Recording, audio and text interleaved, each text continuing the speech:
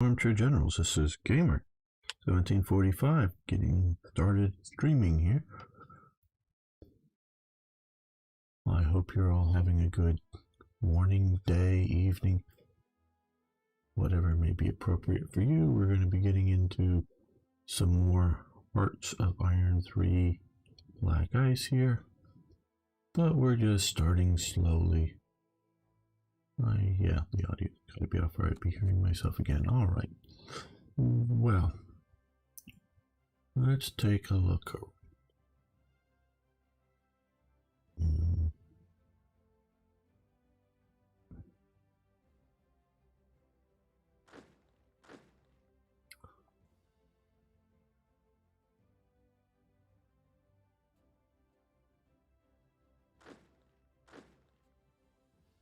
Right. We had that bad save. That's right.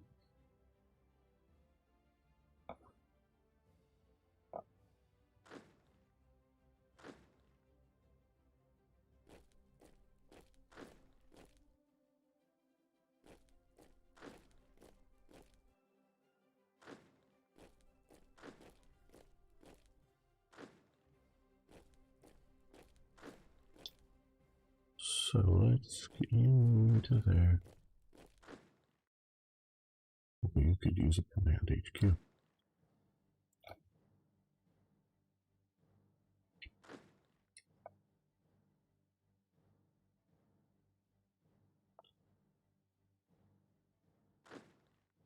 Who shattered? You shattered. Okay.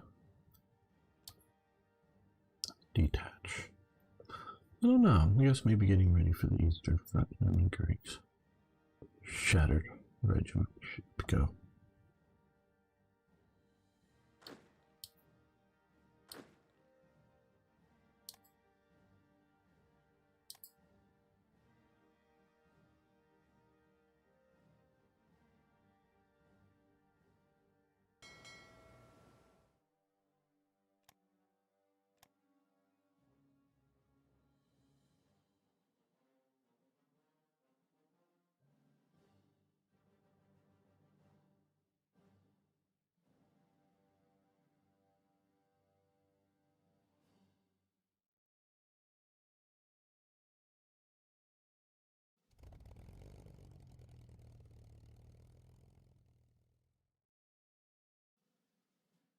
All that's going to start happening.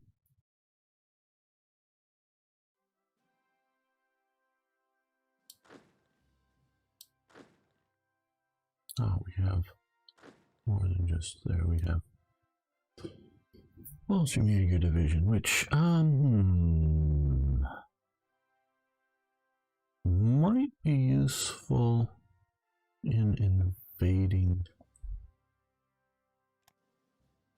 Sicily, so we'll move them down here.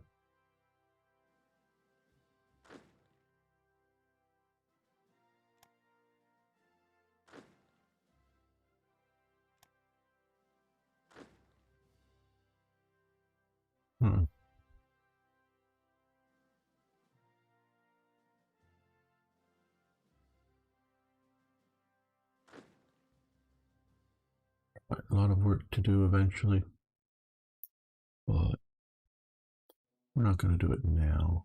Organizational work.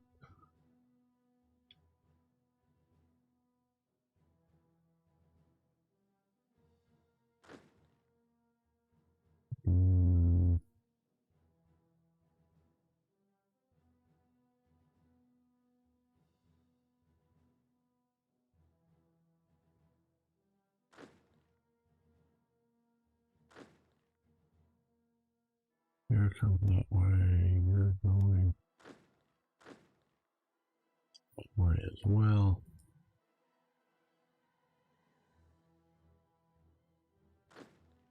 You know, I think we're going to move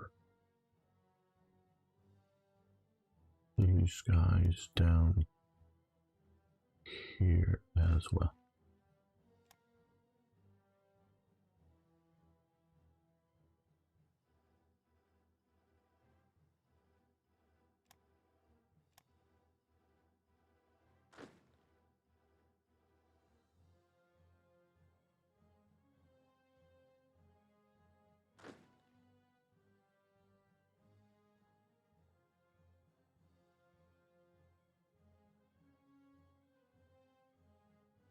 Right, well, I think that's pretty good.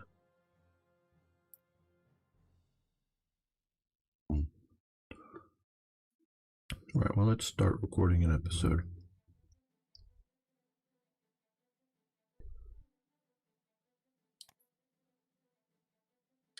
Welcome back, fellow armchair generals. This is Gamer 1745 here.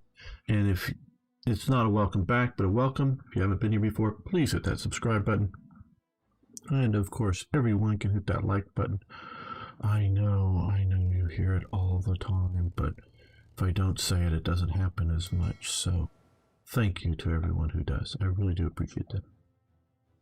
Well, we are going to be, well, should we move you? Now we don't need to move you further forward. Right, we're going to be letting the clock go. Oh, well, I think that's save.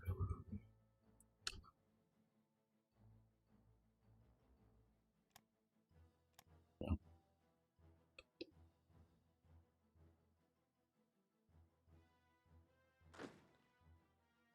He's pushing forward into here now that we have a fair amount of forces.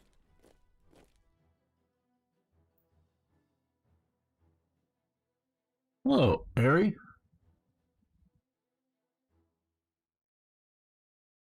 Yeah, of course. Well, to be honest, the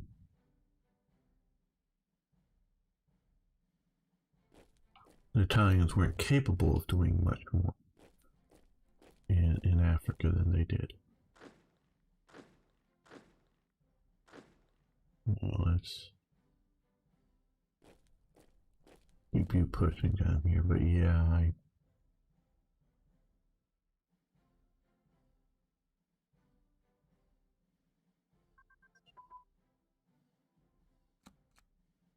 unrestricted submarine warfare, very nice, which is here, and now one and done.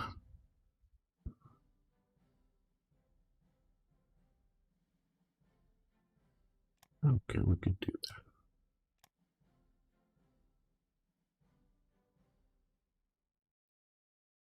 So how are you doing today, Eric?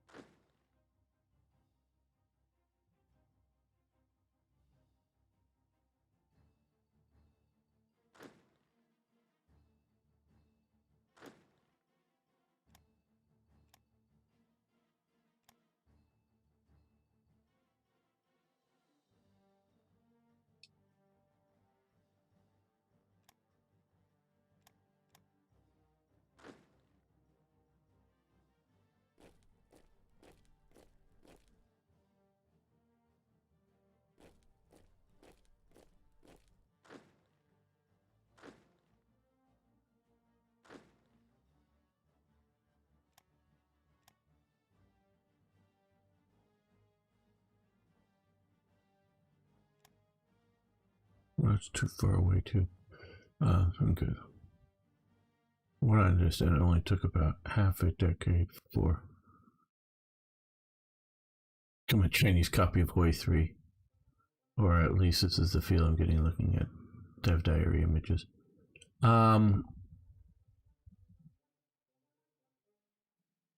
Yeah, I actually have missed the last couple of Dev Diary, so not up on all of the latest. I know they've improved things a lot, but yeah.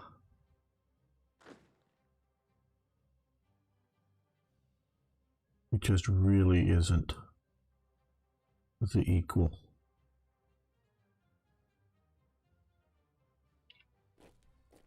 We'll come down this way.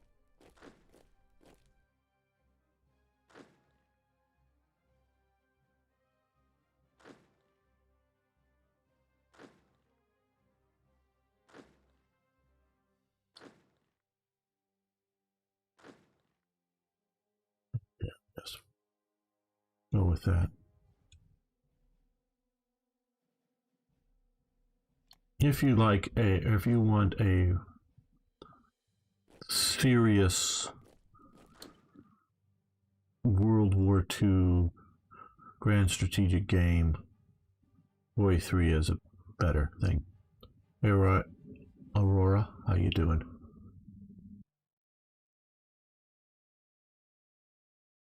Well, thanks for showing up. Do appreciate it. Hopefully you can get the stuff you need done, as it were. Okay, we want to fly you to already overbased. Let's put you here. You can fit them.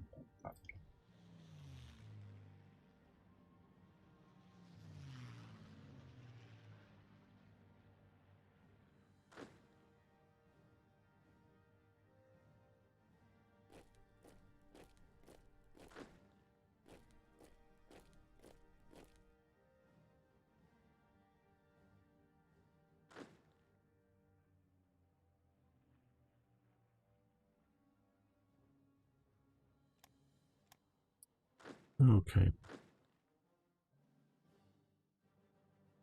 Need more HQs down here. And we're going to probably need some more in the long term as well, as not just now. So what I want them there now, but because I don't have a proper planning staff of thousands to think of all of these things for me, I'm just sort of floundering around. I'm going to send a motorized HQ down south, down to Africa, and I'm going to send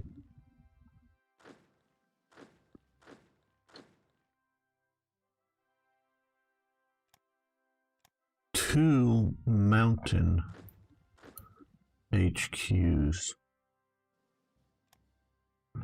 down. Let's see, do we have, I just wonder here, let me look.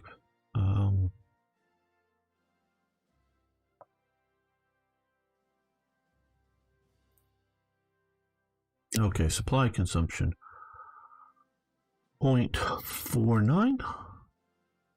We're to see what the HQ itself. Supply consumption 0.71.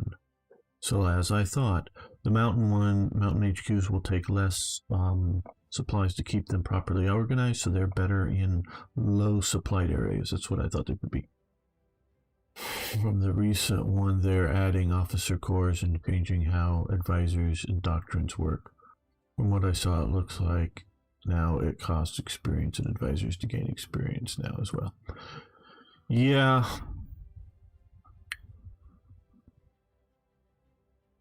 I guess now would be a little bit of a, I don't know if this is a rant or an observation or what. It seems to me that everything they got complaints about in Hearts of Iron 3, and I have no inside knowledge. I mean, I've watched a lot of the earlier dev diaries, gone through all the dev diaries of Hoi 4 in its developmental stage that they published, and seen interviews with some of the devs, and yeah, I got more information probably than the average person watching, but nothing special. So I don't know entirely their thinking, but it seems like everything they got complaints about with Hearts of Iron 3, they removed instead of fixing. Now, how do you fix something? Okay, well, if it's, click this and the game crashes, well, you make it so the game doesn't crash. Okay, whatever the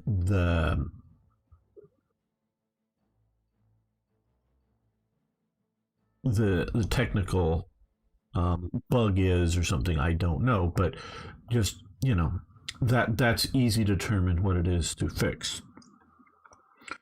What one of the things I know they got some level of complaints about were all the officers, like here. Okay. So they basically removed them except for, they're sort of, we'll call them army commanders, because that's, they're larger than corps, smaller than army groups. They're army commanders. And they got rid of all of them. Well, the problem isn't having to come here and, well, the problem isn't that there's all these people here. The problem is that whenever you plunk down a new unit, there wasn't a good AI program to pick the right type of commander, put Rommel in charge of a panzer division or something, that kind of thing. Or the command, and they're too long now, but the command radius out here is shorter for some units than others. That's why he's in and out, where and mounted or armored one from even further back here is getting better results. But was a lot of this was, keeping the HQs and connecting them to higher ones was a lot of fidgety work. Instead of just trying to fix it, they removed it. So that is what I take is a big, is the problem with Hoi 4, is that they, instead of fixing or changing something, if it had people displeased in this game, they removed it. And where this whole thing is so brilliant, I don't know of another, we can see here. Now this is, all these red dashes are too far away, and it's just my, normally I didn't have this when I was playing on my own, but just not taking the time to correct things. We have this. Now they also have the problem here is, and one of the reasons the Black Eyes people have made it overextended so much, is that the AI doesn't do well keeping these units together. So to give it better chance for nations, they don't. And yeah, I can see that, going around and solving all of these things right now are a bit much, but still, this is brilliant in that all this is here. And so army group, okay, so he has HQs. Oh yes, okay, well, let's at least move him east where they go. And if I was playing a little more carefully, you wouldn't see all of that. Now,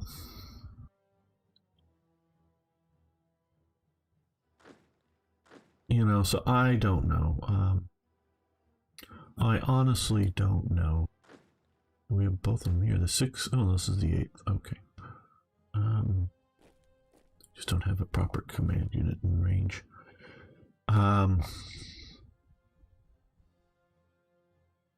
The target player, and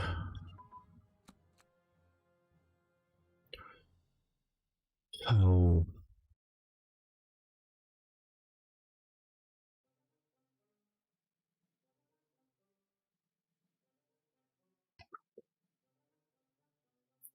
I know counters, and with the NATO symbols, I mean, these, if you zoom out, you can get NATO symbols here on these guys. These are just the various unit symbols. Are intimidating for a lot of people. That's why, if you want to have, which this game had sprites, or Hoi 4 has actual, 3Ds. Arno's here, very good. 3D figures. Okay, if that makes it accessible to people, fine. I'm good with that. But isn't the purpose of a games company, that's different than a game designer, a games company, to try to make a game that is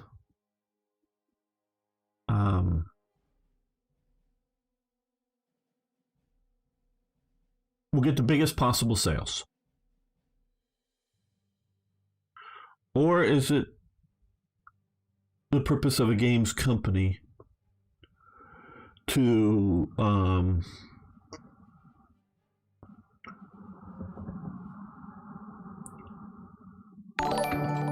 hey, thanks for following. Do appreciate that. Arno 1940 is now following. Okay. Which version of Arno wasn't following, is now following? Hey, this is the main version. What, did you unfollow the channel or something there, Arno?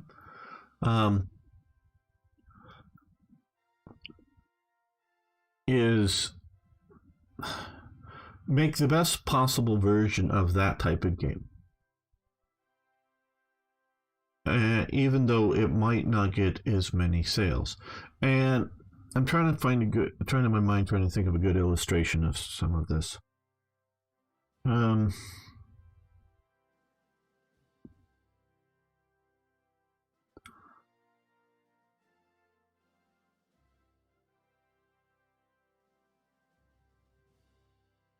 yeah, I think I'll go to War Thunder right now. Is it better to make War Thunder the best possible tank-on-tank or other armored fighting vehicle battling game possible they can make? Or is it better to try to make an all-in-one aircraft, ground vehicles, and if they can think of a way, add in naval vehicles and try to get, I don't mean as in a separate mode, but I mean as in an intermixed battle. Well, people want to play airplanes, will play this too. Oh, hosting. No, you mean if I actually read the screen and not just listen to the sound? Well, thank you, Arno, for hosting. And then presume that those that want tank-on-tank battles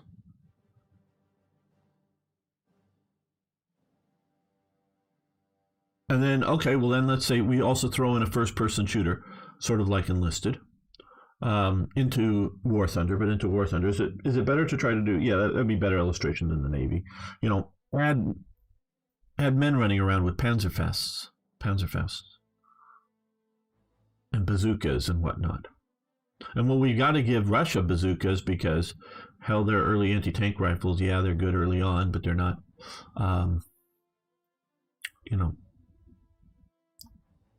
useful later.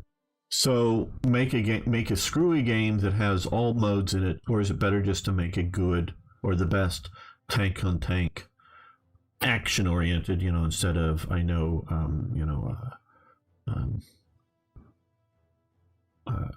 some of the ones that are maybe a bit more realistic in that they have different crew positions, but sort of the fast sort of what it is. What is it better to do? Well, you get more people playing it if it is, yeah, but you're going to maybe drive away some of the people. And I think,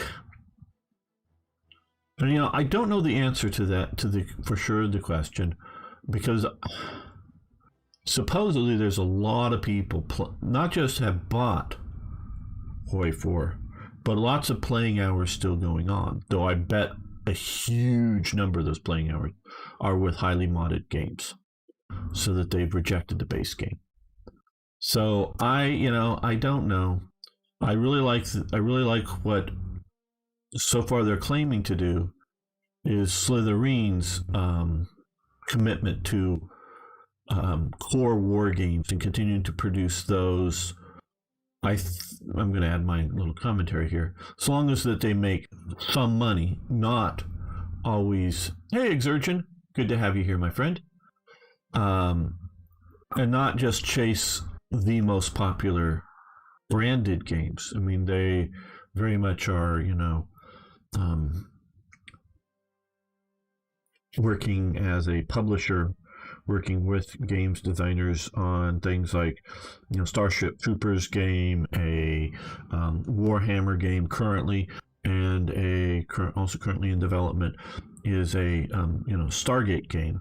So yeah, they want to pursue those things, and I'm sure they would gladly take on a Star Wars game or some big license, but they very much are keeping grounded in traditional war games as well, and they seem to be making money on even the smaller, because I have a little bit of inside information on particularly Warplan. Is that game more on Warplan than Warplan Pacific, but that game did better than they thought. No problem. Exurgent, don't be too sorry. I know I messed up that one recording, and I, it's a big commitment. No problem. No problem. I understand busy. Trust me. So they published the game that they thought was probably, I think, only going to be a sell it through the Slytherin store, but it went big. And they, after a while, put it out on the Steam store, and it went big enough. It was enough sales because Steam takes a bigger cut of what I think is it's 30%. So if you buy the game through the Slytherin store, Slytherin can generate a key to give you, but all sales transaction costs and refund costs and all those kind of things are all handled through Slytherin. So Slytherin gets it. Now, I don't know if there's much of a cost of generating the key and giving it out. I just don't know that as a technical issue. Yes, you can jump in and bash Hoi 4. I'm not. This isn't a Hoi 4 bash. This is more of a paradox bash than bashing the particular game. And so, to put a game out on Steam, they've got to sort of make sure, because a lot of people are just, if they even have a choice of buying it through Slytherin or through Paradox Store or buying it through Steam, a lot of people will just buy it through Steam, even if both of those solutions will generate a Steam key and you play it through Steam. The companies themselves get to keep a lot more money buying it through their own stores. I know this. So, but with Warplan, it went a lot bigger than Slytherin thought it was going to be. And so they moved it to the Steam store because, well, if it's this big on our store, we get it out on Steam, it'll mean more sales. And we've already also got all the original sales on our store. So I know Slytherin, at least currently, and it's privately held. I don't know exactly the percentages of who. There's the McNeil brothers. One's CEO and the other is CFO of Slytherin, and I know them only in the most vague internet communication sense a little bit, so they're not like buddies of mine or anything, but back and forth a little bit online with them. And then there's Eric, who came over from Matrix and still is sort of the one of the main leading people in Matrix in the USA when the two companies sort of merged. And I don't know all the financial relationships, but it's sort of their business. And so long as they're in charge, Eric and the McNeil brothers, I think we're going to continue with the same ethos of war games as a core thing. But hey, yeah, if we can get this big, huge audience, and it's a strategy game of some sort, and it sort of kind of fits our bill, like, Stargate game that they're developing, then yeah, we'll do it and make more money. So I think with Hoi 4, Paradox just abandon the war gamers and embrace the strategy gamers, which they're in the Venn diagram of things. Empire builder, strategy gamers, and war gamers. There's overlap, most assuredly, but they're not the same thing. It published a bit more than we would. Oh yes, there was in development. I forget by who. I could look on the forum. A DLC follow-on that would have been integrated into Hoi 3, but because the main developer got divorced, and his divorce ate up a lot of his time, and it delayed publishing the DLC, or completing the DLC, because he was primarily working on it alone. And one that would have added railroads to the game. Now, to the best of my knowledge, idea of proper trains and whatnot, not like I'm adding Railway Empire to it, which of course now they're adding railroads to Hearts of Iron 4. But the would have added railroads to it and some other stuff. That because of that delay, and of course they thought they were going to get Hearts of Iron 4 out a lot sooner and announce that game, that project got canceled because of his delay, and because they thought Hoi 4 was going to come out. And of course Hoi 4 gets delayed for more than a year than planned, but already announced. So yeah, had they polished up one more good massive release that used this other guy's work, plus I would have hoped some of their own input, it wouldn't have just been this as the thing that eventually got released as a mod, but would have been integrated into a more core product. Hoi 3 would have been much better. Much better. So that's my assessment. And like I'll say, thank you, Exergen. The market that Paradox, and this is because there's devs because I'm working much more closely now with Slitherine. Slitherine is basically a publishing group that works with dev studios. Now, I do believe some of the, and again, I say believe because I'm not seeing all their financial records and ownership stuff. So I'm going from what I know to what I think. What I believe is some of the dev studios are, shall we say, wholly owned by Slitherine or Matrix, or however you want to brand. That's mostly a branding thing nowadays, not two different companies, though on paper it's two different companies. But some are wholly owned by, I think, or partially owned by Slitherine, and others are truly independent dev studios that will make a game and publish it through Slitherine, or be commissioned to make a game by Slitherine that is going to be published through Slitherine, and their next game may not be, for whatever reason, published through Slitherine. So it's various things back and forth. If I was a millionaire, I would sure buy the rights to Hoi 3. Was that King? Not quite getting that. Well, either watch Black Ice or Portugal. Looks like Black. Well, thanks very much, Michael. Appreciate it.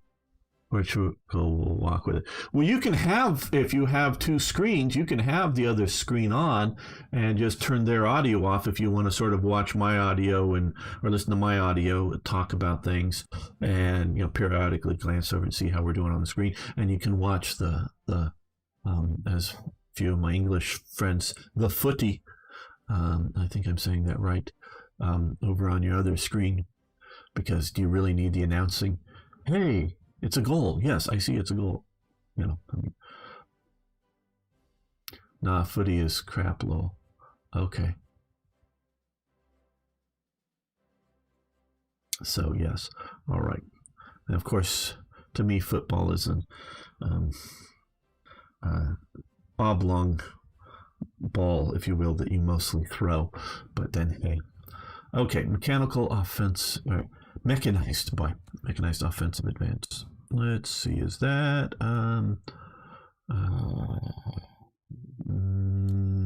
here, and it's grayed out. Good. Okay. Combined arms defense, which is also on the page, you know.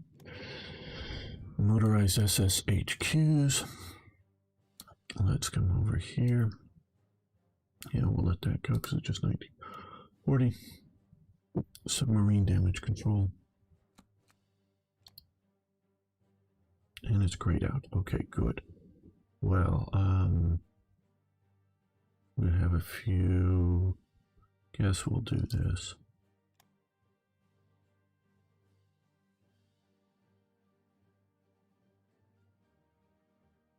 Rugby with a pad, yeah. Pads. Yeah, no, I get that. But I think I you know, other than a little bit of, you know, school game, mostly what we would call flag football played. I've never really played football. I've never played rugby, but I think if a lot of the rugby players actually had to impact into some of the American football players, they might really want the pads because they're big men.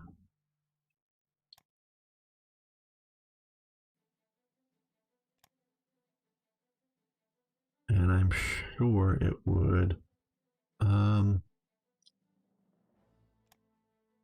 be injurious to do so. Not just hurt, but it'd be painful, but would actually be injurious. Okay, let's do air liaison. And that should get us up here. Okay, does this version? No, we don't. I don't have any submods installed, Exergen. This is me taking a look and seeing what needs to be changed in Hoi 3 to make it the way I want to make it, at least. So Victoria 3 coming out too. Did you get into Total War Series Gamer as Rome? I've played, I think maybe a little bit of Rome, but I played mostly modded Rome 2.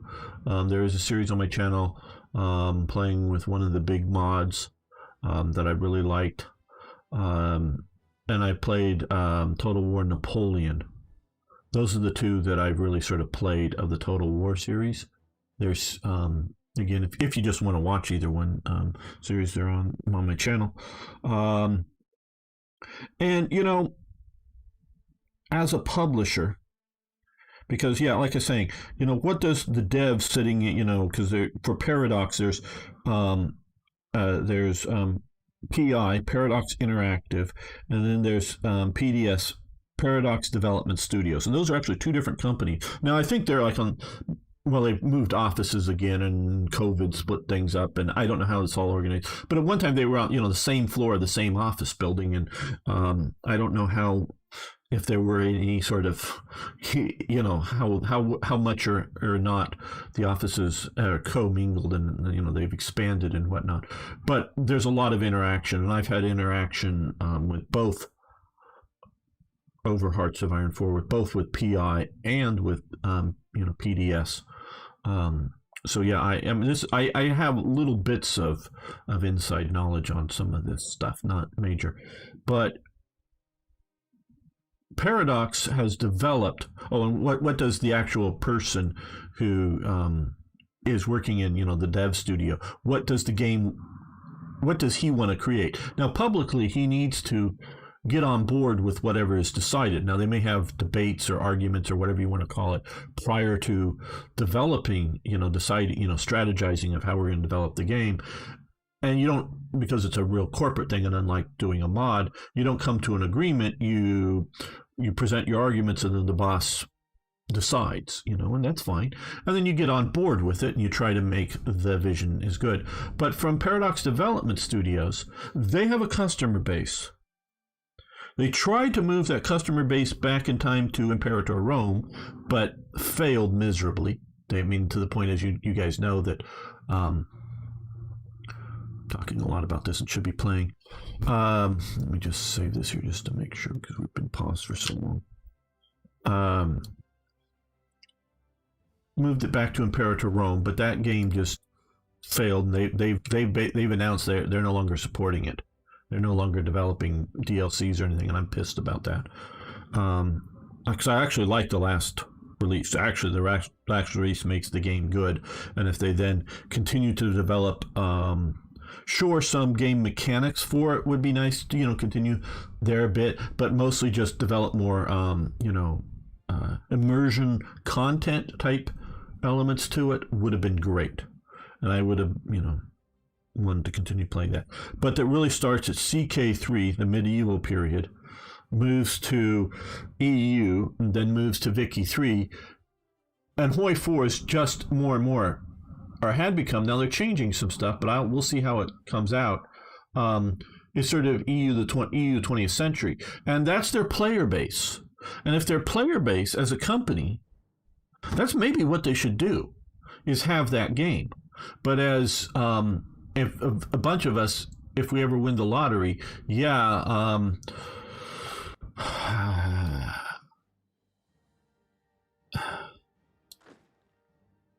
I would love to buy the rights to this.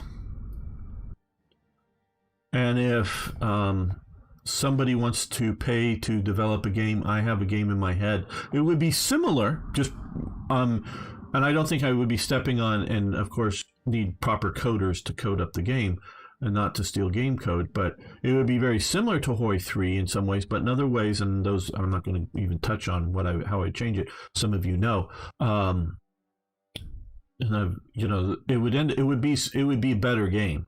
There'd be a lot of similarities, but then we're all working from the same World War II starting. It's not sure the intellectual property rights of Hearts of Iron is owned by Paradox, but Grand Strategy World War II is not owned by Paradox. Problem though is they never actually finished making their games. They release haphazard. Well, that has definitely been the case, Exergen, for what they've released at times. I'm not going to argue that point. What I will argue is sticker shock, sticker price, and the cost of developing a game. And I do not know all of the costs of developing a game, but I do know that if say for right now, if right now is the time to buy Imperator Rome, if you look at Imperator Rome and go, I want that game, you buy it because there's no more changes planned. Now, I don't know if in a year or two they're going to come back and revisit it, but they've shut down development of Imperator Rome. It's complete. It's like right now is the time to buy Hoi 3 because they ain't going to do any more work on Hoi 3. You know what you're getting. Everything has been boxed up. And right now, obviously, later on, it's cheap. But if you were to go, oh, yes, do you want to buy Hoi 5 complete, everything working? It will be $500, sir. Huh? What? $500? They ain't going to sell any of them. Go price World in Flames, somebody, either the digital version or price the complete set of actual physical playing, spreading out the map version. Somebody wants to go do that. And yeah, but that's a limited game. War in the East 2. It's not even all of Germany. It may be technically all of the Soviet Union in a way, but the map doesn't. So it's a different situation.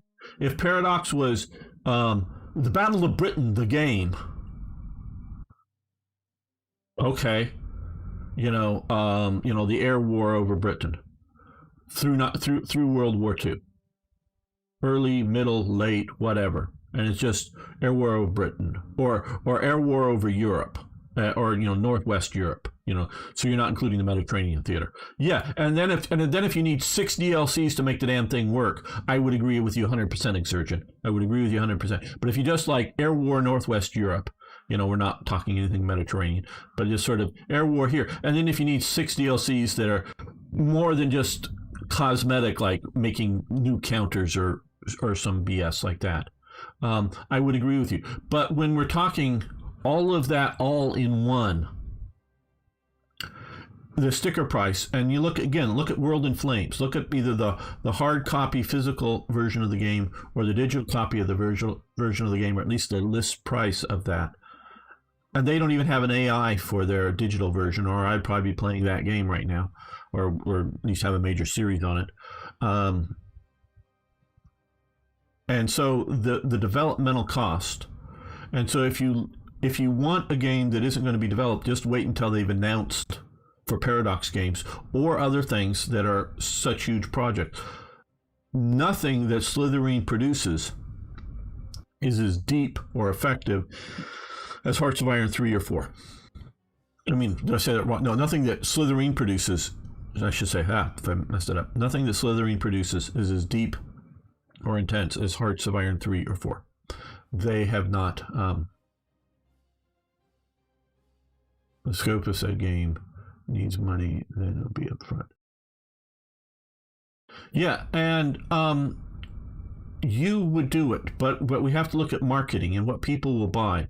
Look at all the microtransactions.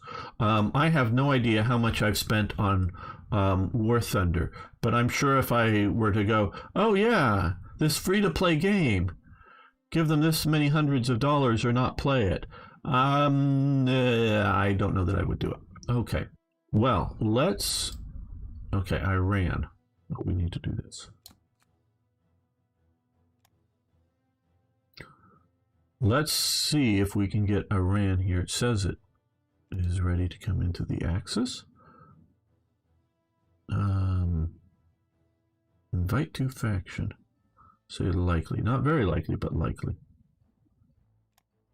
Let's see if we can get that in. As foolishly declined. Okay, so for some reason, they're declining to come into the Axis. Okay, that's the reason why the world is a mess. Well, the world is a mess. I don't know if that's the reason, but the world is a mess. I will agree with you there. Okay, guys, well, this has been I know I've talked so much more, sorry.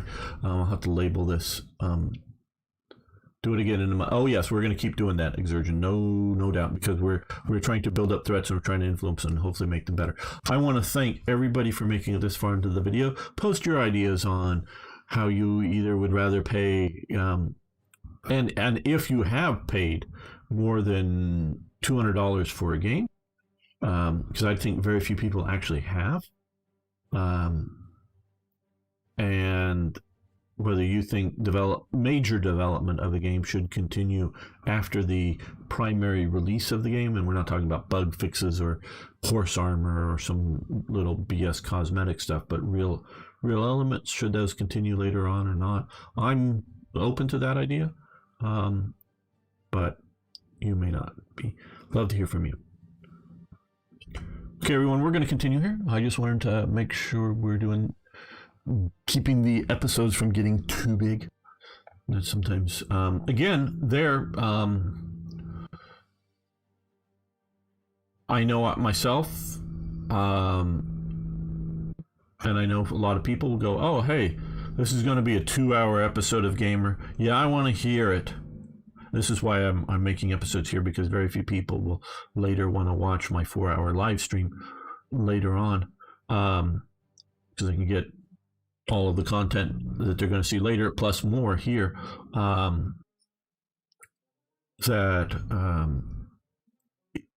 If it's too long of an episode, people go, yeah, I'll just, I want to see it, but not right now because I only got 30-40 minutes to want to watch an episode. or even 5 minutes or 10 minutes. So they'll put off watching and then not watch it. So that's a thing. Bad thing either paradox is that if you want to buy it, let's say Star Roll DC, it'll cost you $500 for the game, it's not worth it. Sometimes I feel like I'm being scammed. Yeah. Yep, I'm hoping it is. I'm looking at my microphone and it's getting it, and it's been getting the game audio. So yes, we're hoping. I have multiple screens to be watching this. All right. I get the scam idea, but I hope that everybody with Paradox realizes that whatever they're buying, it's going to take years, and it's going to take more DLCs, and they're going to be a few $100s to get there. If you want it all and buying it all when it newly comes out, as opposed to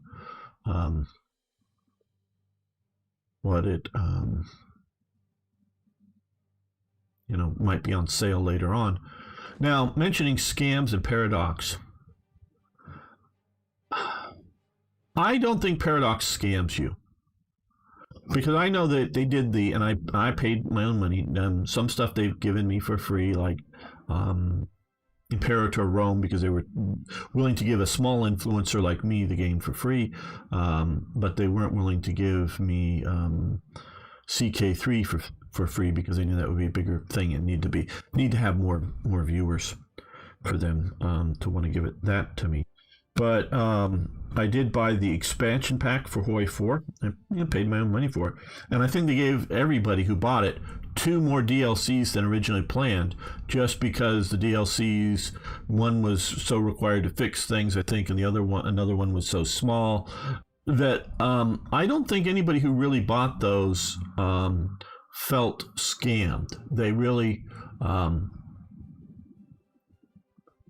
and it's fine to stop buying their stuff, and so I don't feel scammed by them. Now, you can feel the way you want to, of course, whoever, but just know that anything you're getting from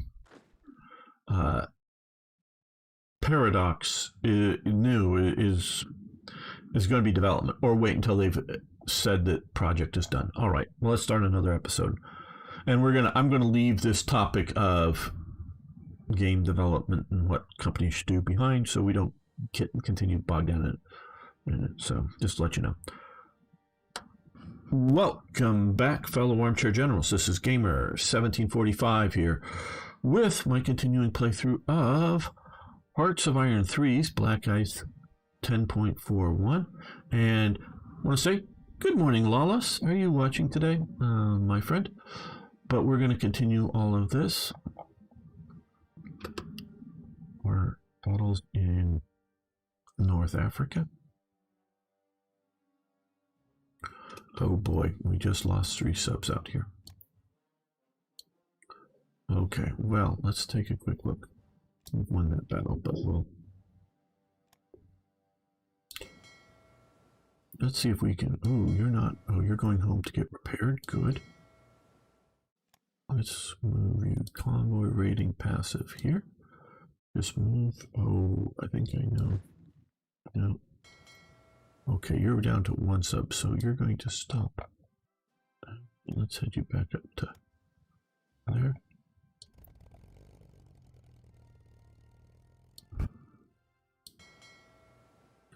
Okay, you guys now, maybe we have a few too many people hunting for you. Let's try out here. Shift areas, maybe nothing there. They route convoys around. Okay, you're going back and getting there. That's fine. And tell me what your tactical goals are for this playthrough then. There will be an episode coming early, either Monday or Tuesday, that is just on my goals coming up for what's happening. So I'm not going to go into them now during this episode. So you can check that out then. Exurgent. Not that I don't want to, just because people watching it will just recently have seen it. Don't need to go through it all again. Paradox works like this, but it's a shame. Yeah, I hear you. Just know that they do, and either don't buy their stuff or wait till their stuff is developed and then buy it. is my answer to that. Okay. Right, this battle, we won that. They're moving down there. Okay. You attack across. I was going to wait till they came down here, but you attack there. And you attack there. That way we're hitting them from two sides. Maybe get before this heavy artillery unit. Basically all artillery and reconnaissance. Maybe can retreat. Okay, you can start coming back up to a port.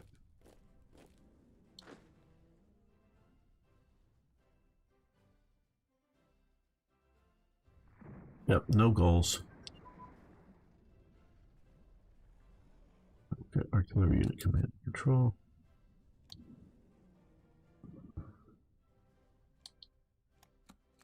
Both of those are appear to be done because I probably started them at the same time. Right.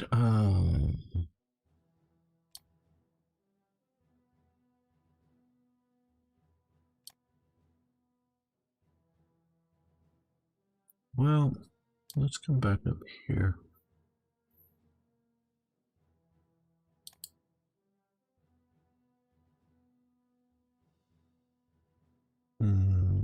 Let's do medium artillery brigades, pushing ahead on some of this stuff, and we can do improved tank destroyers. Do you have a start date for when you start TRE in your mind yet?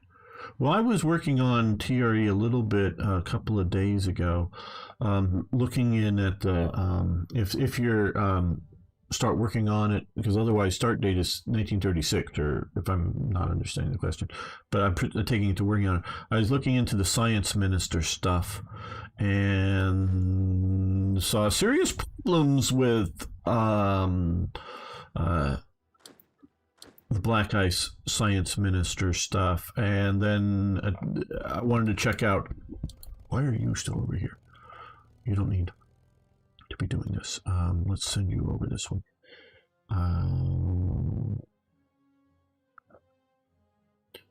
And so then I wanted to download the newest version to see if it had been fixed before I start bitching about it, and then I couldn't download the newest version. Now I've since downloaded it, but I haven't gone back and looked at it.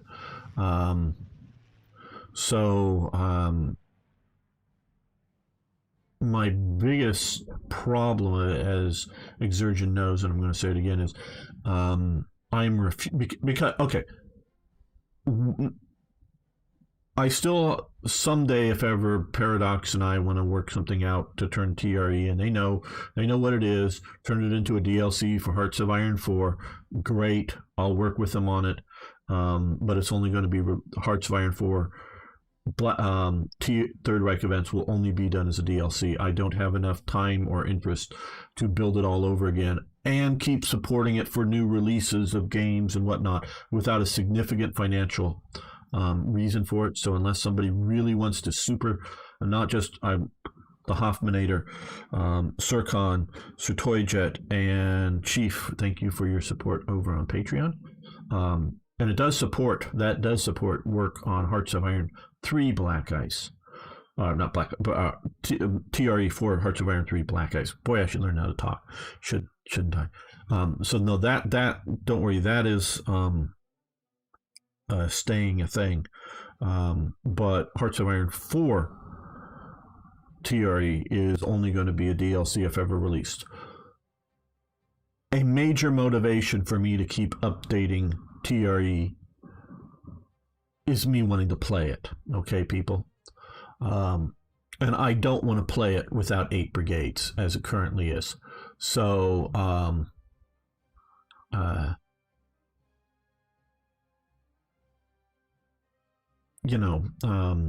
that's a major technical element. Mental support, yes. So I'm not going to release it until I get a suitable 8 brigade situation working for it.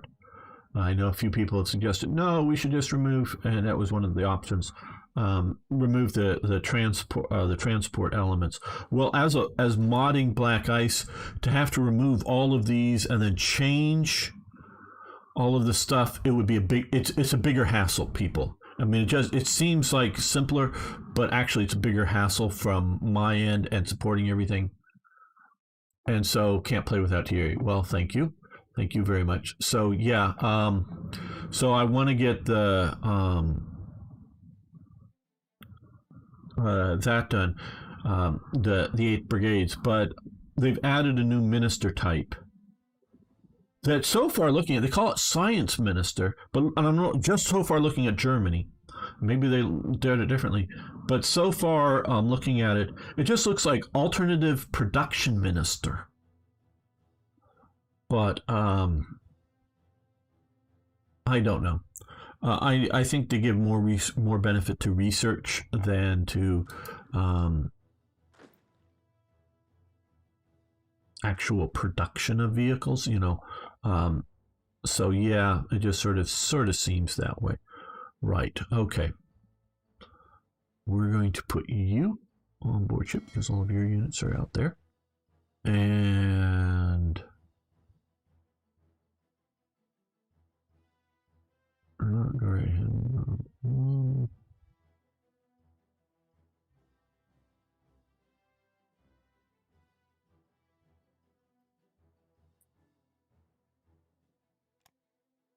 All of your units are there, so Papa Ha, HQ. I think I have enough panzer divisions down there. So you guys are going to come to here, because I want to pick up some of the airborne units and move you somewhere else. And so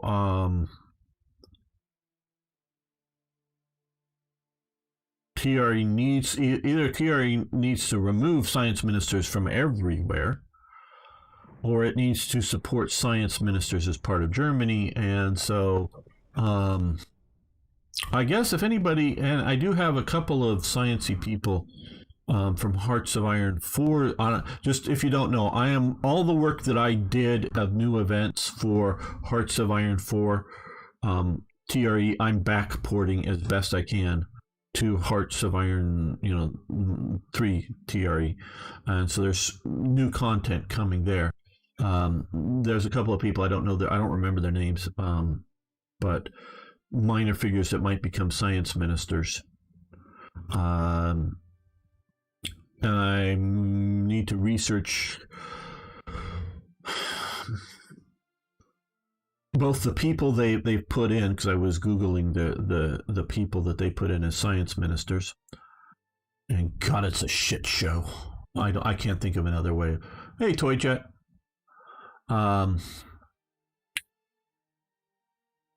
It's a shit show. They have is it Krupp? Is it Alfred Krupp? So there's father and son, and I don't know the father. The father, they have him as a science minister, and I haven't played enough of the game, and maybe there's something here in the game, but for Germany, looking up who he is, and I'd heard of him, and I have a book on Krupp over on my bookshelf, not just on him, but I mean on the company, which of course I have never fully read it. I've read parts of it, but can't say that I've read the book. I have the book, read a few bits and pieces. I think it's in 1941 he has a stroke, and by 1943 or something he dies, but sometime after 1941 his son sort of takes over the company. So you're giving me a science minister that's gone in like the first year or so of the war? Huh? Do they have a death event for them and all that stuff?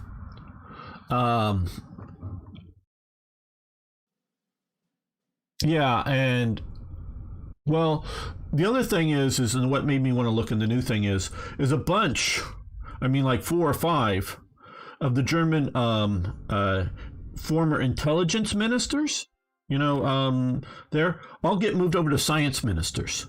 and are just generic science ministers. So I don't know if this is a bad copy and paste thing, and if it's still in the regular version. That's why I was trying to download the newest version to see if they fixed it, because a bunch of them, as they don't make any sense as science ministers.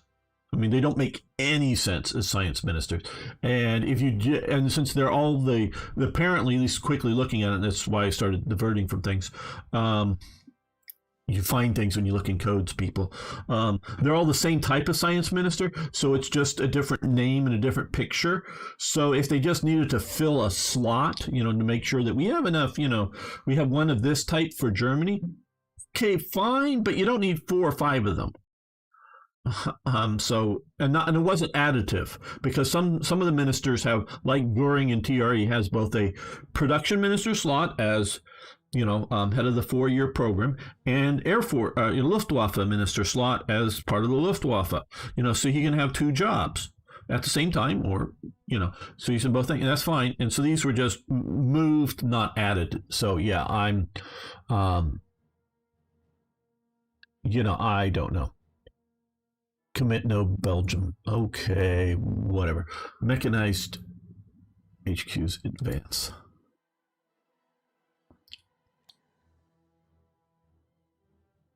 And we're going to move that to Panzer Grenadiers HQs for SS Panzer Grenadiers.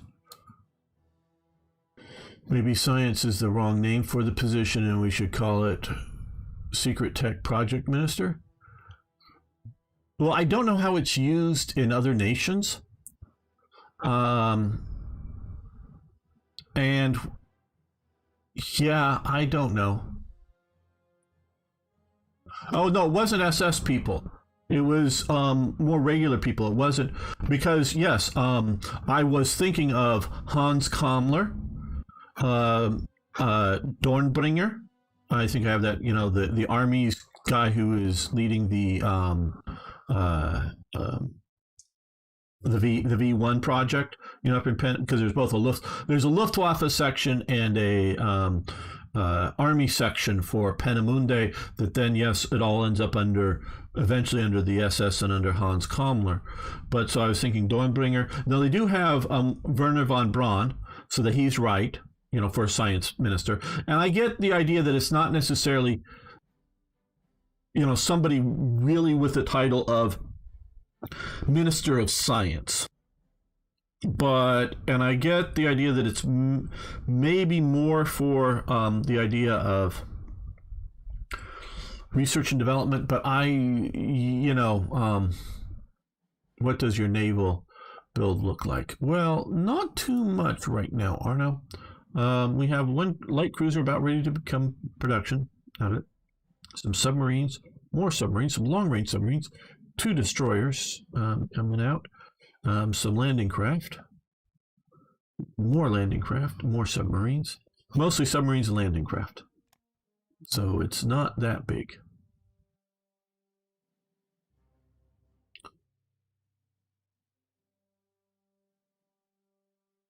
Okay, we have this is now being a bit hard fought. Oh, but we've got a lot of divisions here. Okay.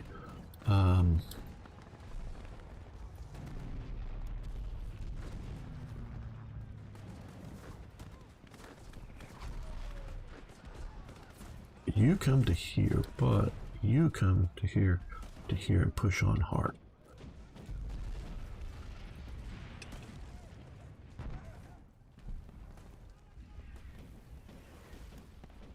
Okay. They're retreating from here. Now let's look at our terrain. Let's go to the ugly simplified map terrain. Well, we have some hills here.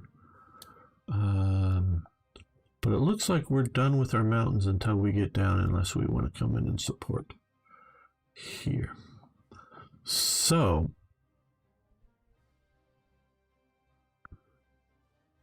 I'm bringing down him mostly just to get this guy down in this area and organize up and remove the mountain divisions from the Luftwaffe Corps, because it's going back to Sicily. We're going to be moving these guys east, west, south. I don't know, but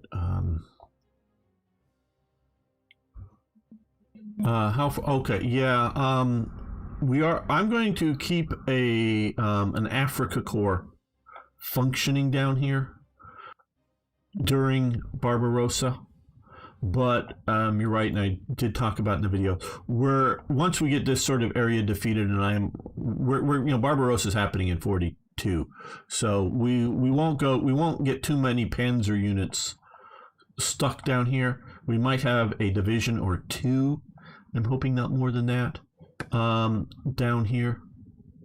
So we're not going deep with stuff that I'm wanting to use in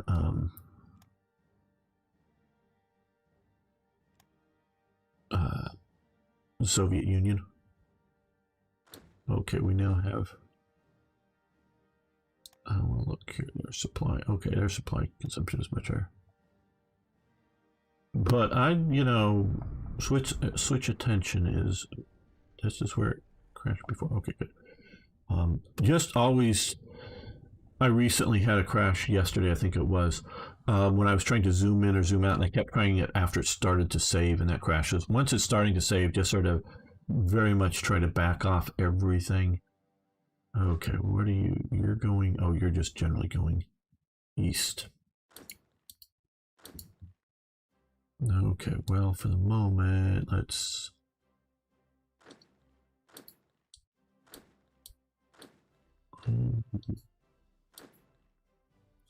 Well, let's give you to... Was there... Here. See, for someone who hasn't played A3, what gameplay advantage does kicking the Brits out of Africa offer? Only controls the Suez Canal, or... Yeah, sure, there is victory points, taking victory points away from the enemy moves them closer, in theory, to surrender. There are some events and things, but mostly, and if also we can come to here, resources are taken away. No, it's, I guess, here. Now we're only, it's a base of one rare material. Obviously, we're not getting very much back from it. Oh, we need to yes, we are bringing out resources. So we're taking away resources from Britain and adding resources to Germany, minor, because they're in occupied territories kind of things. A little bit of oil from out here.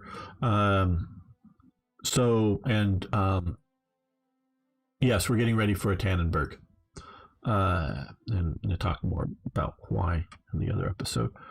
The people watching the episodes in order will, and yes, I make a few episodes on my own, and some are here live. Obviously, this is a live one. Okay. Now we're getting ready to do two things. One, yes, we are getting ready to go after Switzerland. I think mostly without air power, because the Luftwaffe is getting ready to take out Malta. So we're putting up some fighters, and it will be a Luftwaffe. At least the plan is a Luftwaffe only. Air power and paratroopers. Now we might end up needing, and we'll see what the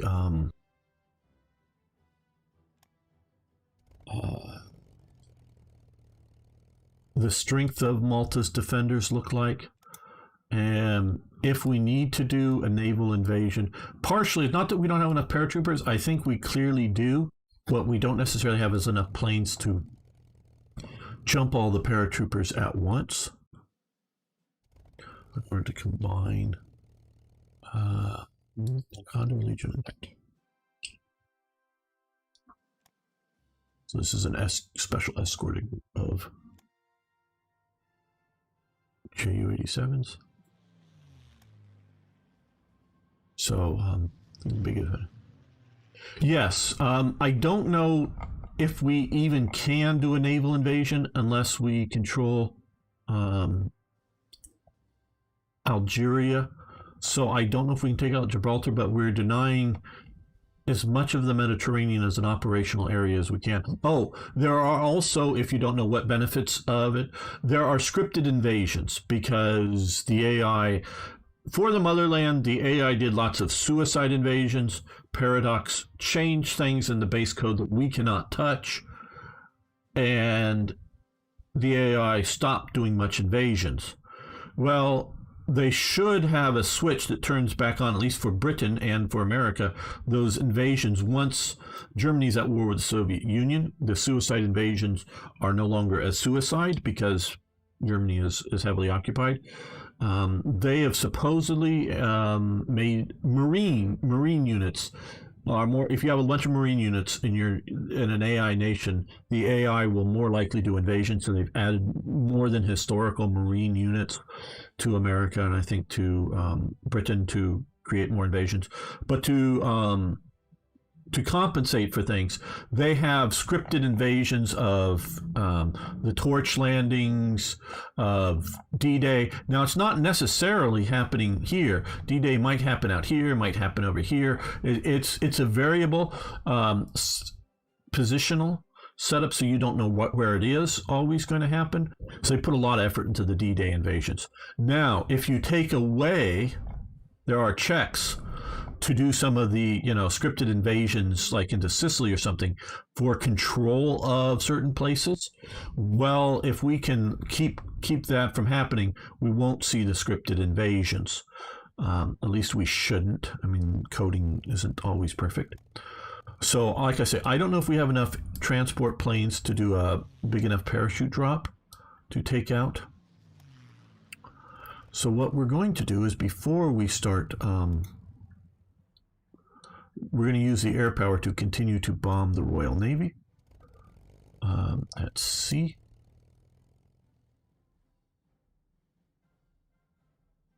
Oh, and you see these supplies, the German units in Italian areas. Germany should be sending, and I think it is, replacement supplies. So even though they're eating, as it were, Italian supplies right now, I almost said pasta, but yeah, you get the idea, or fuel, Germany ends up paying the bills for German use, but it still needs to come through Italian transport sources. So Italy needs to do the transport priority, so sometimes it may not be terribly good, but we can see it's particularly good. Oh, I think this is, too far away. So we need you closer. We'll move you to here. Medium bombers can make it there, but okay. How are you doing? Okay, you're doing just fine.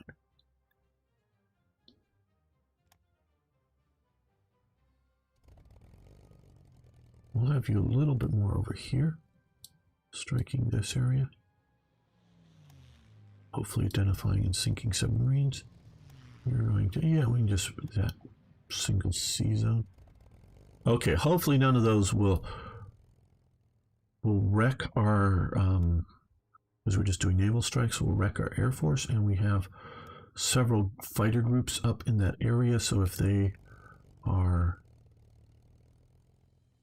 partially, oh, they can't make it there either. Okay, let's move them down to here. And to Calabria. Oh, well, maybe we should have moved them to there. Yeah, that does it. But we'll see.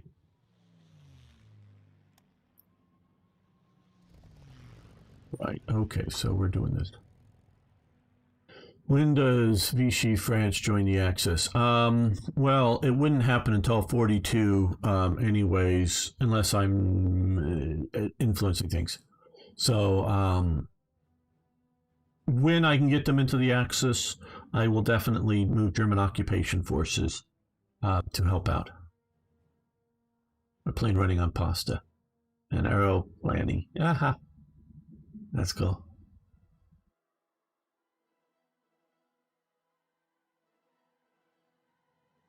Yeah, we want to control the Med. That is definitely the plan there.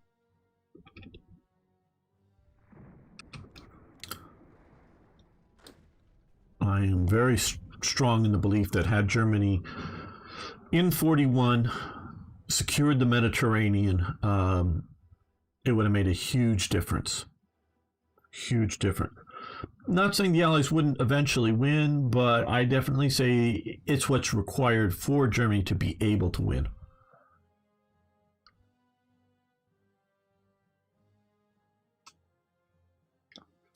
Okay. After getting all that done, I save a lot just because of crashing problems, and I don't want to have to go too far back. All right. Now, okay, we have enough armor. Now we need to look at this. I've only invaded Switzerland a few times, so we need to look here. We need to get these two provinces. They have all of the victory points. 1 point. Okay, so once we take those, that should end Switzerland, though we are going to push over here as well. Just mostly I want to. Okay, well, you can keep moving, but so we just saved, and that's sort of why I did that, because we're going to do it. And again, if you haven't already watched, and I know all the live people haven't because it hasn't been released, I go into a lengthy, we want to upgrade Nord Division. Okay, good. A lengthy of why I declare war I'm declaring war on Switzerland. And look at some of the historical stuff. So go back and watch that, and there'll be a special episode marked. Probably it's like, now 3 or 4 days ago. We're just going to do conquer, not puppet. Puppet would have been an all right thing. Paratroopers airborne drop. I dropped. And I can normal do Swiss in less than a week. Right, okay, well he does Switzerland less than a week. Now all my paratroopers are, there's one unit heading down, being strategically, or is heading down this way somewhere. All the rest are in Africa. Not that it's a bad idea to use them, but... Right, okay.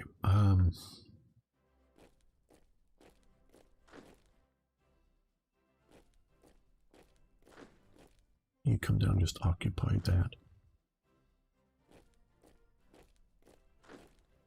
How long until you, okay, 0 hours. Means you can go now, basically. See, we're hitting this province from 3 places. It is fortified. I just sort of moved everything here. Just, that was down in the south. We're going to have to come across the river.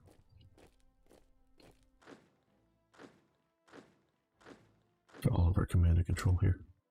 Wow, this is, shit, this is like all, okay. No, there's, okay, good, there are some units still here. You stop.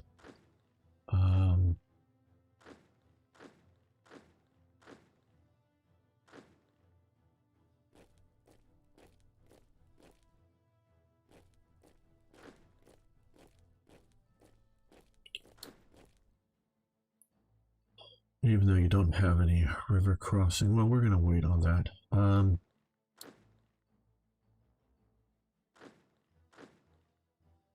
Okay, now you have no engineers, but you do have special purpose armor.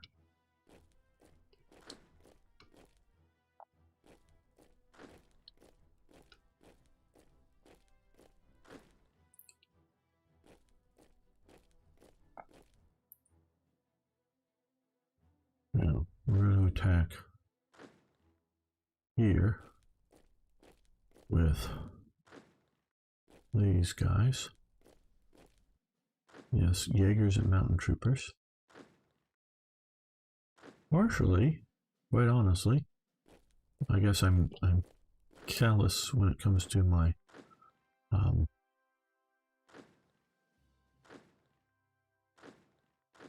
manpower, but partially just to get more experience here.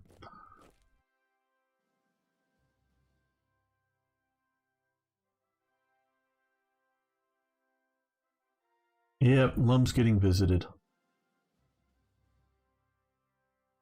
Otherwise, the AI for Italians will go mad. I don't know what you're talking about. Maybe you need to explain further what you mean by. Maybe I did everything wrong, but mostly I want to conquer Switzerland so that all of these guys go somewhere else. You know, all these garrison troops. That's the main reason I'm doing this. Okay. Now that you're available.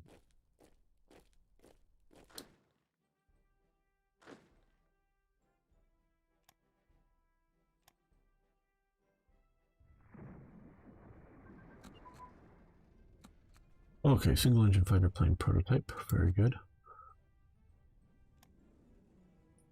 That now unlocks all of these, and we're going to do aero engine research. We're going to have advanced fighters. Operation Pastorius, one of our loyal where leaders and visions a very bold plan. Basically, what happens with am I mistaken this for something else? American industrial base, Malta, Japan, but for the notion that sustained war cannot be one due to their broad industrial bases by sabotaging Kita. No, okay, this is what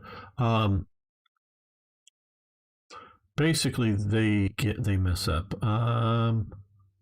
We'll do medium funding, I guess. We could rather not and presume that the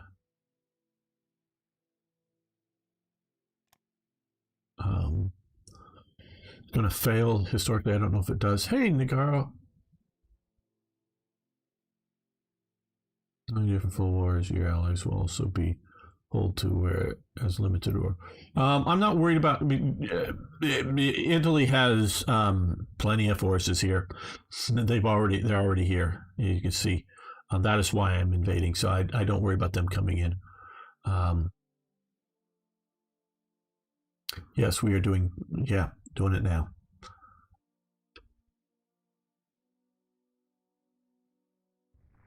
So if they want to come in here, that's fine.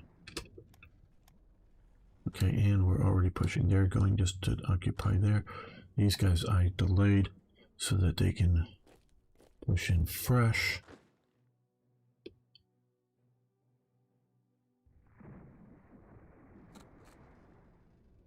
Okay, pause.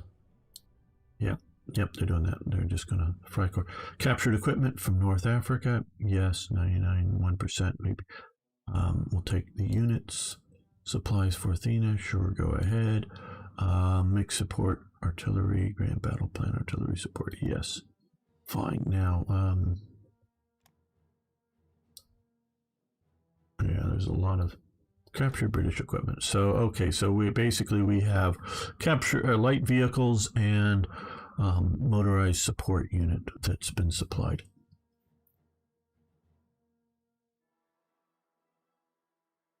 Pulling out of units of North Africa.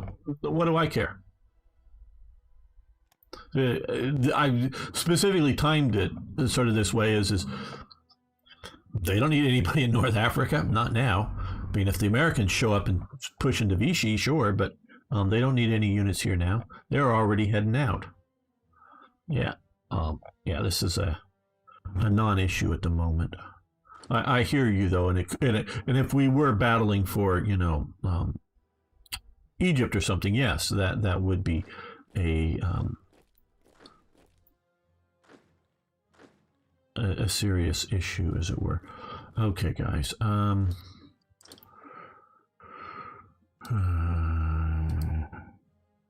It's too far back in that. Okay, you're here. There's the one in Athens. No, we're not seeing. Does he have too many? Oh, yes. Undo. Yeah, I already had that. Right, okay. There we go. Still too far away, but at least he's heading in the right direction, see? Okay, come to the ugly view. That is no infrastructure capable. Okay, oh, there, so there is, we can go down there. So,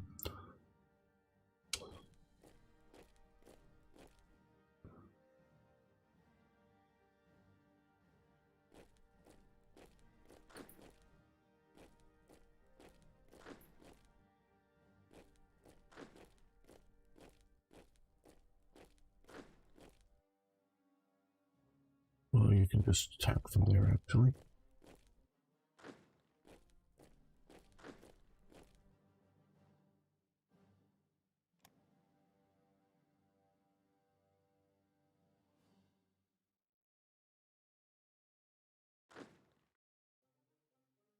Okay, I think we will...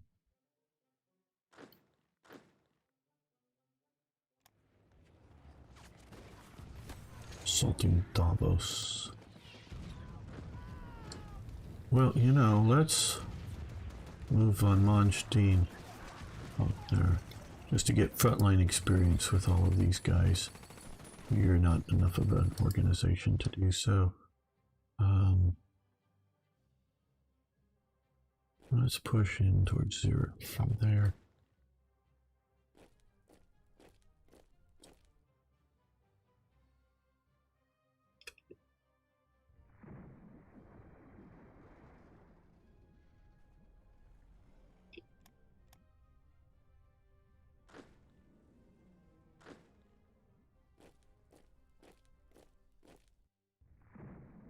Keep pushing from around here.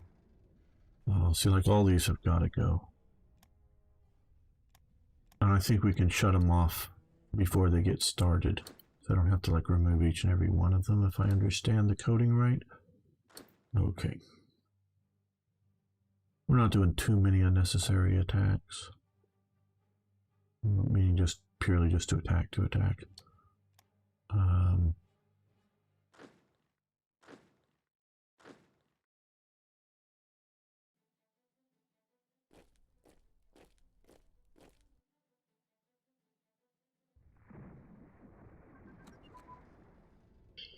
Infantry unit training, very nice.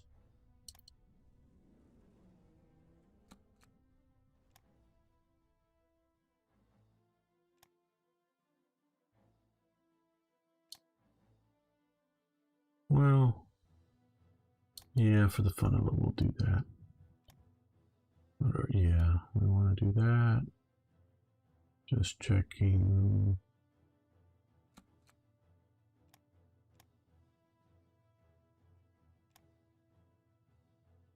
Is there a reason that,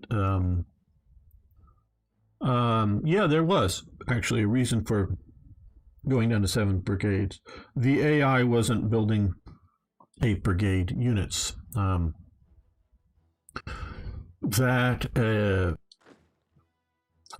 AI didn't do well switching from 7 to 8 brigades, at my understanding. And that's what caused... So instead of... And as we talked a little bit a long time ago, I want to make it... I want to make it 8 brigades from the beginning for a few nations.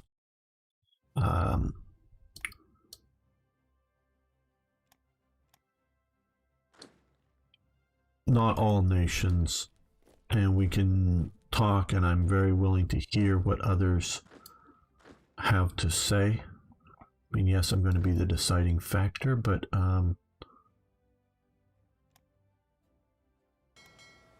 because it is my mod, but Exergen is helping me a bit, and hopefully more in time in coming times. Getting some of TRE.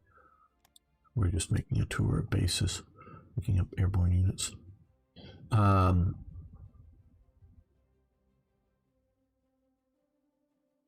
And put that yeah, you know, willing to you know, it's going to be my decision on what goes in, because it is like my mod, but very willing to have input from others and what they think of it. But yeah, 8 brigades is, you know, what nation should get the tech to do it. And but I want to put it in. I want to put the tech in from day one. Not have it.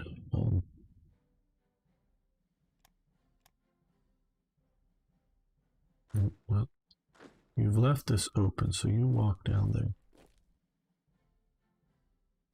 You come down there.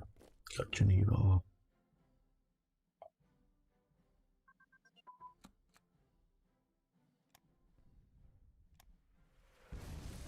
Armament research has advanced. That is here. We're going to move that over to here because we want that to be the advanced one.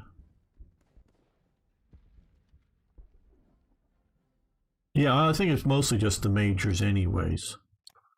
Yeah, I don't think Italy will get an 8 brigade unit, but I'm not sure on that. Just because sort of, you know, not necessarily all that great in their divisions anyways. Okay, you can come here. Okay.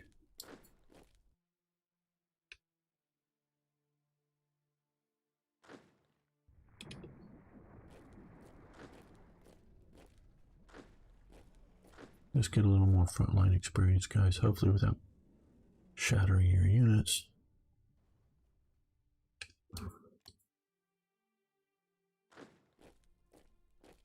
Okay, these units not doing anything.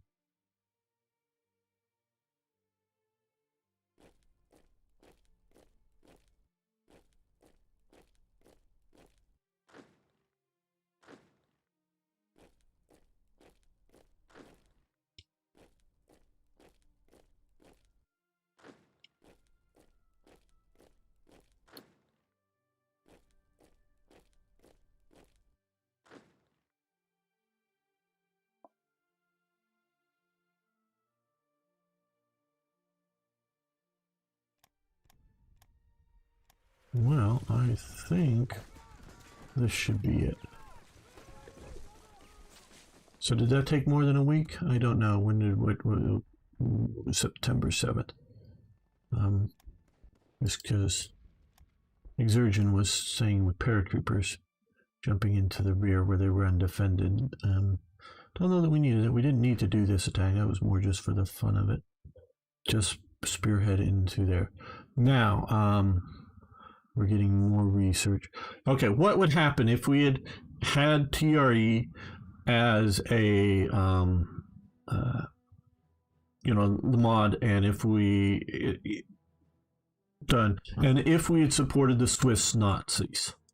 What would have happened is, upon getting this, I think it's these 4, maybe it's more, it's been a long time since I've coded it, would actually become direct German territory with cores on them. You would actually have cores. I evaluated these as the most German places. But maybe it's a couple others. I'm not sure. 2 or 3 provinces would go to Italy if Italy had supported the Italian fascists. And so you could, you know, direct annex, get cores in some areas, just cores in some areas.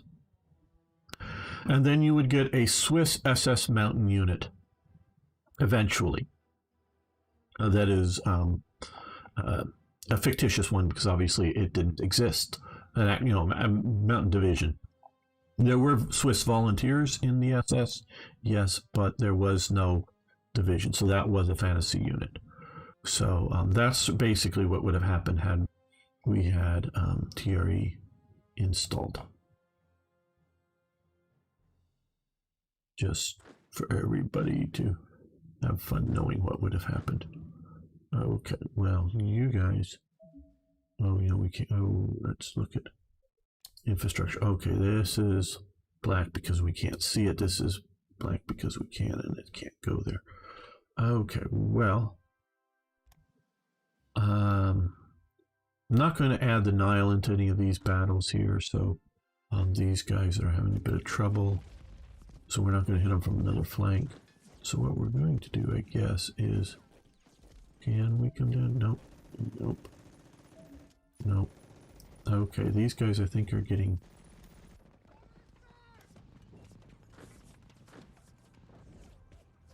Can they come there? Nope. Nope. You can just test. I mean, some of these I should know better, but I mean, just want to make sure. Okay, so this is we've already got these guys cut off.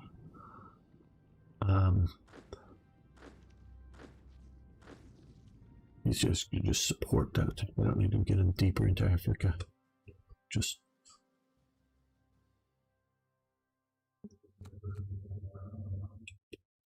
And yes, this was obviously this Tannenberg was just throw more units than necessary at the project. Okay, because of getting occupying Switzerland, we have more research and leadership available. Okay, diplomacy. Well, I think we will continue there. Right. Now,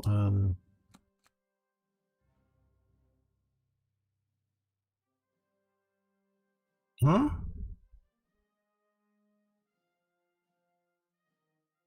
Did I somehow F this up and declare war?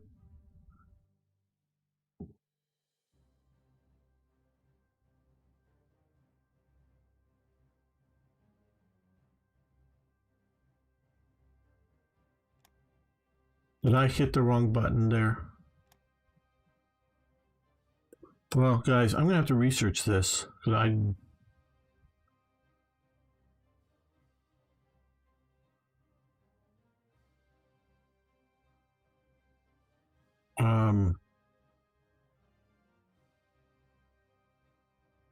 okay, well, I'm going to go back and take a look at this. So we're going to end this episode here. If they've just somehow joined the Allies, okay, but if I hit the wrong button, I'm going to replay that back to whatever. Okay, thank you all. Switzerland is done.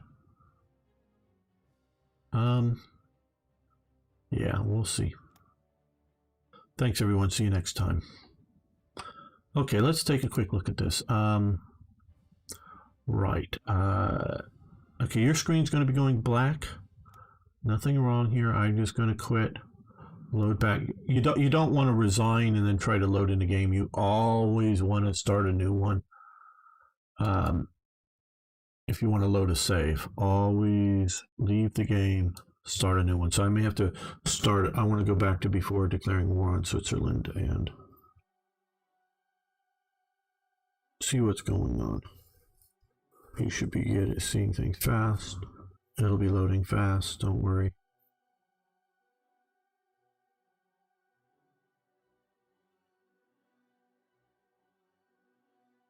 So I'm just wondering, did I have the wrong thing selected when I was declaring war on Switzerland and somehow did that? Okay, let's save games. Yeah, it took me 7 days to get into Switzerland. Get Switzerland. And yeah, that was just sort of like overkill. Okay, well here they're neutral. You can see here they're neutral. So I must have somehow had them selected and then this does happen once in a while. I think I'm on one country and I'm clicked the wrong thing over here. All right, well, I'm just going to replay the 7 days. Unless declaring war on here. Okay, let's see, diplomacy.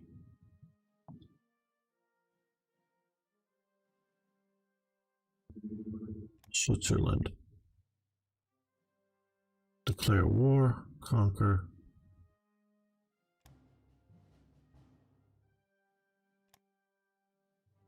Yeah, that didn't make them. Okay, good. Well, we'll just replay this. I know I want to move these guys down to here.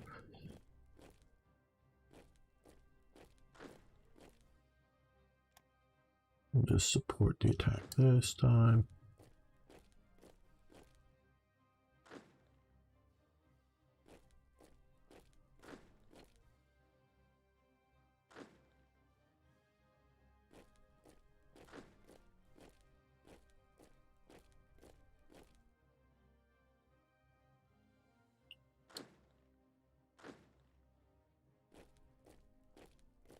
No. I want you to come this way. You to support the attack.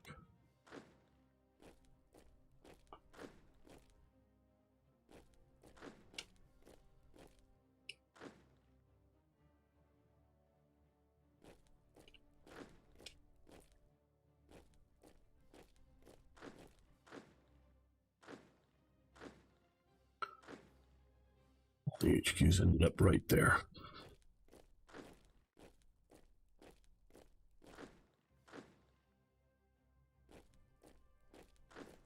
Kruger's command, you can support that attack, and yeah, we will do this again.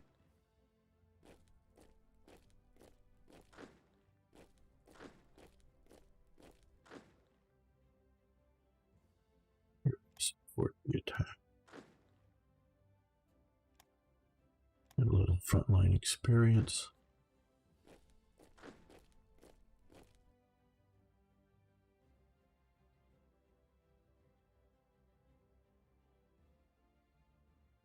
Let's come down here. Let's not entirely forget about this.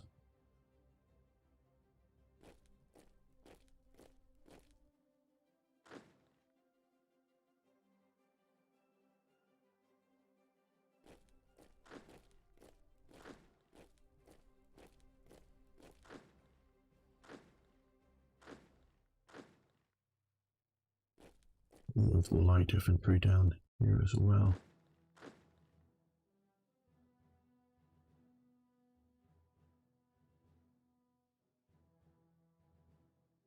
Now, oh, well, they're already moving. Are they moving? No. No, they must be moving. Where are they? There they are. Okay, good. Okay, Exurgent, thanks for hanging out with us. Do appreciate it.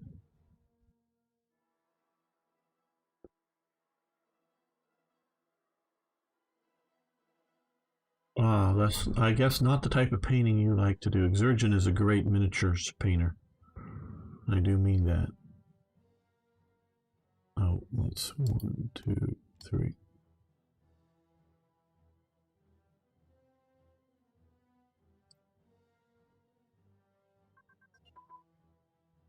Okay, yes, we gotta redo this.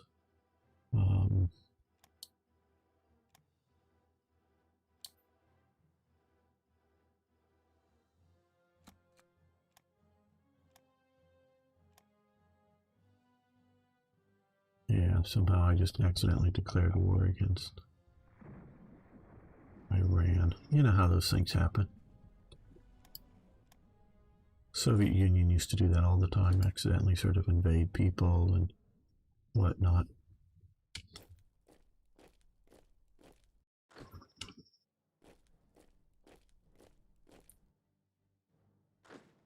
Okay, you guys. I wanted to make sure they weren't frontline units, at least in the initial attack against the fortresses. So I waited to have them join the action.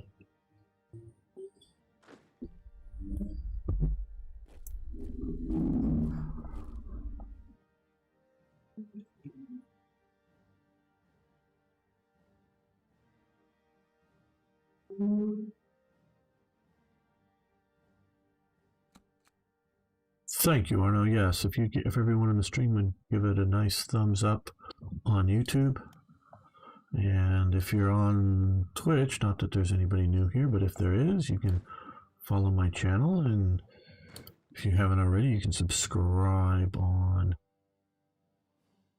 YouTube if you're just following on Twitch. And we're streaming live to both sources. I am watching the chat for both sources. Why did it pause? Do we get a new tech? Oh, extreme terrain tactics. Very good. Probably missed that last time. That is over here. Okay, so now we have extreme tactics, 40 extreme terrain, and we're going to let that go there, I guess. We are in 41.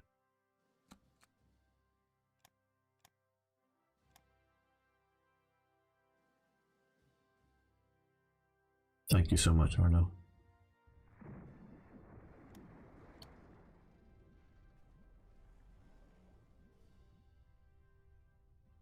Let's check out what's going on and down here. Okay.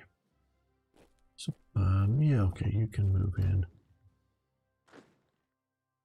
You, though, are going to support the attack there. Now, these guys up here, well.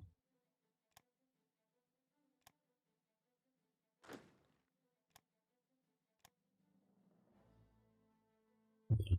We have attack. Remove that division. Make room for the core attachment.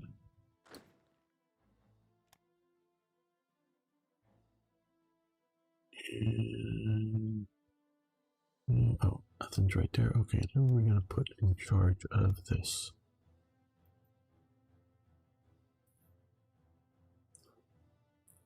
Someone who's good with supply, maybe. Yeah, there we go. This would be leading troops that are in poor supplied areas.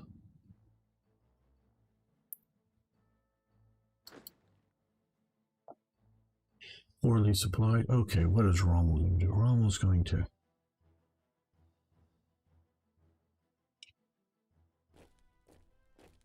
south right along here.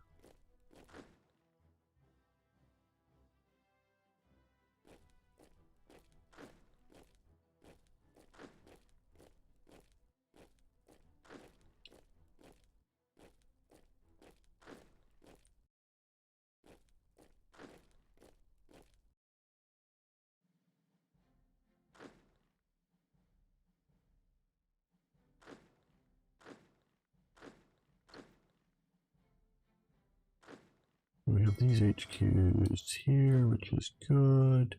You get on board ships. Ships come to here. Rebase. Pick up these guys once they get there. And they'll come over here and pick up these guys. Do we have any more? Oh, no, that's the mountain division. We're going to leave that in North Africa. We'll attach that to that one. There. Hey, Eric. How are you doing today? Okay, you can attach to, yeah, that one. Push down around there. Infantry unit training has advanced. Very good. And what do we, what did I think? Oh, I think it was midget submarines we went with.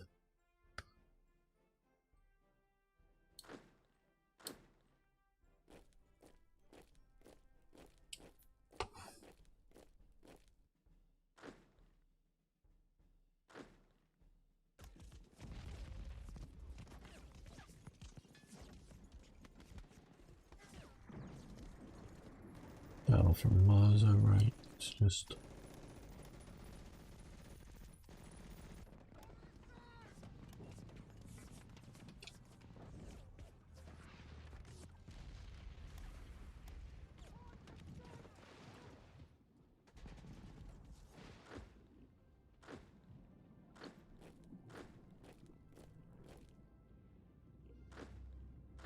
so now you join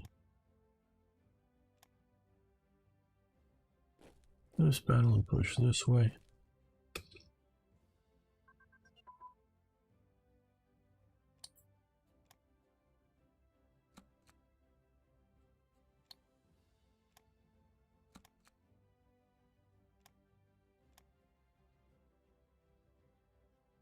Are you planning on trying to get Spain at the Axis to invade Gibraltar? Hello, Matthew.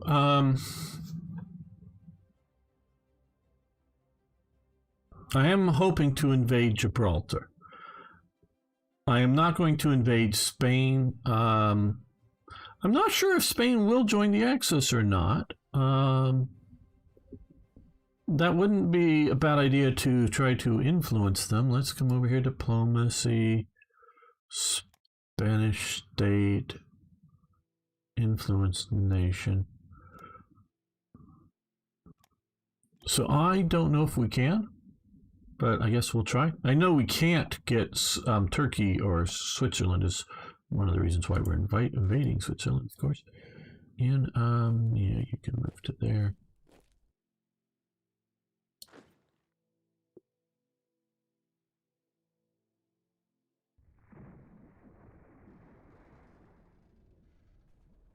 I least I'm hoping to invade Gibraltar if we can. Not sure that we'll physically be able to until we get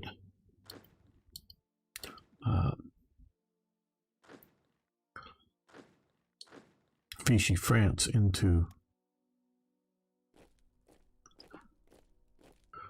the Axis.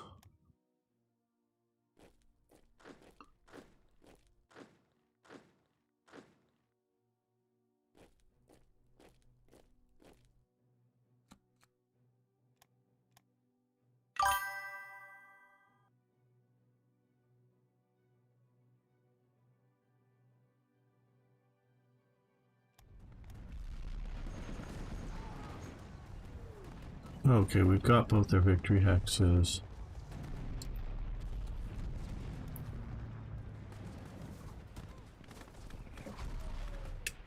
Right, there we go. Enforce, conquer.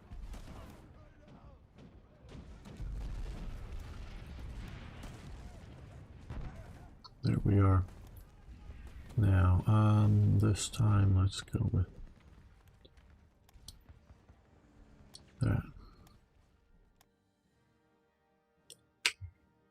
Save that there. All right. Now we have not somehow got Iran into the Allies this turn. Very good. Okay. Well, I'm going to go grab a Coke and I'll be right back. And then we'll continue to make another episode. So I'll be back very shortly.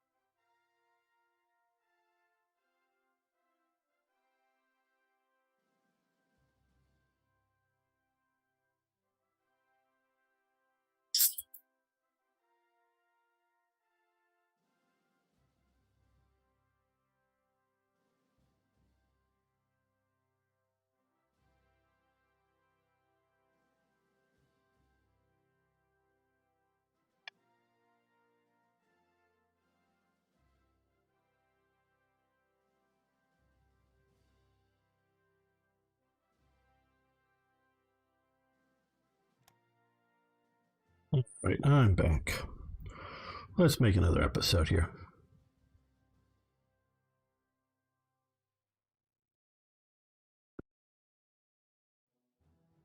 Welcome back, fellow armchair generals. This is Gamer 1745 with my continuing look at Hearts of Iron 3's Black Ice 10.41. Well, ended the last episode after somehow I think I accidentally misclicked and declared war against Iran, which was not my intention. So we went back and defeated Switzerland again.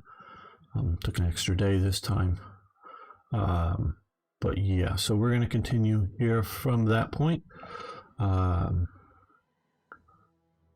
a whole lot. We are looking at, wanted to see diplomacy. Okay. What I want to try to do is invite to faction again here. Now this is very likely. So let's see if we can get Iran into a faction here. They've declined. Very likely it has declined. Is that somehow... Oh, you don't need to be over here. Let's bring you over to Palermo. No. Let's bring you down here. Is there something that's artificially keeping Iran from joining? Because normally with very likely, it's very likely. Oh, we can get. Oh, we don't. Oh, you don't want to get Finland in because that will get them at war with the Soviet Union, and we're not ready to go for that, and we don't want to do that. So we're We're not going to get Finland in.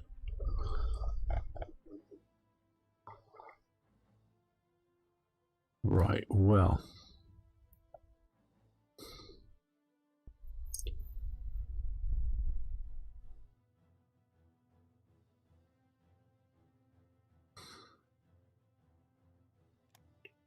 Okay, now what should I do with these things?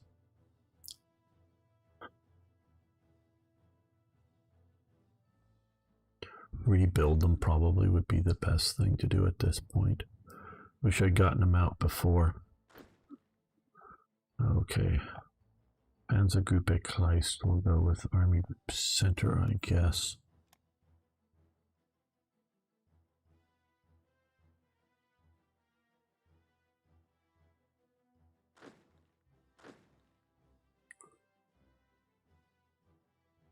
What is down here that's...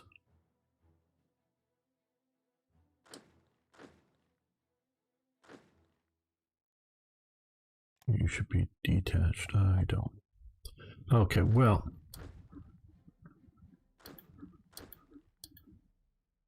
This division with the heavy tanks shall come up to there.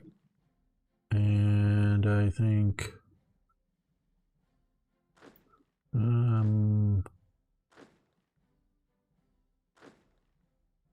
this one with the standard medium tanks will go there. Okay, we have another Jaeger division.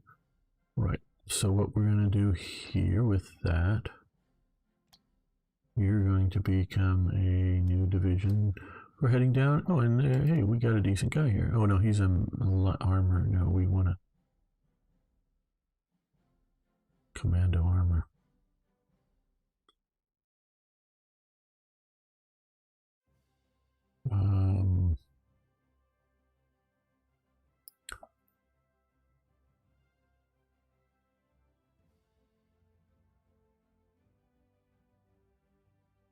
Yeah, we'll put him in charge. We just saw Den Huber. Well, where is our fun, friendly, evil SS guys? There. Why are you down here and not up the other? Okay, where is Den Huber? I know too much about World War II. It leaks out from my head and I forget things.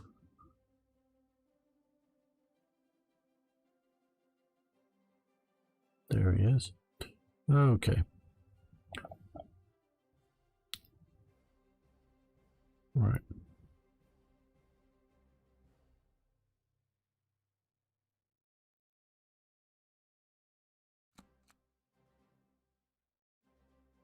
Those are waiting to become that. Very good. Let's take a look at our air war. Okay, well, so far it looks like we're doing a fair number of air battles, but no bombings are succeeding. Let's check out where's Fighter Command, or our equivalent of it. Flieger Corps Fighters. Okay, going over to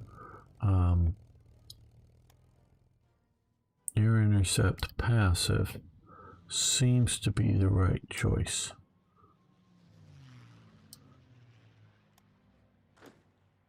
Because they seem to stop fighting before they're all chewed up. Okay, let's put you here, Air Intercept.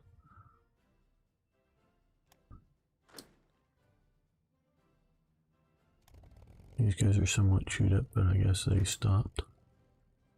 Or I stopped them, I don't know which.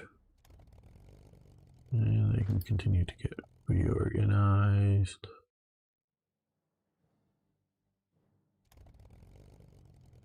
Okay. These guys here, we're going to air intercept all of their, but we're going to do this one just at night. Those are our night fighters. And here over Germany.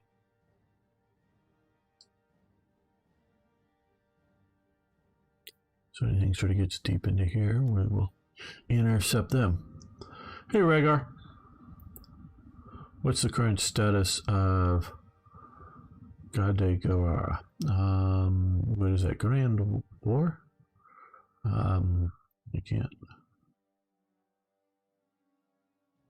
Yeah, I hear you, Ari. I'm sort of the opinion that if we can't get them into the Axis, we will invade.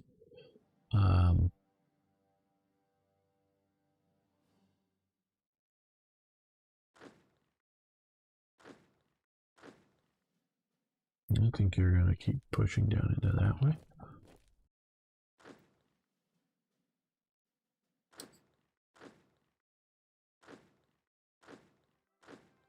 Okay, just want to make sure at least one's going over there.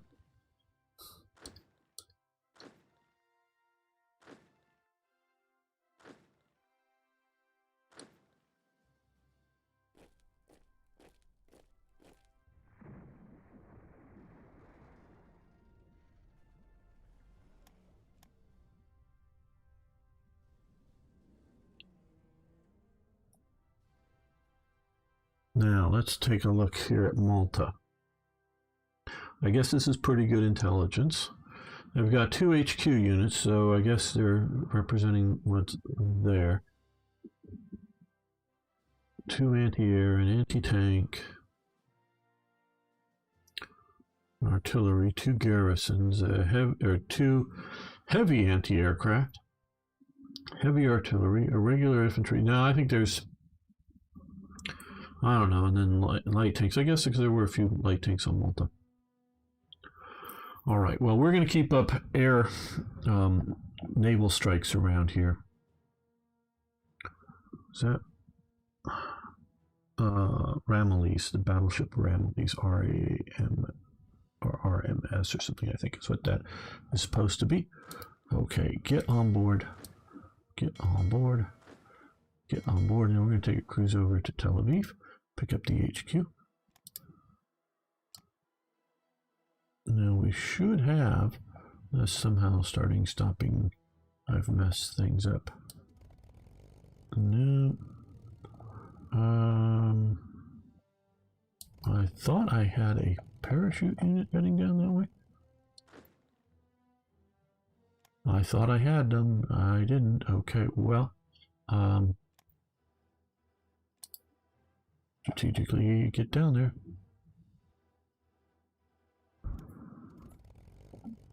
Okay, you fly to here. I think we'll come to Calabria. I'm pretty sure that's close enough.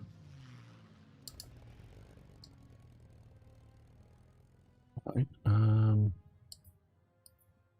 Well, where? Oh, are they still up here? Yes. So well, that's Air Transport Corps. Right.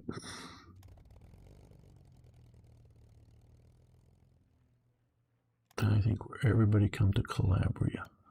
We may make another hop.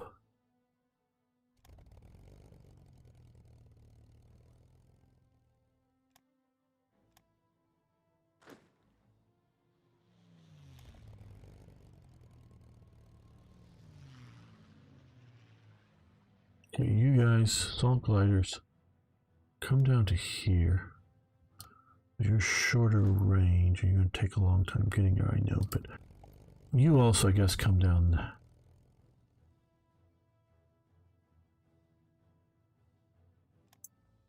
here, maybe.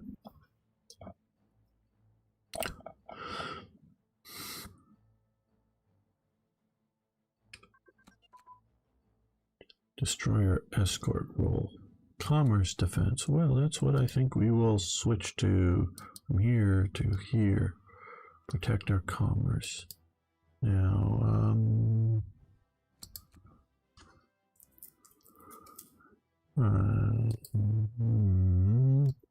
like all my mouth noises. Is it entertaining? Is it ASMR enough? And we have a little bit more as well.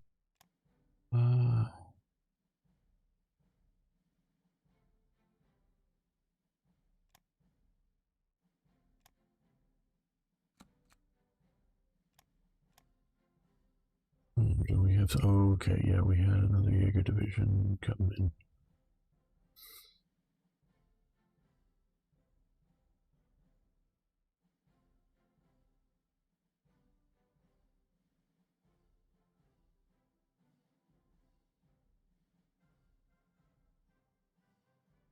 Well, what we're getting, we can go with a few more police units.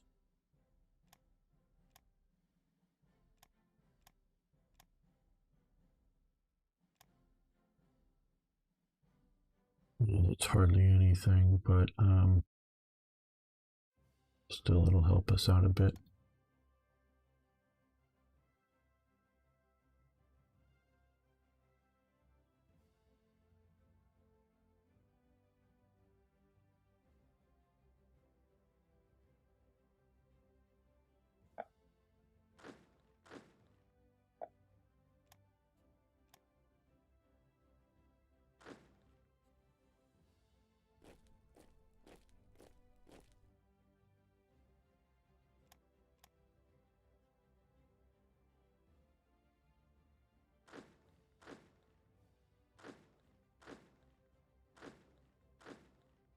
They're all moving or attacking. Good.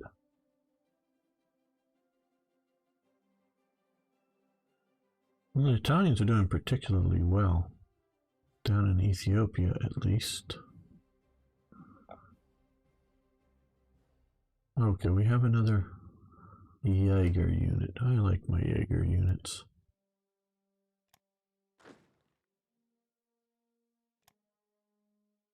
Okay, he'll be alright. Oh no, it's this one that just were. No, you're too good of a commander for this unit.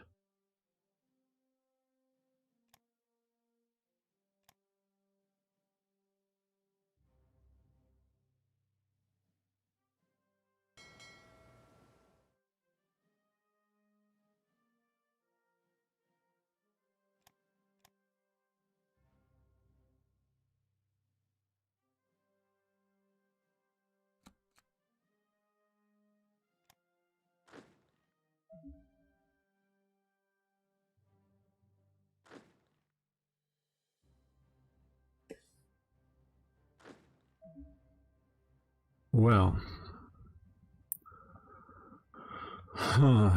decisions, decisions, decisions.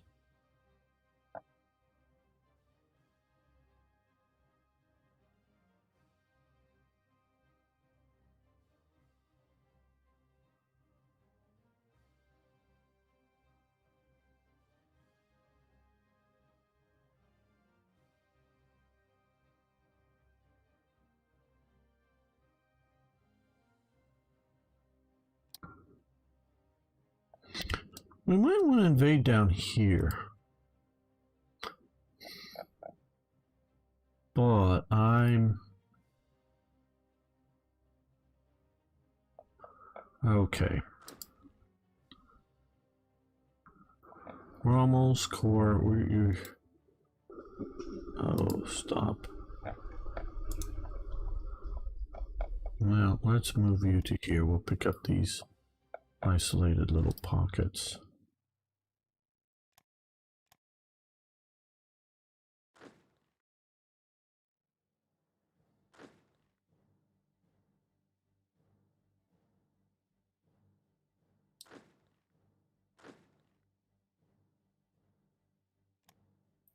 We come up for vacation here in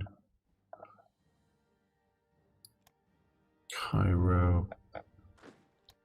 That we can't go any further there. Just not absolutely sure.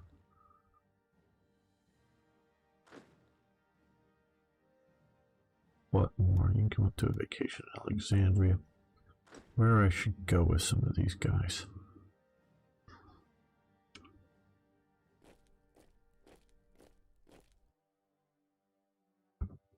How deep should I get into Africa with them?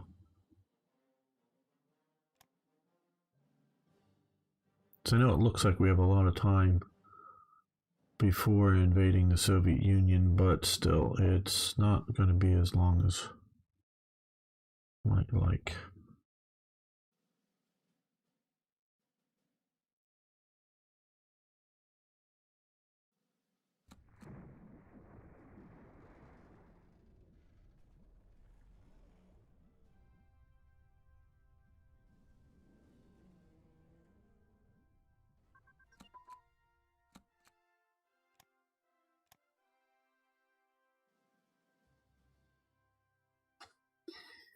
want more, but of everything, so I'm not sure what I should.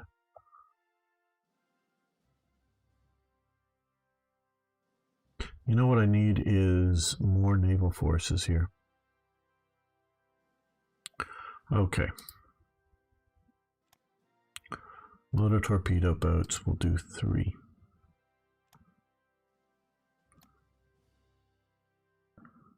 Let's do torpedo boats. Yeah, 3. We're going to come down for landing craft. We're going to go with 4 of those.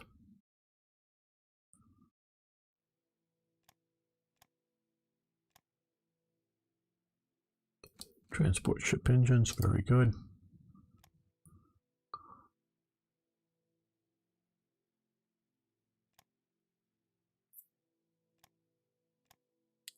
And submarine torpedo tubes have advanced. Not quite sure how torpedo tubes advance. Torpedoes and things that get a little more. Oh, here, okay. Yeah, some more DDs and subs. Well, not so much DDs.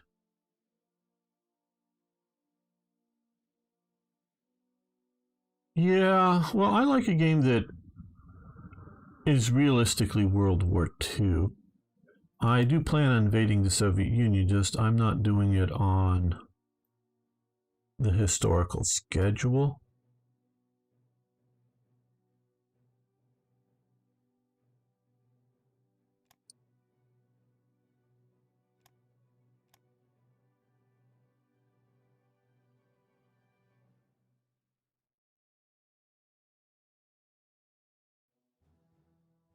Planning on doing it a bit differently. Okay. You guys come over this way as well.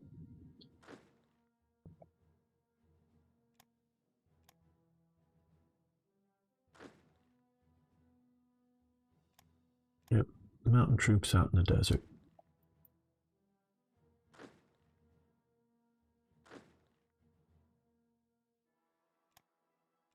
Okay, all these guys here get on board ship. All these guys. Don't want to get too close to here. Well, okay, it looks like we are doing fairly well at bombing the hell out of their navy, so I'm not going to worry too much about their navy. So, well, I guess we can come to here, rebase. Don't want to get too close. But you're being covered by a air umbrella. Okay, let's look at revolt risks. Well, Italy's not doing well in its controlled areas of Greece. We need to get more, some of our areas as well. That's why we're building some of the military police units. But otherwise, things are looking fairly decent.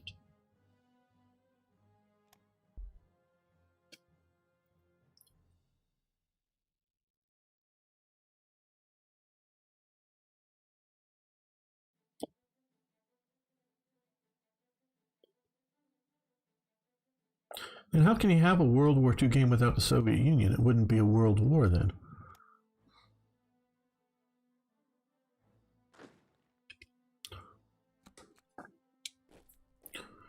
It'd just be a war. 1940s war or some such thing. Not a bad thing, but it's not World War. You know, you want to play World War, you want to play a World War. Okay, let's drop. Don't want to leave anybody out of the war now, do you? Just think, all those people not being bombed, not being attacked. Hey, Victory VT, how you doing? Good to have you here. Right, okay, well, we've got him, skill level just 1, he hasn't ground up much.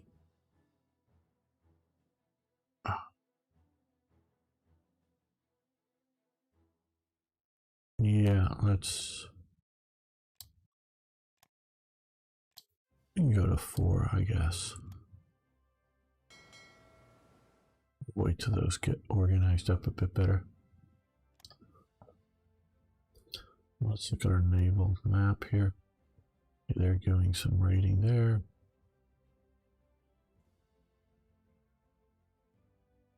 They're getting a few out there.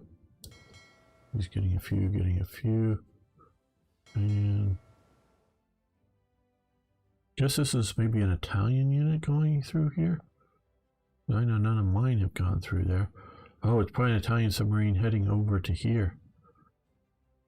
Oh, that's where oh man, I messed up. I should have dropped the submarines that I just put out to fight in the Atlantic. I should have dropped them in here and used them to sink convoys coming into Malta and things. Yep, I made that mistake. Well, let's also, we have some more coming very soon. We can use those. And not just because Malta, yes, and we may take Malta before we even get a chance to use them much, but we can base them out here and raid other stuff, other convoys, other parts of the world.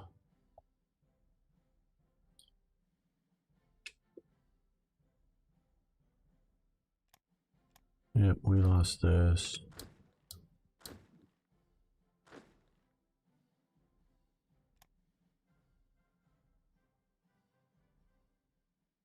No, you attack there. We want to pin these guys and keep from having them.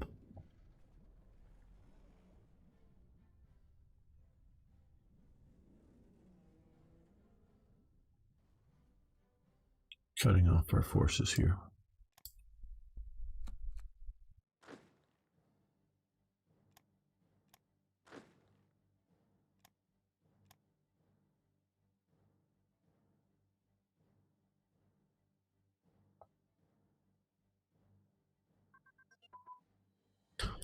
Flying boat prototypes. Yeah, more submarines might be useful. Well, could be useful, I'm sure. Okay, grayed out and also. All right, well, we're pretty good on most. I normally like to push more ahead on fighters to just, it's more of a comparative to how good their fighters are.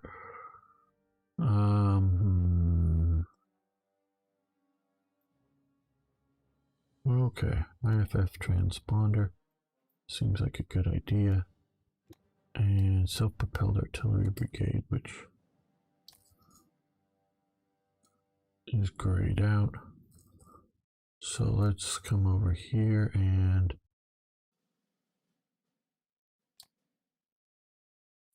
we can go with improved bombing sight.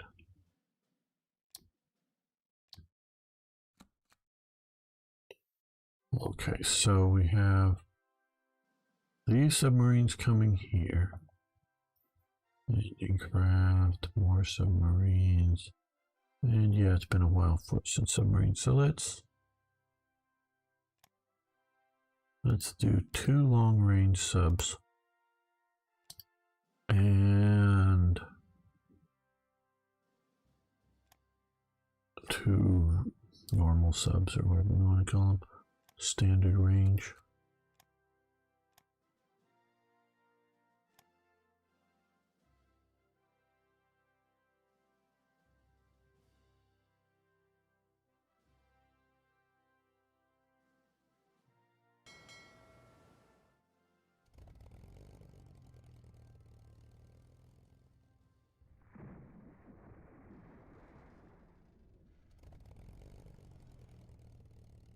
Well, briefly, some sort of engagement.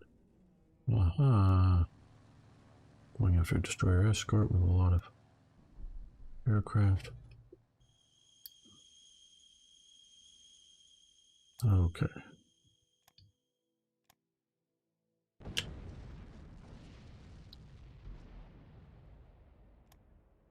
We're just going to keep asking Iran about Fighting to faction, very likely, it says. Okay.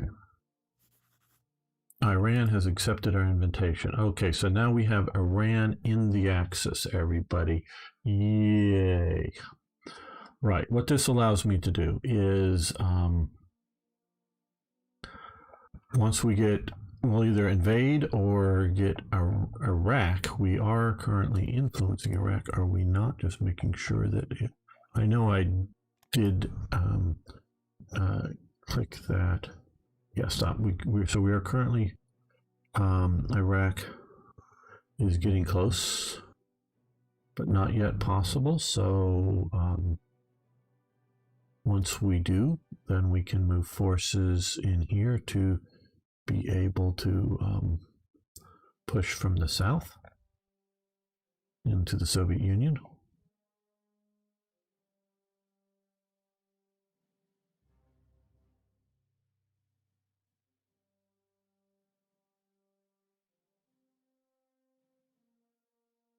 Well, okay, Rhaegar, it's September 41. I don't know the date, the historical date that they did this, but you got to remember the Soviet Union's at peace. Why would Britain or the Soviet Union invade Iran?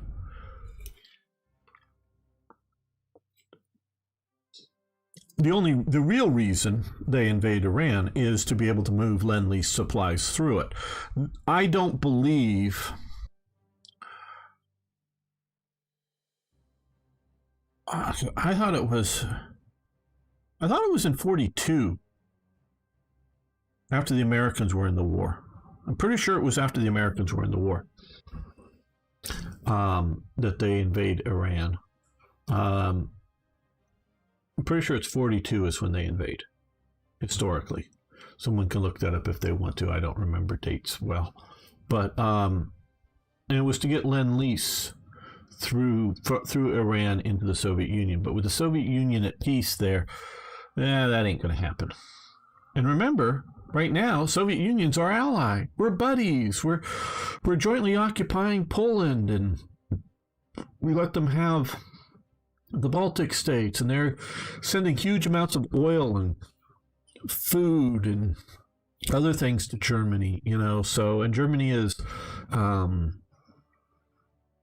selling them machine equipment to produce things, hey, you're not going to use that stuff against us, are you? And, the standard Soviet motorcycle is, license-built copy from the Germans.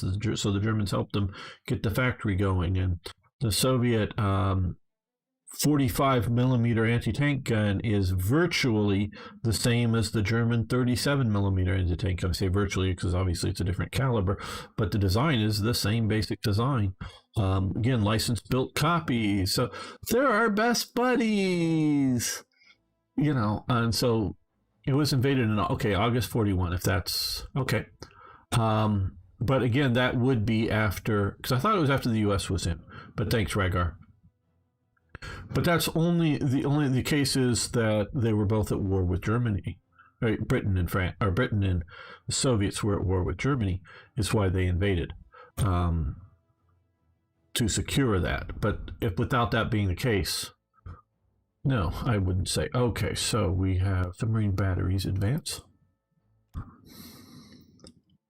Okay, right. Okay, submarine standard class. We can improve that. Good.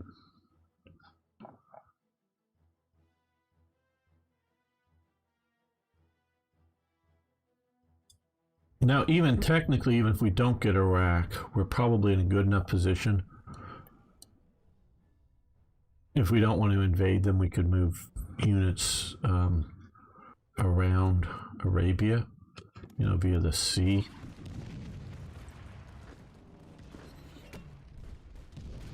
Not that we're going to do that, that's sort of could if we wanted to do so bad enough.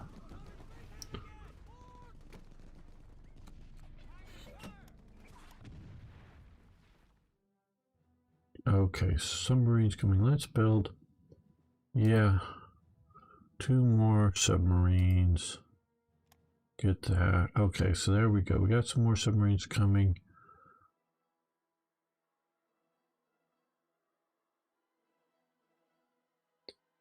We have plenty of occupation units now, but we want, oh good, we're getting more landing craft. That's what we could use. But once we really get going in the Soviet Union, we can always use more occupation forces. Right, okay, well, we have a lot of fuel, so I want to build a few more mechanized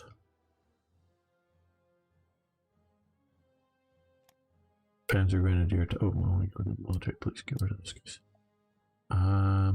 Yeah, we'd go armored cars. Maybe we'll make these sort of not armored engineers. No, that's a bit much. Well, and okay, well,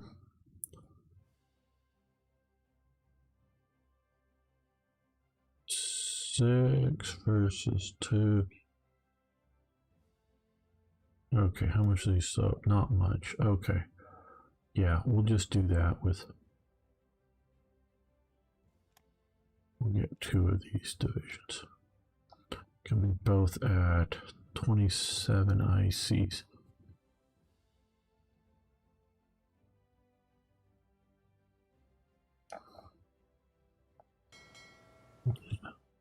So far, fairly safe. There's the destroyer escort there. But, and there's a big, you know, there's the Ramillies sitting in port. Iran is mobilizing their army, fine. We're not inviting you to play war just yet, guys. We just want you in our faction to be friendly. Friends.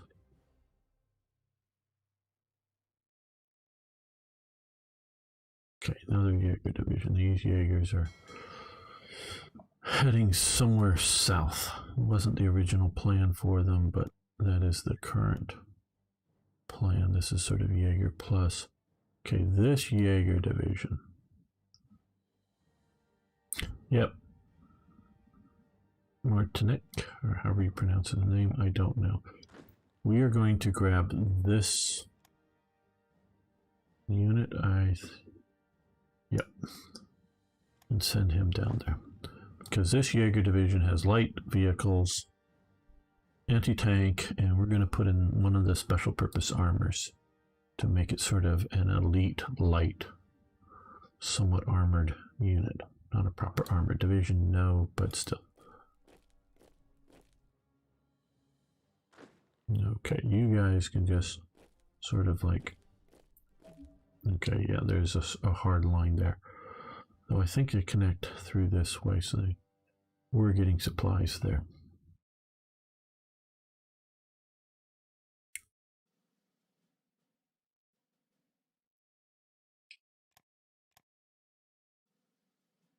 Right, so we've made it to port safely. All right, okay. Well, this division's coming. Otherwise, we are here. We are within command radius. Now, there are no air bases here, so we need to move these guys. Let's move them all here for the moment. I want to see how much we can get loaded onto planes at the same time.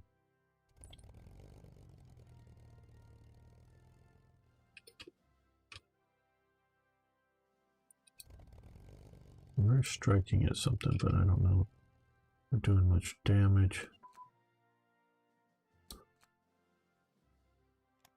No, this one.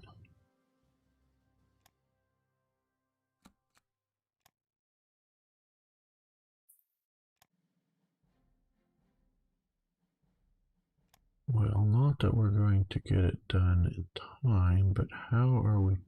Airborne unit training, good.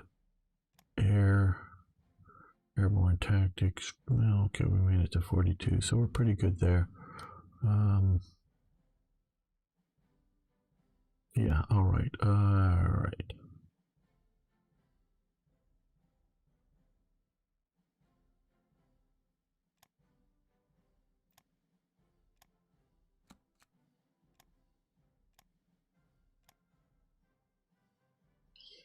Did you see the Federal Reserve announced that they predict higher inflation than their original predictions and are moving up the date when they plan to raise interest rates? No, I hadn't heard that. I think we're heading back to 1970 situation.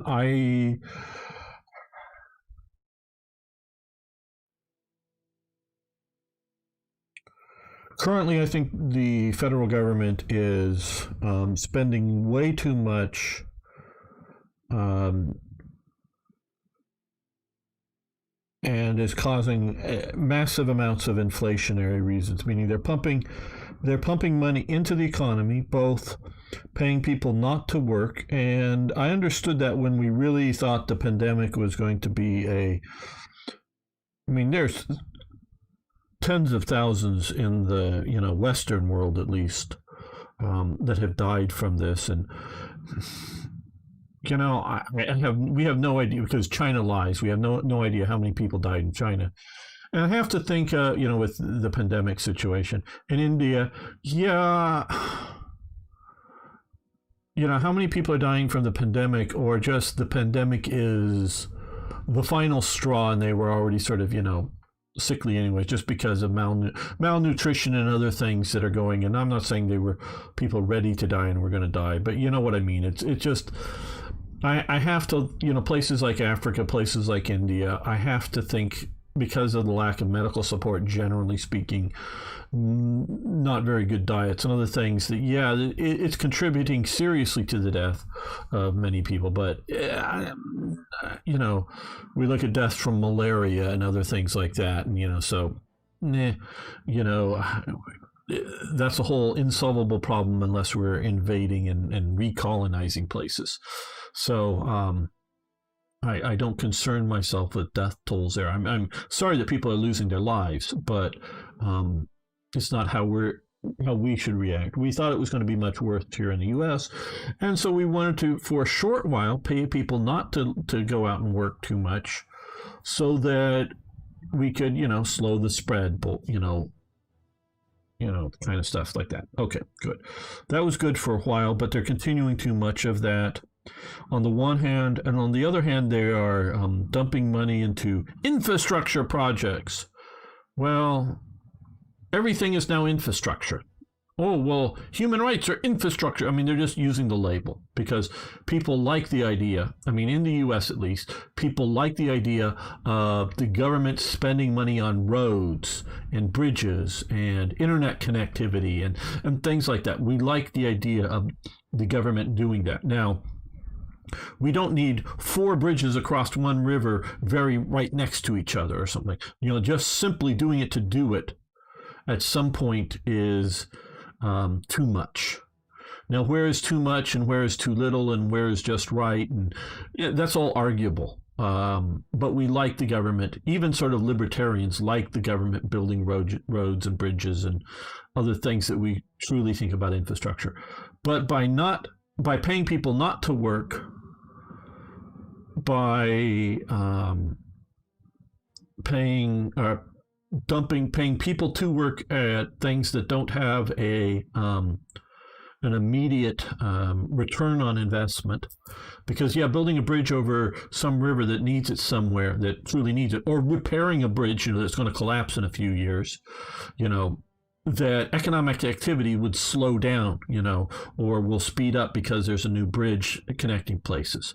And so the government gets more tax revenue because of more without raising taxes, just gets more tax revenue. So it can eventually recoup if done right, or it would, again, make losses because bridges would fall apart, or expanding bridges, making them wider or whatever.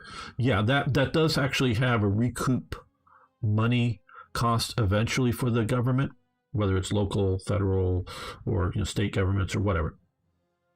So spending some money there is good, but they're spending a lot, paying people not to work, and because of regulations, as well as just the international situation, different countries still dealing with COVID and other things, trade is not going well. So either resources coming in, or things like jobs shutting down the Keystone Pipeline or whatever. So we are definitely doing a lot of inflationary things. I do not think we are looking at hyperinflation just because we are not Zimbabwe and we are not Germany paying off war debt that had that whole cycle thing. Germany, the hyperinflation of the Weimar years, the two times that it went into hyperinflation, would not have been that. Might have been inflation, might have been problems, but would not have been that without needing to pay off the debt, which they were the war reparations. But they had already sort of paid off the war reparations, but they were paying off the debts that they borrowed money from the U.S. to pay those kinds of things off. So we're not in that situation.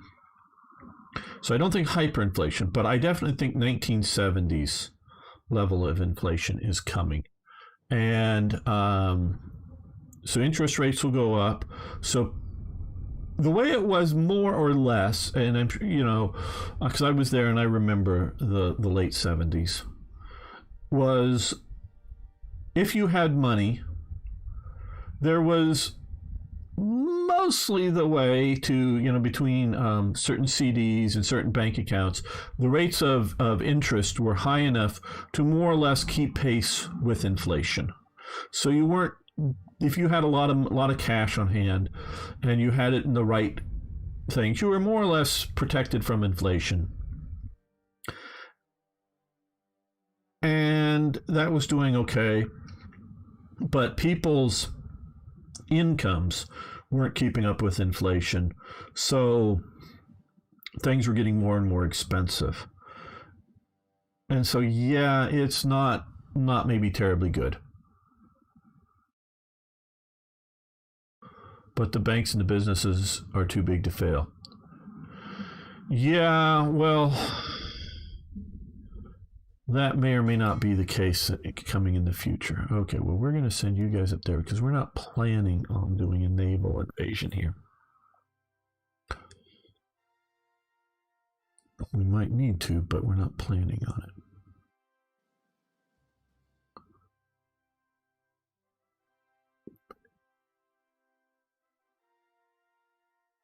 Yeah, well, you see, this is poverty is particularly in the U.S., is a situation where poor people are, compared on the world level, are fairly well off. And it's never good to be poor. Not saying anything like that, but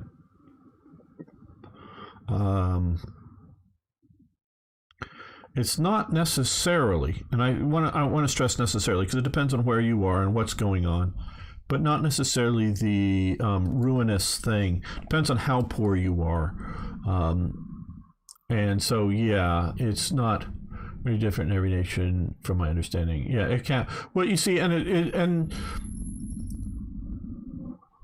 the whole idea with poverty, and this is where the left I get so upset with, for various reasons. There's always going to be the poor, because one of two things. One, you're going to make everybody poor because you're going to go communist, so everybody's equally poor. Or just on your standards, there'll be some people at the top, there'll be some people in the middle, and there'll be some people at the bottom of the economic system. Now, maybe the economic system we'll have is everybody will have private jets, so poor people will only have a small private jet, and rich people will have 20 big jets or something. You see, it's how do you categorize poor? If poor is having trouble feeding themselves, getting groceries and other things like that, well, that's a bad thing. But if poor people are, my car is 15 or 20 years old. My car is over 20 years old. So, hey, people, if it's a 20-year-old car, I'm poor. Okay, so, and it's not because I want to, it's not like some special collector's car or something like that. So, it's how you look at it, what level of what is your what state are you in with poverty is how you need to sort of look at that.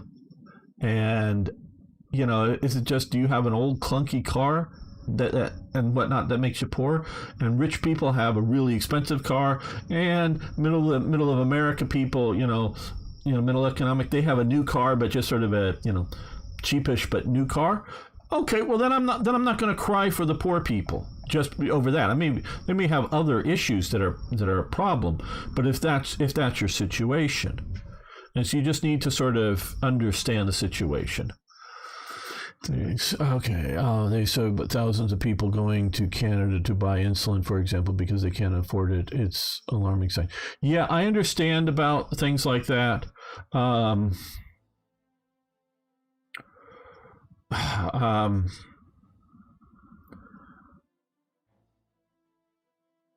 Not everyone can have the same level of medical care,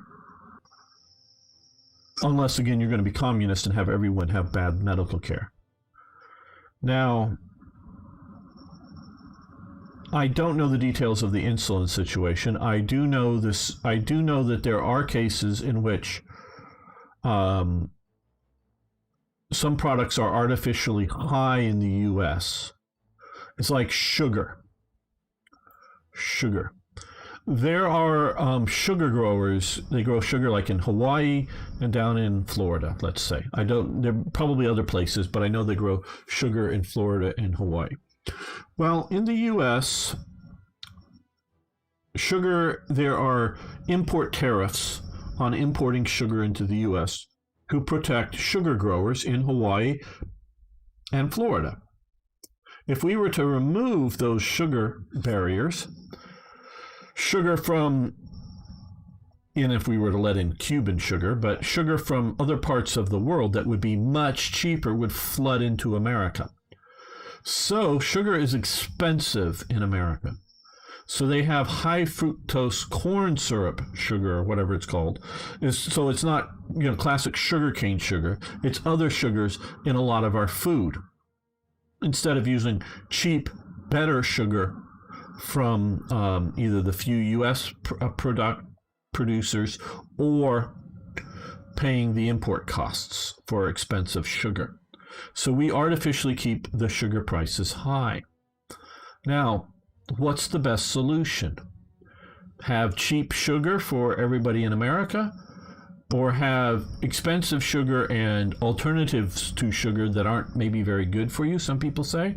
I don't know if it's not as good for you or whatever, but we have these high tariffs to protect the sugar businesses.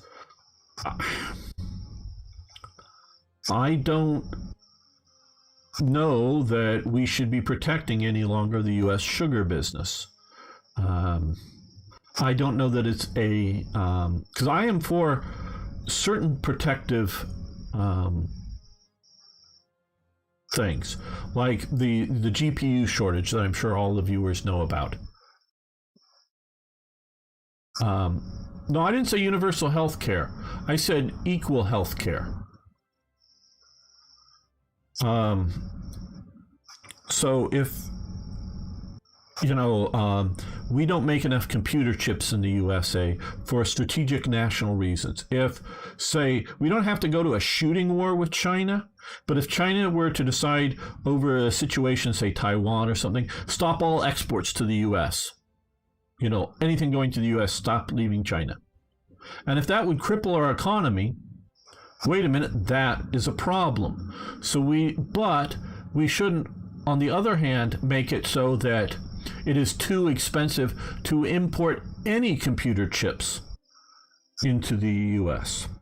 So what I would do with the computer chips is something like CPUs and GPUs and whatever. Say 25% of GPUs or something must be made in the United States, fully made in the United States, not just assembled here, not just whatever, 25%. And if fewer than 20, I'm just throwing that out as a percentage. If fewer than 25% of GPUs are made in the United States, that are sold in the United States, that triggers extra import duties. People say, oh, but that's only a cost added to the consumer. Yes, it just adds it to the consumer. But what it does do is it makes it so that a U.S. company can then potentially compete. Because in China, if they manipulate the currency, they can make it cheaper artificially to make it in China and destroy U.S. industry. So we need to have settings so that percentage of, and screens, whether it's your monitor screen, your phone screen, a percentage of these screens should be made in America.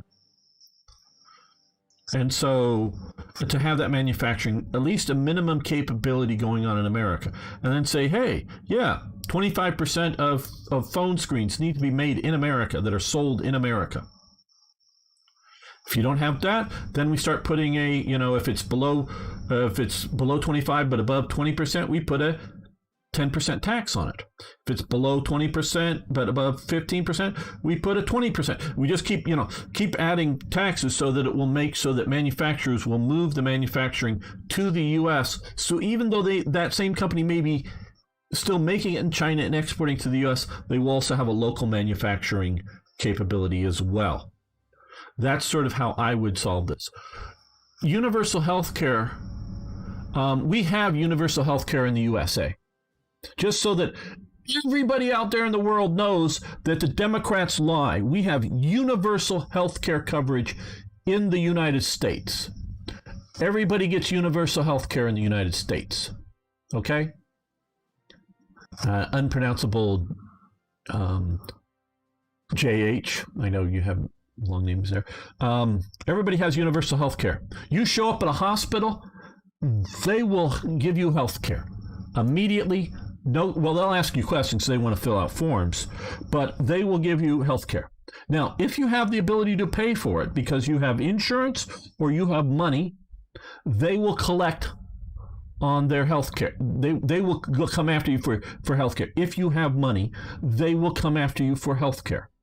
If you do not have money, the government will pay for it to certain, certain procedures. Meaning, there's extraordinary procedures or things the government may not cover. We can talk, and I don't know what they are, as in certain rare medical stuff. But standard, basic health care coverage, the United States government will pay for it. Where you get, and again, I don't know specifically in details on the insulin case and Canada and buying. I do know what happens. I just don't know the details. That if you're sort of in that middle ground, you're not poor enough to get the government to pay for it, and you need it, but you don't have good insurance, or you don't have easy money to pay for it in the U.S. You're sort of in that middle ground, to where the government again isn't going to pay for it, but it's expensive. Yeah, that's where you sort of get squeezed. And those people will try to find either going to like Mexico or Canada to get the products cheaper. Now, sometimes it's the same products that in Mexico, it's not the government fund supporting it, just sold cheaper. And sometimes companies just sell stuff cheaper, made in the United States or made somewhere else. The same product sold more expensive in the U.S. because there's a lot of regulations and other taxes on it. Again, maybe import taxes, but sometimes things are just sold more expensive in the U.S. and sold cheaper in other markets. And that is artificially done because an insulin company knows that, hey, it can make $100 million a year selling insulin in Mexico, but it can make $1 billion a year selling it in the USA. Well, they're not going to turn down the $100 million cheaper because that's extra production, extra money. But they could sell it. They could sell it cheaper in the USA, but they don't. They choose not to. There is screwed up market conditions. But trust me. Well, there's multiple things for the GPU shortage, but I'm just simply saying is part of the situation is that if China wants to cut us off from, say, trade, we'd still have minimum production here. So everybody out in the world, there's universal healthcare coverage in the United States. You show up at a hospital, you will get healthcare. If you have money, they will want to collect it from you. If you do not have money, they will collect it from the government. The government pays for it. Okay? Now, they just don't have a big universal healthcare program that everybody is, set into, like in Canada or Britain. But everybody has universal healthcare in America at a minimum level. At a minimum level, it doesn't cover everything, doesn't pay for everything, and again, those sort of lower middle class people are squeezed because they either can't afford or don't have health insurance, and they're squeezed. They're squeezed. Yeah, okay, let me just quickly read through this stuff. The government actually has power, though. The governments have existed since World War II. They're supranational royal academies, commissions kind of thing. I sort of get what you're saying, Thor. Yeah, I think you're going maybe a bit deeper than I do on things. We need to return to the monarchies to fix the problem. Well, the Habsburgs are definitely international monarchists. That's for sure. Yes. Oh yeah, no, Thor, if you've watched my stuff, you know my interactions with the latter house of Habsburg myself, and they're very internationalists, or were. He's passed away now. And now, of course, we also have international mega corporations, which they used to warn us about, and now the left is like, yay, we like Amazon, we like Google. We thought megacorps were going to be evil, but no, they turn out to be nice, warm, fuzzy companies. Yeah. How's that working out?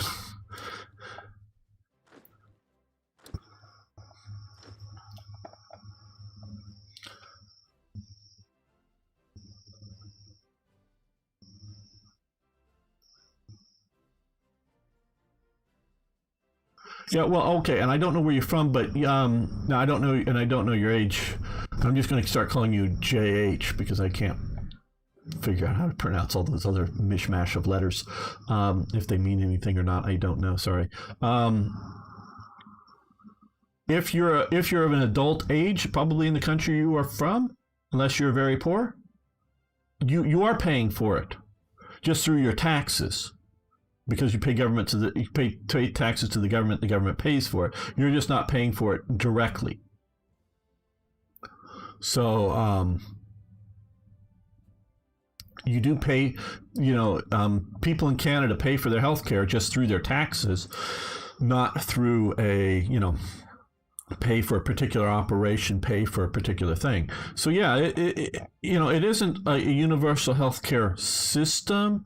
It isn't government, single. What we sort of in the U.S. that are sort of arguing about some of this stuff is single payer, meaning only the government is the payer for healthcare.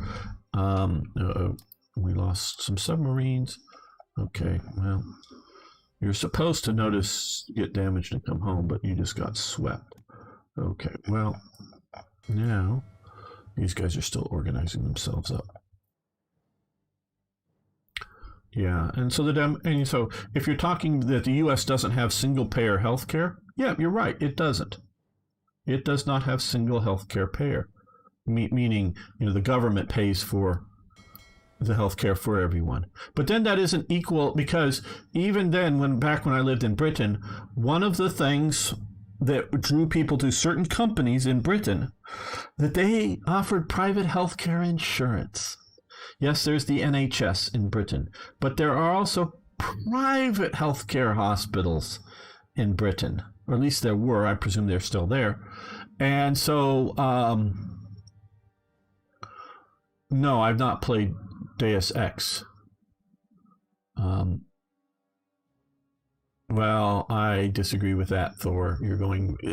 I don't think it's. I think it's a class based, not a genetics based thing. But so in Britain, there were private healthcare options for people either who had enough money, or people who worked for a company that had private insurance. They could go to private hospitals in Britain. And so that at least did exist, and I think still exists. So what happened, unless you... Yeah, I know, but let's not go there, because you're right. Most all Japanese cultural people in Japan are Japanese genetically. Yes. I get your point. It's hardworking middle class people that are paying for it, of whatever race. And if we just, because I want to stay away from hot button topics, we can look at the demographics in the U.S. to see who mostly those people are. Absolutely. That's mostly. You're from the Netherlands. Okay. Oh, so you're from Arno's home country there. You're paying through in the Netherlands. I don't know the Netherlands healthcare system, but the government's paying through it from your taxes, so the people pay for it. Now what happens is rich people in the Netherlands will get.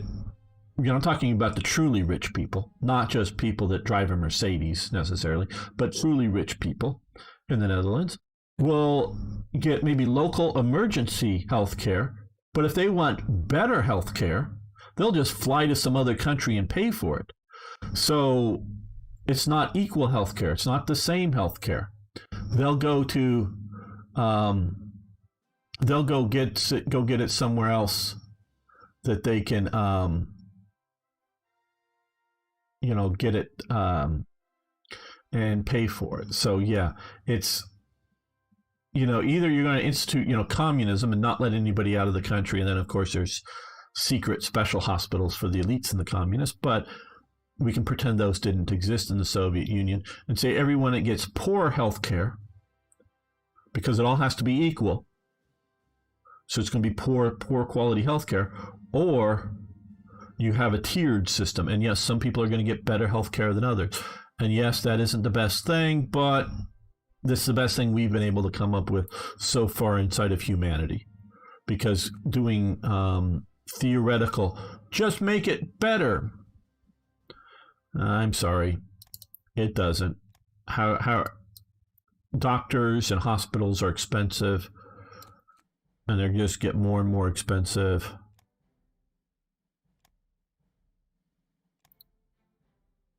And the Democrats lie to people. Small worship armament. And yeah, there's a lot of people out there, I will totally agree, that are sort of the lower middle class, if you will, that just don't have good health, and don't have very good health, plans, or don't have them at all, and they get hit with huge bills because they have to pay for things, and it's expensive as all hell. And I'm not going to pretend it can't be bad for people. I'm not pretending that at all.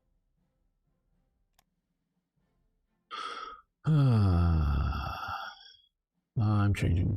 We've got enough for going down there. Well, I don't know if enough, but I want to put one up here.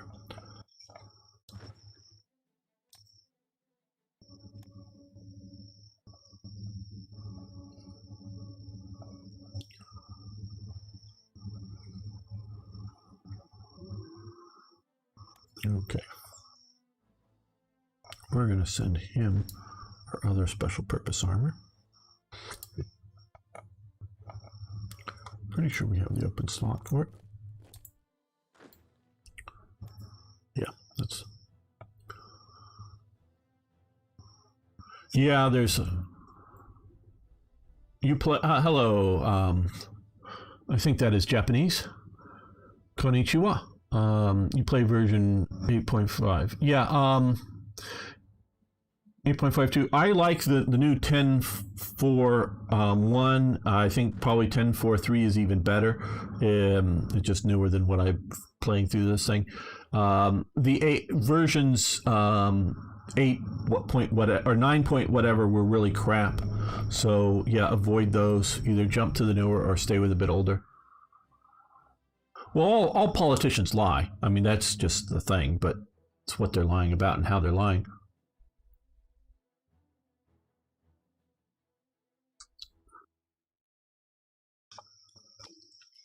So equal health care is a fantasy. Oh, yeah, so you're right, Victory, VT.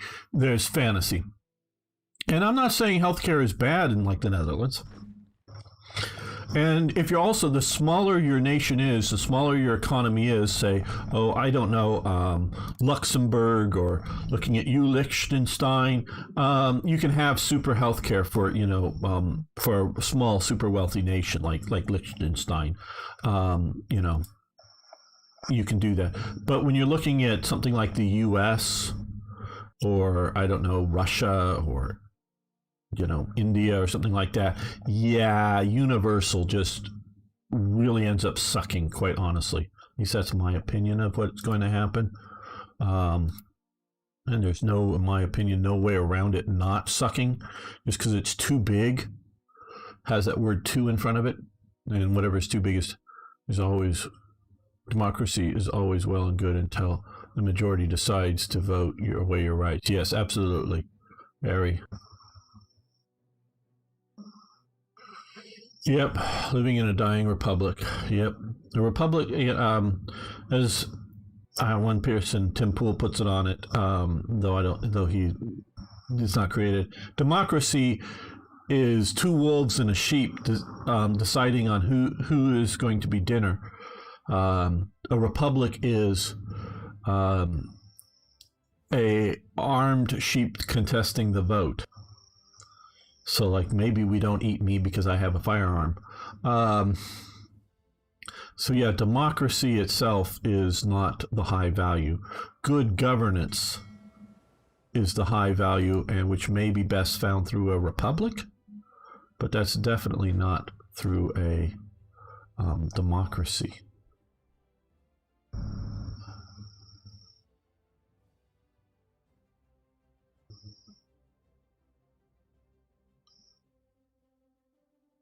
Yeah, and I can't comment on the differences between, current check systems and whatever. And look, systems are just that, they're systems. You can have better and worse systems.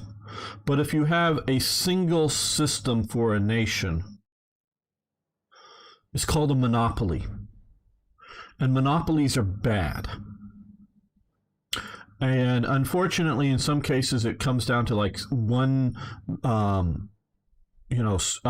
insurance provider in a region in the U.S. or something like that, and that's bad. You want competitive things to happen. Because yes, I am related to people that are of the leftist vein, and I argued very strongly for like healthcare, that every state in the union should not have a national healthcare plan in the United States, because every state in the union should have its whatever it's going to do should have its own sort of. Now, I think it should be I support sort of like the idea of that the poorest people get some level of healthcare from paid for by the government.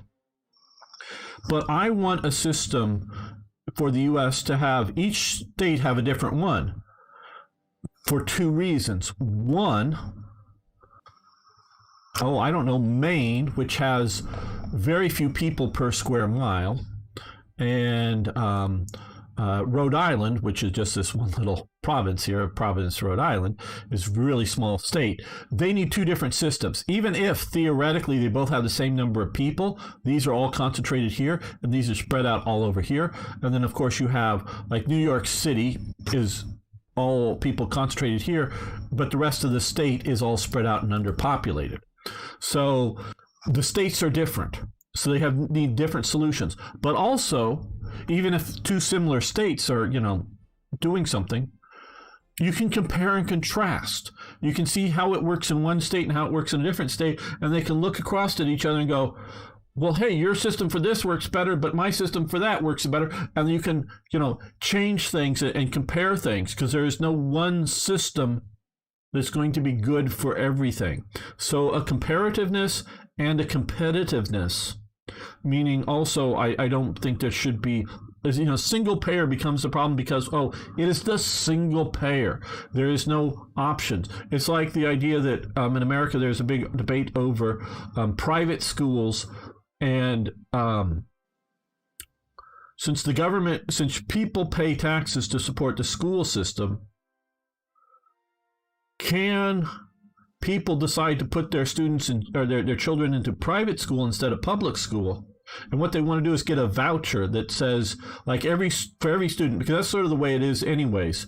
But see, schools, at least in California, every school in California is tracks how many students they have in their school every single day, because they get paid. The school is a government run school, and it's basically run at the city level, but they get money from the state, and they get money per day per student in school.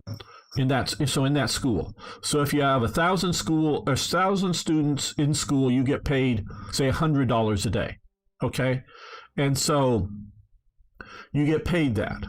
What the private school people want to do is, give us the $100 instead, the private school instead of the public school. If a student is there, instead of the homeowner or the family is paying taxes, a lot of it's property taxes, and it's income taxes, paying taxes to the government to fund the government schools. But my student is in private schools. Well, can we get the government $100 a day if I move them to a private school? Now, I may also have to pay another $100 extra because it's a fancy special private school, but so that, it helps, so that you give school choice, so that people go, is the government school doing well in this district? Well, why is half the people moving to private schools that they don't have to pay any extra? Because they're better? Well, maybe we need to fix the government schools. Well, maybe the government schools will go out of business because everybody will move to one of the private schools. And it's that competition. I believe in competition. So whenever you have a single payer, whether it's for a school or for a health system, you have problems. Now, if it's small enough, again, if you're Liechtenstein, I'm totally for a single payer healthcare program because it's small. At some stage, I'm against it, for sure, by the U.S. stage, but there's middle grounds between there, like nonprofit monopolies. Absolutely, you wanted Soviet Russia. Well, very good.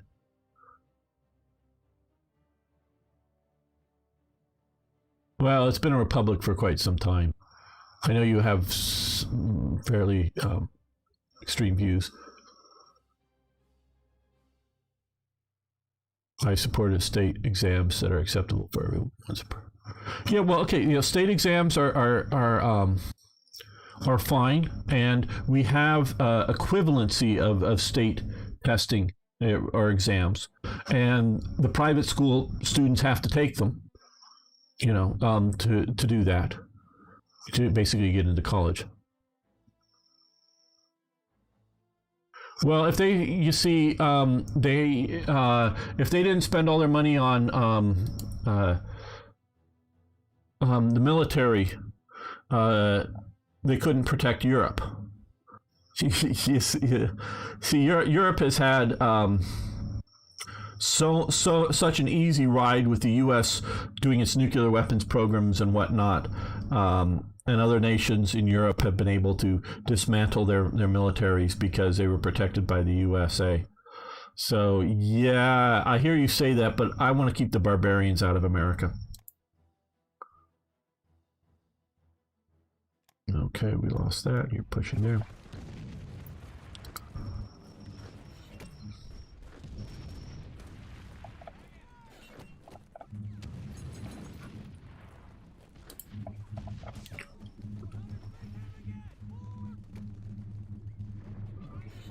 Yeah, it does. I don't know if you've ever heard about something called the Cold War, World War I, World War II. It needed to be protected.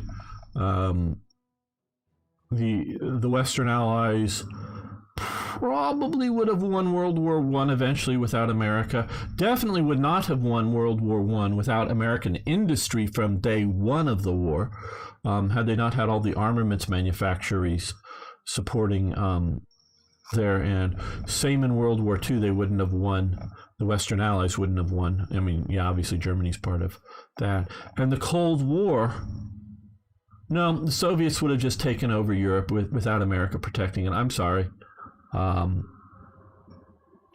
You just don't understand the past if you don't think America hasn't been protecting Europe. And right now, I do not believe Estonia, Latvia, or Lithuania would be independent states without U.S. protection.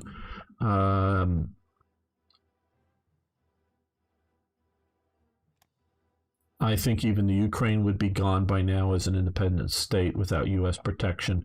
Georgia would be gone as an independent state without U.S. protection.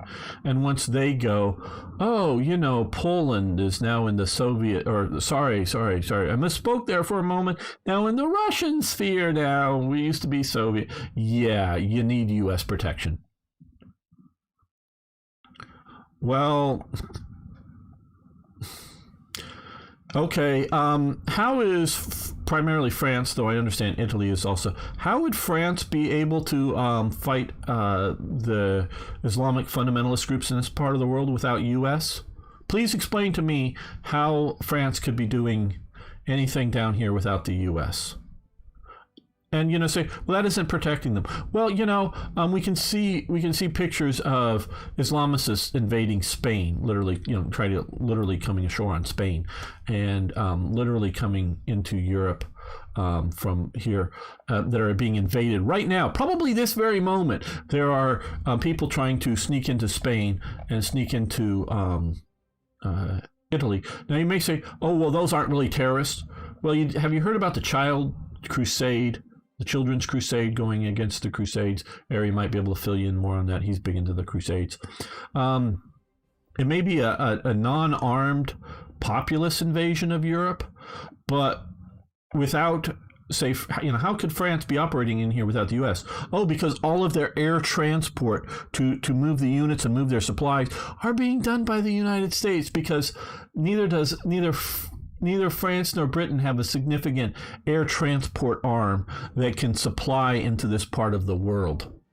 So, and I don't think they're going to nuke this part of the world just to, like, you know, get rid of a few terrorists. So, yeah, you need our Strategic Airlift Command. So, yeah, but you see, it's a deterrent system. Yeah, I hear you, but you're mistaken if you don't think you need the U.S. We have one of our air wings up going after this unit that was flying by, because I know there's no air bases, so it was traveling from point A to point B.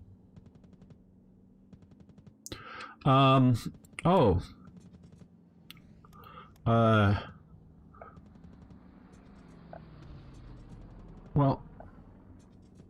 look. Look. There's France. There's Africa. Easy to invade. I mean, Spain is super easy to invade. Italy is super easy to invade, and it's being invaded at this very moment. Greece has been invaded mostly from the Middle East. They're being invaded right now, people.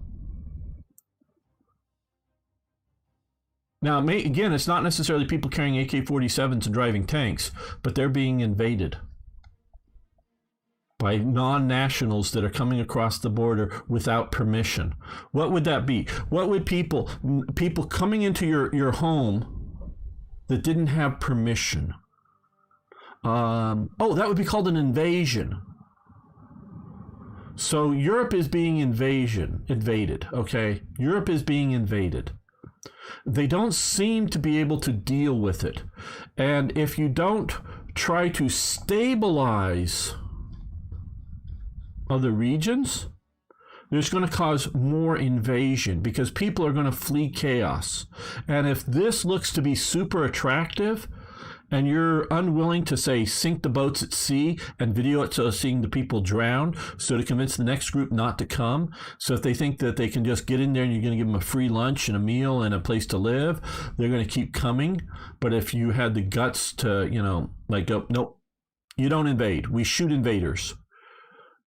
If you shot the invaders as they tried to come across on their little rubber boats, you know, coming in without permission, it would stop within months, because the word would circle down and you wouldn't have to do that anymore. But you're not willing to do that, Europe, so you're being invaded. So you need to try to stabilize. They're trying to stabilize the, you know, southern Sahara regions.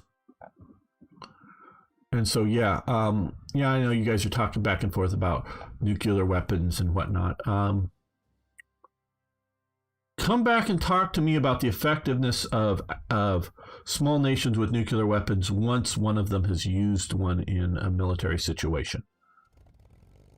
And come back and talk to me when, you know, a nation other than the United States, a Western nation other than the United States, uses a nuclear weapon. And then we will talk about whether nuclear weapons, why didn't Britain use a nuclear weapon on Argentina when Argentina invaded the Falklands? They didn't have to drop it like right on the capital or anything.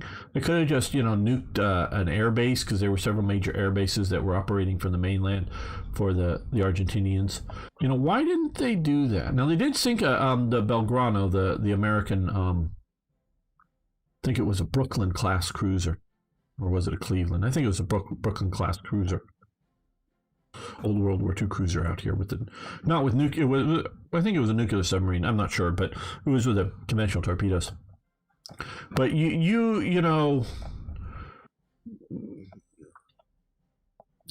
France has lost all this territory here because this was part of metropolitan France.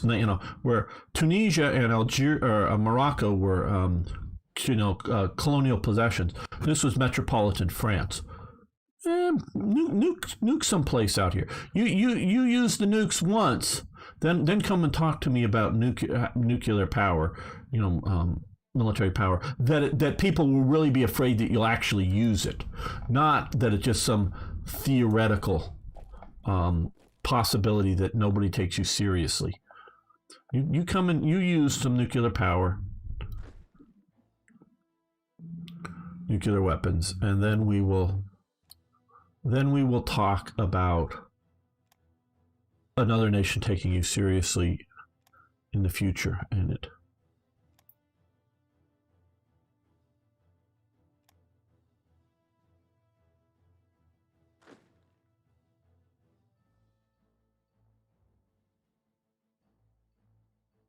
I'm not saying you should use it just randomly, but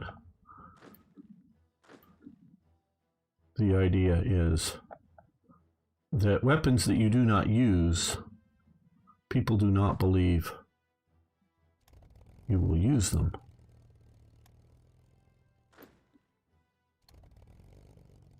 Okay, so we just got all of these guys on board up here. So what I'm going to do is move you up to here.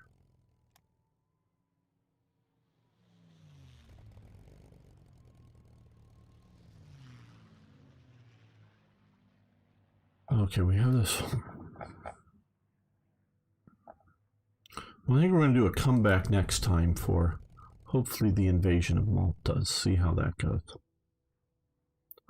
Okay, there's a lot of... I think there's a lot of air power there. I don't think... Are we seeing these guys?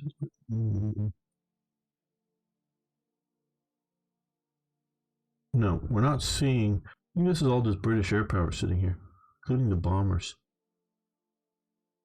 Yeah. Yeah, that's all British air power. Well, they've got a lot of air power sitting there.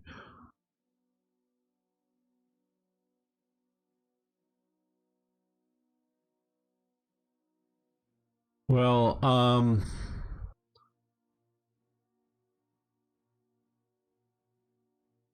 Russia is not a trusty ally. Sorry, it just never has been.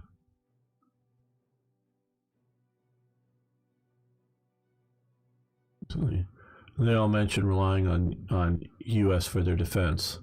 Yep, Victory, you're absolutely right. Well, I say Russia's never been a trusty ally. So until I see historical, I can look at, the last time was, well, I guess it ended in around 1815. The last time we were really at war with Britain was around 1815. The War of 1812, but it lasts a few years beyond that. since then, Britain has been a rather trusted ally of the United States. I mean, they have their own interests. Sometimes they work to foil our interests. Sometimes we work to foil theirs.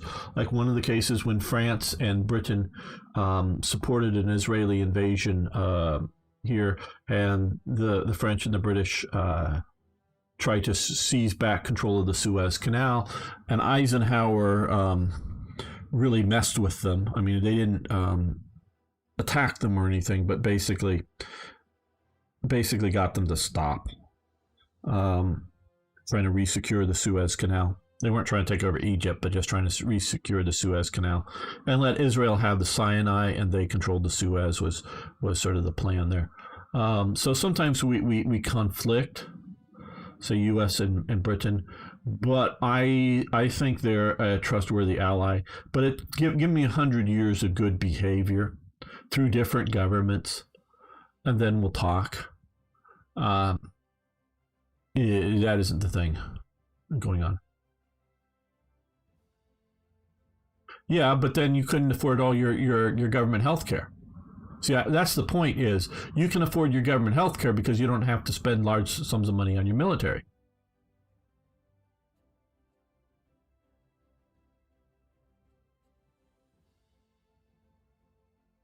Yes, absolutely, Ari. That's what I said earlier. The Baltics wouldn't survive, wouldn't be still a thing right now if it wasn't for the U.S./NATO commitment to the Baltics. Wouldn't necessarily be day one, T-80 tanks or T-90s or whatever, the new Armatas driving across the border. But it would be disruptions. The little green men, as they're called, would be coming over.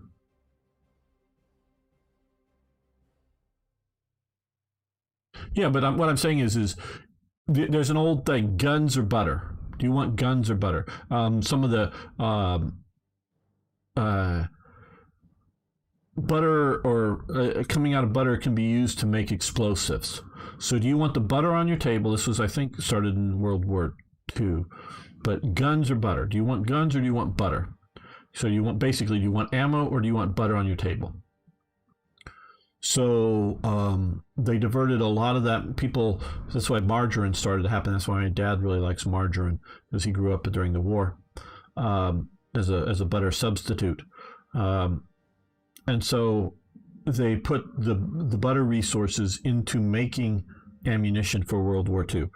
So guns or butter, healthcare or defense. Europe has chosen healthcare, where the U.S. has chosen defense, and I believe Europe has only been able to do that because America has chosen defense and to defend Europe. And so, yeah, U.S. is part of providing defense, just trying to get them to reach. Oh, well, yeah, we would like 2% of their GDP spent on defense. Yeah, well, at least most of the nations can't even make it to that 2% level.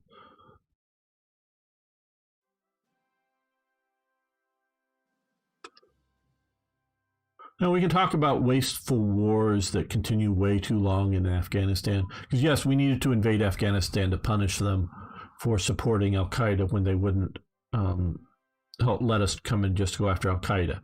So they basically allied with, their attacks on 9/11. Now, that doesn't mean we should be there, 20 years later?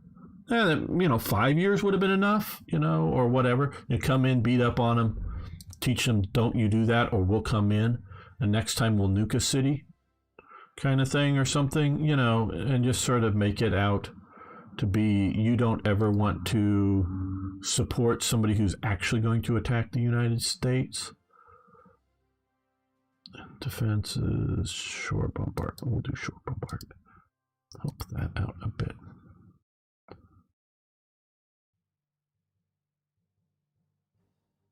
Without America, Turkey, Russia, more than Europe. Well, Turkey is now in the Russian camp.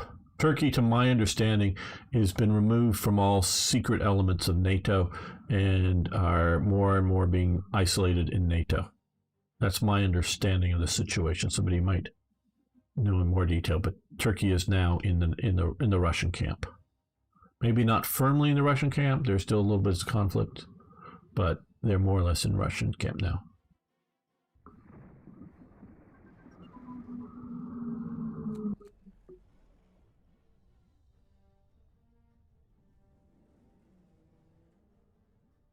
Well, they're not really. I mean, a little bit of them is geographically in Europe, but they're not really part of Europe, culturally or geographically, because that's Asia. That's Asia. I think right here, or whatever was the province of Asia. And this is really where Asia is. The old Greek province of Asia. Artillery preparation training. That, I think, is here. Right there. Okay, good. It's grayed out. Let's look here for things that we could or should be doing first. Ground attack focus in. Yeah, okay.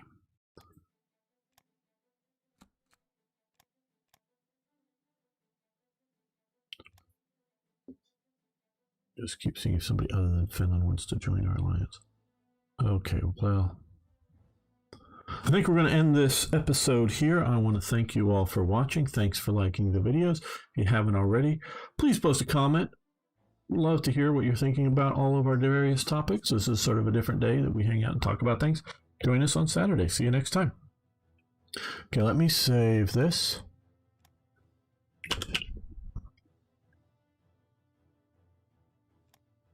Okay.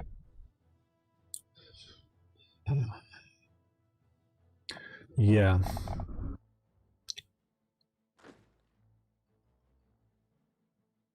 No, we just want to get to here.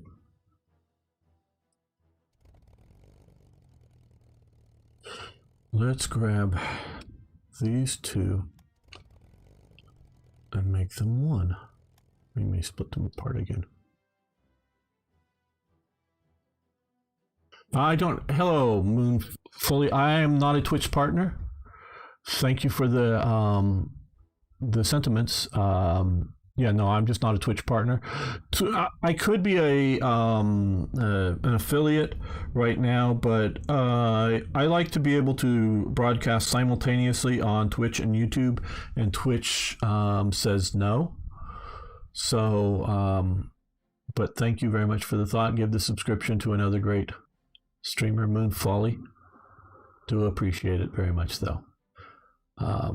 Ukraine survives the Russian aggression on its own. Well, no, Ukraine has not survived the Russian aggression on its own. Well, survived, yes, technically, yes. But they've lost Crimea, and they've lost some of the area right in here. So, and I think it is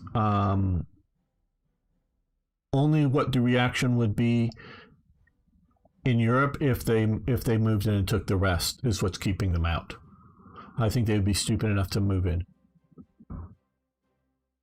I really.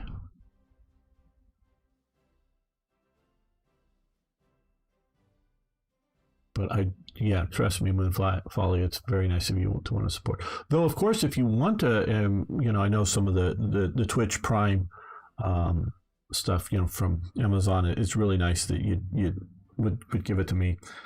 But yeah, there's other good streamers you can give that to.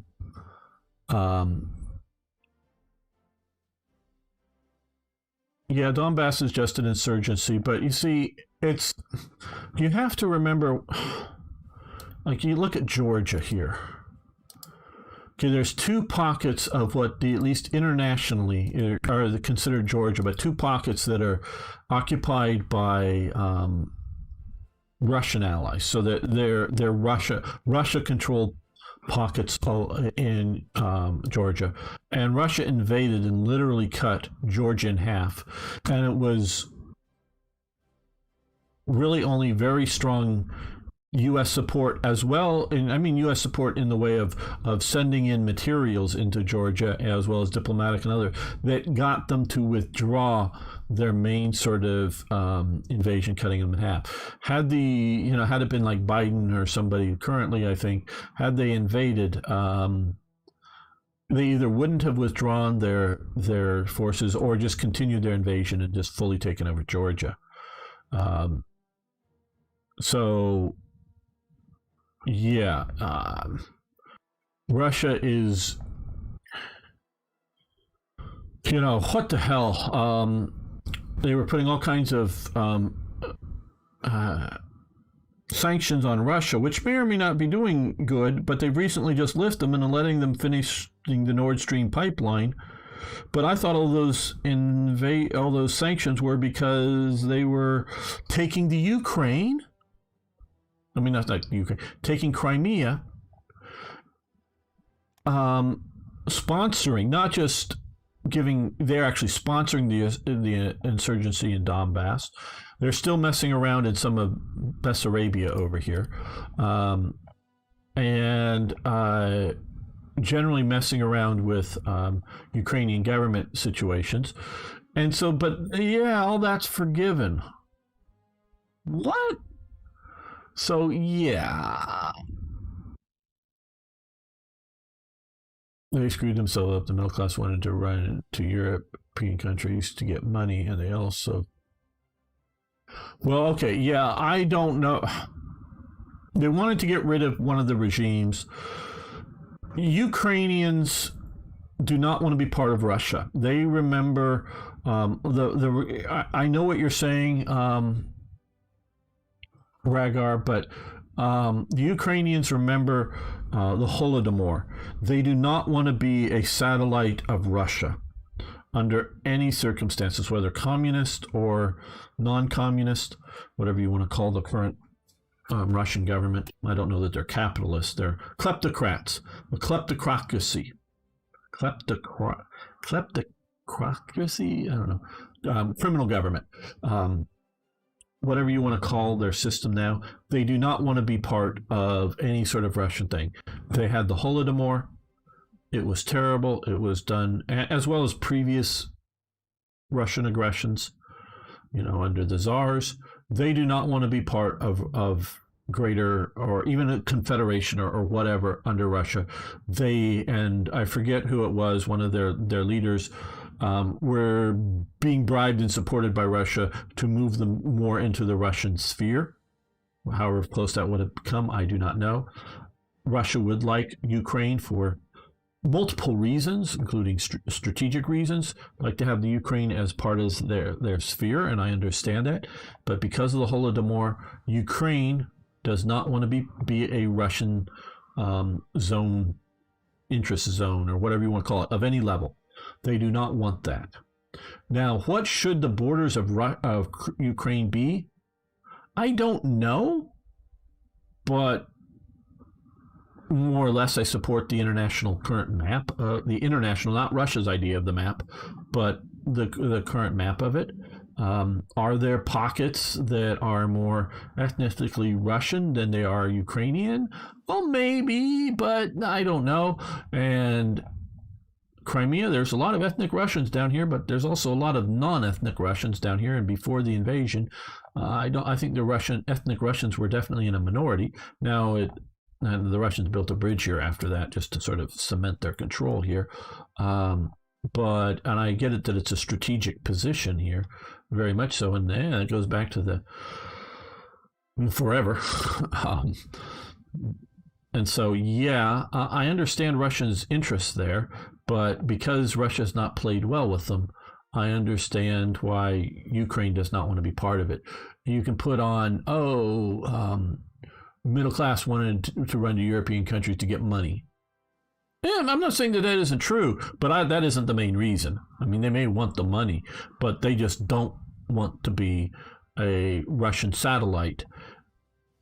And there's no other choice, because they weren't going to become the 51st United States. They weren't going to become a partner of China or a partner of Japan. In a practical sense, they weren't, even though it's close enough to become a partner of Turkey or something. So yeah, Europe is their only other alternative. And so yeah, they were trying to are trying to cozy up to Europe. That is very true, as a best option, I think, for them as they're seeing it. I kind of wonder. Hello, Lars. Wonder why we're discussing Russian invasion of Ukraine and thought, yeah, well, you know me, if you've been around and we get sidetracked. I'll start with European hold America, lower military spending, yes. And derailed and several other things.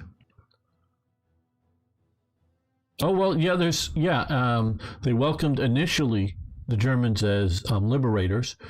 And even once the Germans showed that they weren't liberators, a significant percentage, I don't know, 20, 30%, still stayed on the German side, even as the Germans were losing, because that was still the better of the two options. These genocidal maniacs are better than the other genocidal maniacs that both want to kill us. We think we can do better than the Nazis. Now, I think the majority of the Ukrainians eventually sort of go, well, we don't like either of these people, but maybe we should be on the Russian side just because, one, they're going to win, and two, the other side is still genocidal maniacs. So, yeah. You're right. I don't know that 3% is that. Well, they didn't like the Bolsheviks. Well, because they didn't like the Bolsheviks earlier, true, but a lot of people didn't like the Bolsheviks for two, and particularly in Ukraine, for two reasons. One, Bolsheviks were Russians. Two, Bolsheviks were religious, and particularly, I think the Ukraine is Orthodox. I know some of the Poles, were in influence, and the Lithuanian influence is a bit more Catholic, and it does have some influence in the region, but is more of an Orthodox situation. So they didn't like him on that. Now, they also weren't terribly happy with the whites, because all the whites were going, Russian Empire isn't going anywhere, and the borders aren't changing. We're not giving up anything we'd rather lose the war than grant you independence. So had the whites, granted countries like Ukraine. See, the Ukrainian nationalist movements during the Russian Civil War era, and they were fractured amongst themselves, but were only willing to defend themselves because if the Reds won, they were going to take over the Ukraine again. If the whites won, they were going to take over the Ukraine again. So why die for either side? The nationalistic elements. There were elements that were pro-whites. There were elements that were pro-reds within Ukraine. But the main sort of Ukraine nationalistic element was interested in defense. But if you would have said to them, on high levels, we'll sign treaties giving you whatever the border would be, giving up the Ukraine, but these are only going to be good if we defeat the Russians, so you need to start pushing offensively defeat the Reds, so you better be on board and push outside of your territory to defeat the Reds, because if the Reds win, you're screwed. You're good if we win, give them maybe not everything they wanted, but give them, a big chunk. You may need to keep something like Rostov here as a strategic port that maybe Ukraine would have wanted, or something like that. And had they done that with people like Finland and the Baltic states and Poland early enough, you might have had a different outcome in the Russian Civil War. Cossacks, they got genocided by about everybody. Well, Ragar, okay. I talked to my friend Mikhail a fair amount. I'll ask him about what he thinks about it. My friend Mikhail, he lives, actually here in Sochi, and he is I guess what I will call him a city Cossack, because he's talked about mountain Cossacks that I guess he's related to. As in guys who live up in the, in villages in the mountains, and talk to me a little bit about whether he thinks that they were genocided by the Soviets at different times. There were definitely transportations. I think some of them might have amounted to a genocidal element. Yeah. Okay. Well, let's get off these other topics and let's get back to invading of Malta. And we will make one more episode here. Just a moment. I'll be right back in just a moment. We'll make another episode.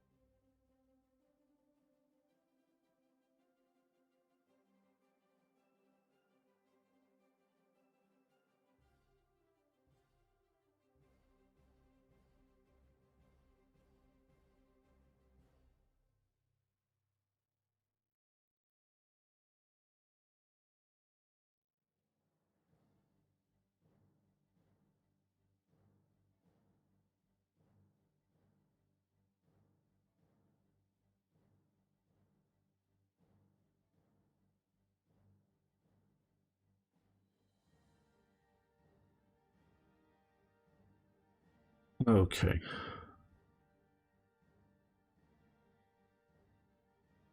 All right. Okay, good.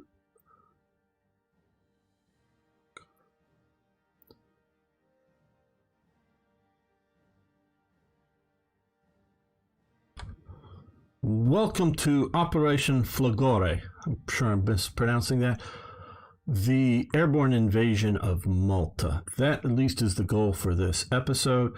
This is Gamer 1745, and of course, we're playing Hearts of Iron 3's Black Ice 10.41. Now, before we get into that, I want to thank Sir Toyjet and Chief for your support over on Patreon. But everybody else, if you just hit that like button, and if you haven't already, please subscribe. Really love to have you around. We're going to continue here. Now, we have our rest of our airborne forces coming down here. This is going to be a little bit before we go in here. He said, I'm calling it Flagore because that was the name of the one of the airborne divisions that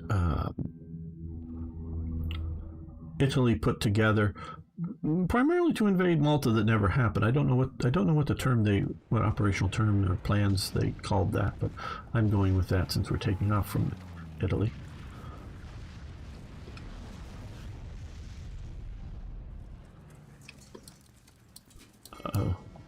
Okay. You guys come over to here. Convoy raid, pass it, get away from them. Good thing you escape from your action.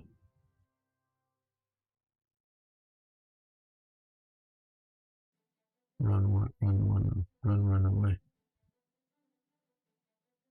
Oh, you're actually heading back to base. Look at this, guys. They're heading back to get, because it's passive.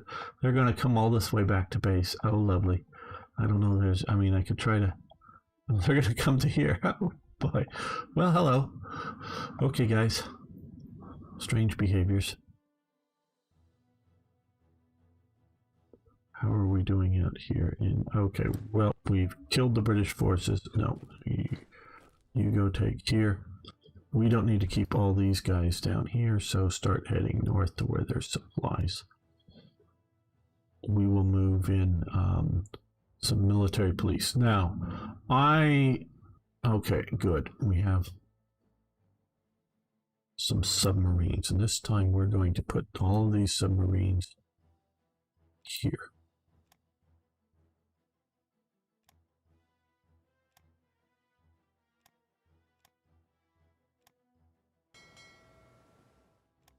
And we're going to find a submarine commander. Now there's a bunch still down at the bottom, but let's see if we can find maybe a little better one up here. There we go. And yeah, we'll move you down to Taranto. Now, there was never in World War II any SS units operating in North Africa, and that's one of the reasons I keep the SS out of North Africa, just the historical precedent. But I'm also, because I'm trying to role play might be a strong term for what I'm doing, but I'm definitely trying to look at what my idea of the plans and whatnot for some of these nations, for what I'm playing, and the SS just don't care about Africa. They just don't care, so they're not going to be sent down there. Okay, we're going to move all these auxiliary craft over here. We're going to move the transport or the invasions here, so we're just now a lot faster. Here, 16 instead of 10 knots. Okay, well, we have these guys coming fairly quickly.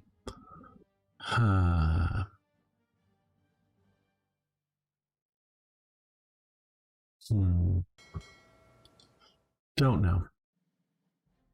I'll wait for these guys to get down here.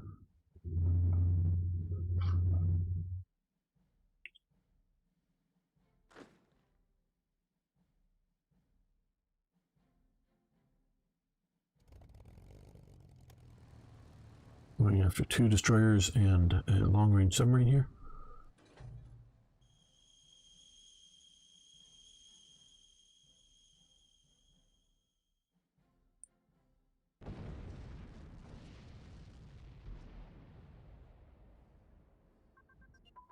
Okay, light bomber prototypes. Grayed out. Yeah, we will come up and start doing that.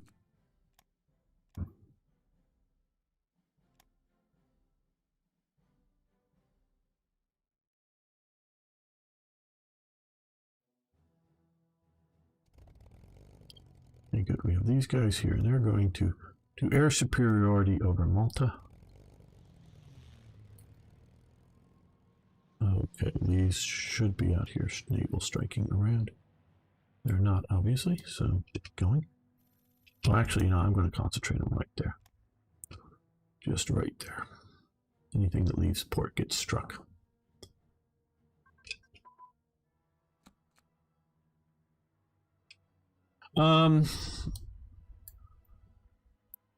Yes, I like Hearts of Iron 3 with black ice, and preferably, though I'm not playing with them now because I'm testing things out, with the submods the best.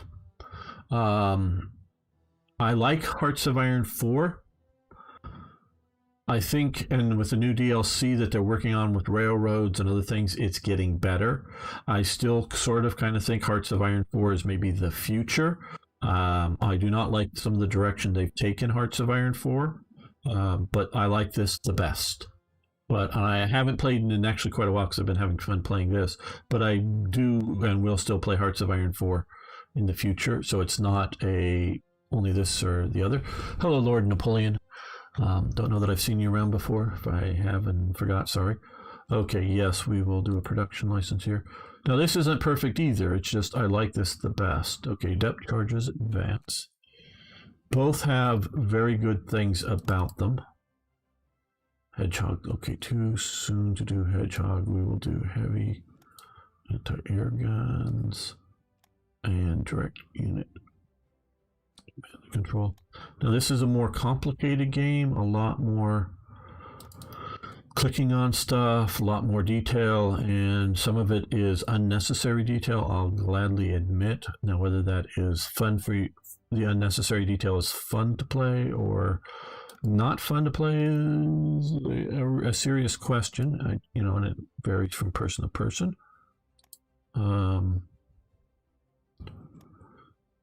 I can definitely agree, like sometimes, why the hell are you adding this or adding that or doing something like that?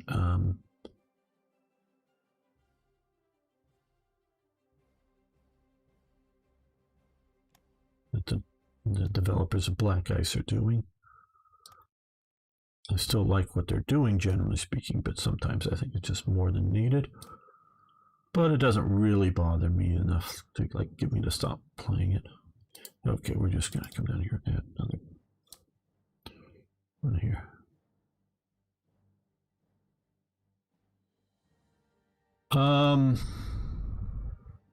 Well, if it's the first time you're here, you might want to scroll down a little bit and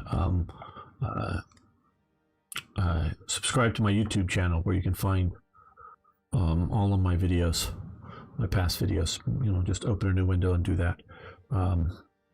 There's a link there to my YouTube channel. This is much more historical. I describe Hearts of Iron 4 as EU 20th century. And yeah, I really think that that's the case.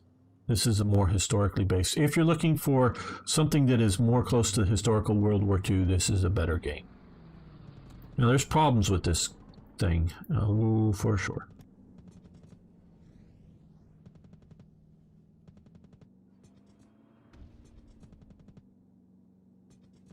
Okay, well, let's see. Have we got you down here? No, here you are. Okay, you're just going to walk the last little bit here. Yeah, maybe more challenging. That's a bit of a, it varies. Well, yeah, this is a modded flag. They went with originally it has um, the red, white, and black stuff. You can get mods that put the more historical flags on it if you want. Why do they do that? Okay, well, brief. In Germany, you either need to be doing something historical or something art-based to be able to use the Nazi symbols. And in the 1990s, I think involved with Castle Wolfenstein, but some game, the German courts rules computer games were neither historical nor, well, that game particularly, nor art. And Paradox has not decided to legally fight the situation for Germany. And in the olden days, they weren't shipping different versions like they sort of do now between Germany and the rest of the world. So they just sort of went with German stuff. Is sort of why they did that. German law.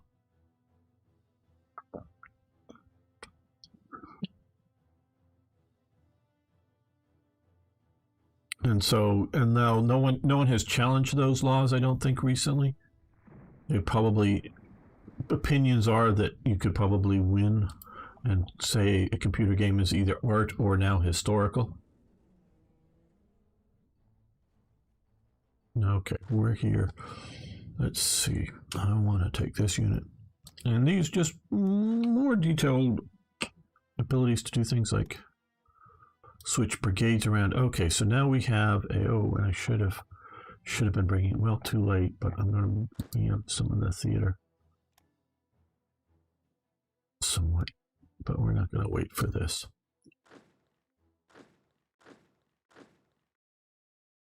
Okay, get on board.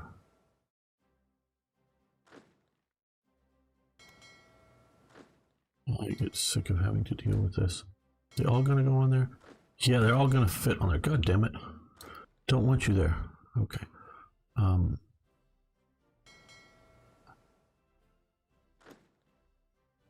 Get off the boat. Boat go into the water so you don't load up. You think, oh, well, it's a German laws, somewhat imposed by the U.S., though the Germans that ban Nazi symbology, unless it's for like if you're making a documentary that's truly a historical documentary today in Germany, you can show Hitler's face and you can show Nazi symbols. But if you're if you're a political party, it's banned. So it's banned. The use has been banned since World War II. And it's sort of the U.S. or the Western Allies, or however you want to categorize that, bans them back then. And German law hasn't unbanned Nazi symbols, for good or for bad. That's, people can determine whether they think it's good or bad, but they haven't unbanned Nazi symbols. There is not freedom of speech in law in Germany. Oh, our high popularity we've lost, and we're down at medium popularity.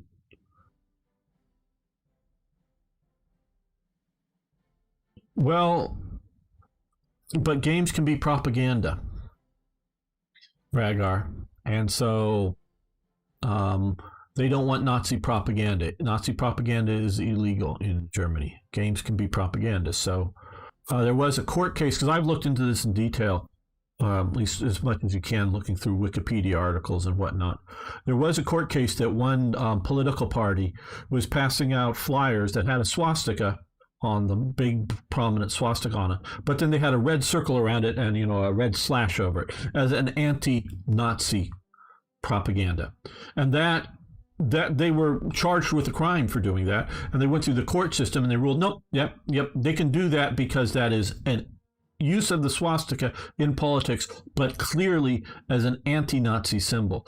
So if you go into an antique shop, whether they're real or fake antiques in there, you'll find little stickers, like if they put stuff in, whether in their windows or in glass cabinets or whatever, little stickers over the swastikas on like uniform stuff that are sold in Germany from World War II. And again, a lot of the stuff is fake, but whether it's real or fake, they put little stickers over the swastika to display the items in the antique shop, mostly to try to get tourists to buy them.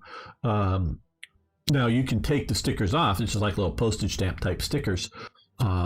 Not intending to hurt it, but just so they're not displaying swastikas in either their glass cabinets or in the windows or whatever. So, because I've seen photos of like that, so they don't display swastikas, and you'll see some ads for online sales stuff that will have the swastikas blurred out in Germany, Nazi era antiques and postcards and things. But they don't do it to the actual postcard, just to the image. So there's all kinds of laws dealing with that. Air superiority tactics have advanced. Very nice. So if you like a click fest, which I sort of do, captured British equipment. Okay, we get more captured British equipment. Good. We restarted. That's right. We'll go with medium funding, heavy industry, aircraft factories. Lose one. Okay, we're losing our descent now. Right, expanded airbase. Fine. So I hear, hypocrites and things, but there is historical precedent, historical reasons. Whether they're good or bad is another, reason. Okay. These all got on board. We're all full up, so I hope we don't get attacked. But driven the Navy out enough. Right. Okay. We'll come to here first. Okay.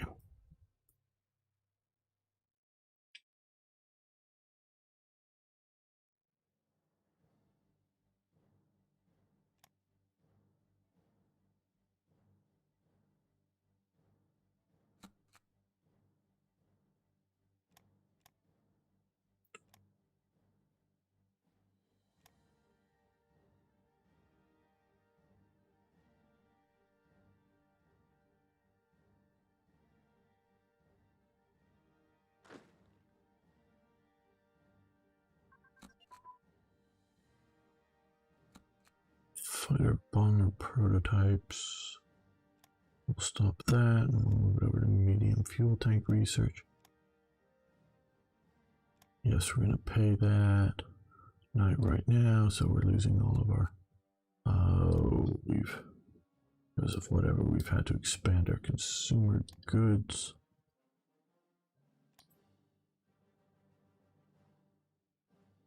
Now let's go over to.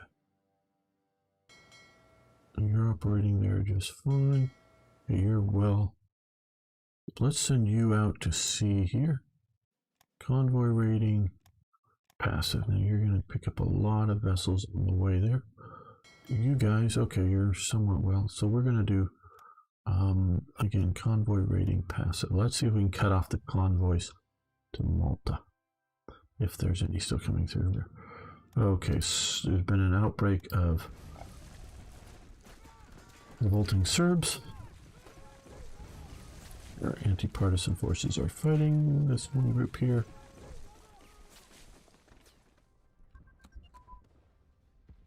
Yes, supplies for Athens, go ahead. Hangar bay maintenance.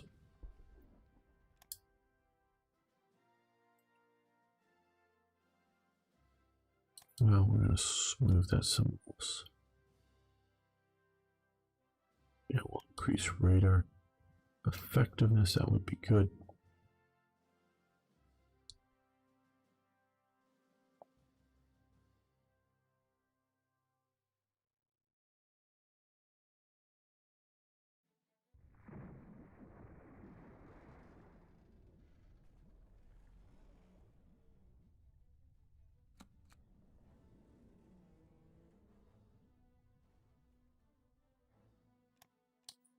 We've won this battle. Let's attack there.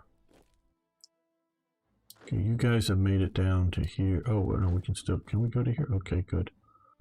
We can't go to here. Yeah, we want to clean up all of territory down here that we can. Okay, we've warned against that. Yeah, right. And so, yes, we are.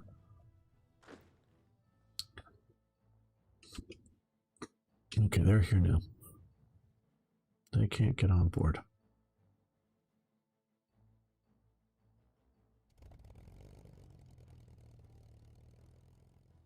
Okay, let's bring both of these together. And then see if we can get them on board. No.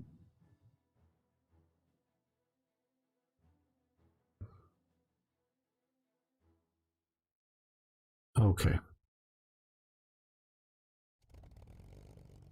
What is their transport? 21. Okay. What is their transport weight? 74. Okay, too heavy. What, just out of curiosity, is this transport 25 and 10. So we need 7 of these or more.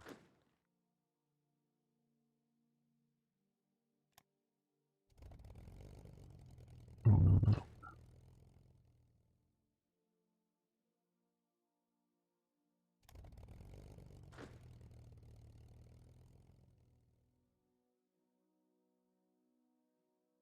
All right.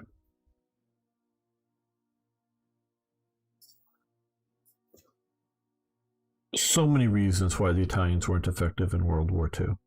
So many.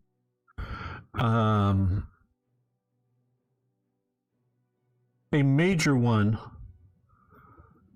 and maybe the biggest one, but their lack of industrial capacity. They were using, in a lot of, not all maybe, but in a lot of what we would consider frontline divisions, not home guard, not garrison divisions back somewhere in Italy, but in a lot of divisions, they were using World War I artillery, not the same models as in World War I, but actual World War I artillery. Where Germany, partially because they get disarmed, but none of their main units, none of their main frontline units are using leftover World War I artillery. The U.S. uses a little teeny bit of it, mostly the French 75s, as they convert them to anti-tank guns and put them in the back of half-tracks early on in the war, very early in the war. But now Germany uses all of their World War I artillery that either A, they had left over, or B, they recaptured that had been given away to conquerors. But they're used, in things like forming the Atlantic Wall or garrison units or reserve training units. They weren't part of the mainline front divisions in any place. So there is a lot. Hey, Yog Dog, how you doing today? Yog Dog's another great streamer. You should all go follow his channel. Really quickly, if you're on Twitch now, go over, open, and thank you for following here. But yeah, go over and follow Yog Dog's channel on Twitch. Very good streamer. So there's so many reasons. Also, command and control elements, their officer corps. So yeah, they just don't have the industrial capacity to fight a world war. That is a major. Okay, well, let's look at our naval. Maybe, well, 2 convoys. So we're trying to sink some convoys here. But we have a lot of bombers. We have some fighters over here. So what we're going to do is we're going to get all of these bombers now over on ground attack. A lot of anti-aircraft. So I think, well, maybe we'll move over to aggressive. Probably should move over to aggressive.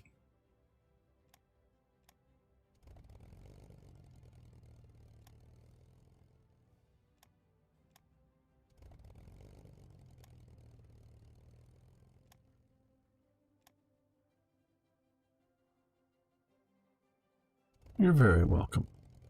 We're gonna leave the naval bombers doing naval bomber thingies. Meaning naval strikes. But all these guys are gonna come over here.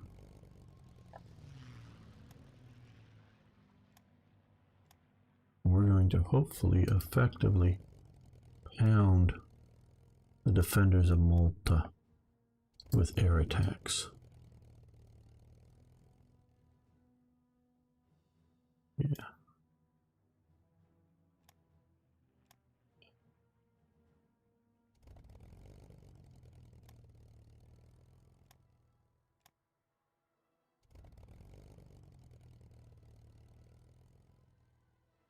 Leave those.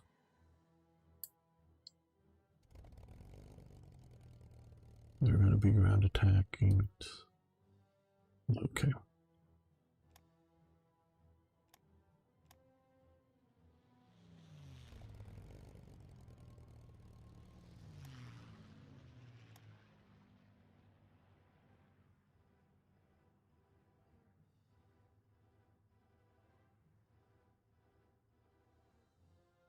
Yeah,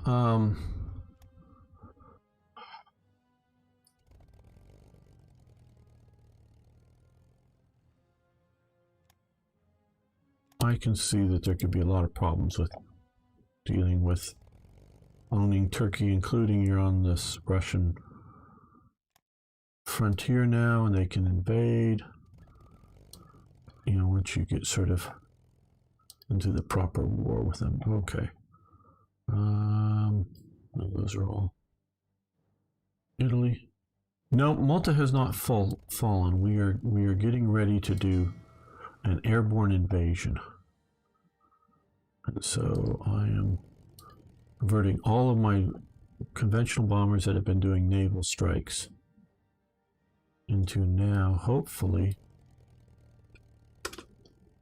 bombing these units there. Let's see if we can. There's a lot of air power and we're getting chewed up fairly fast. Okay, well, we're getting chewed up fairly fast, and I'm going to just save this because this is a bit of an experiment and I'm holding in reserve. Right, okay, well, instead of, well, we should need to convert you over to. Instead of waiting to pound them down, we're going to use them as air support in our attacks. So, airborne assault and airborne assault. Let's see how this goes. Okay, so they're getting, and now we have these guys. Okay, they've made it, they've landed. Come on, more. Land. Okay, good. Good. Yeah. Let's see. I'm probably gonna have to go back to the save, it looks like, but hopefully you should be.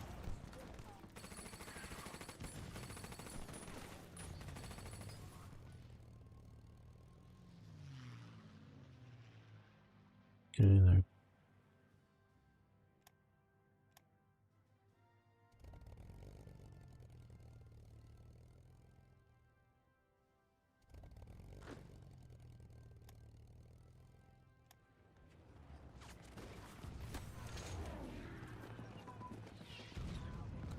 Airborne unit training, or armored unit training. Boy, I'm thinking airborne on the brain right now.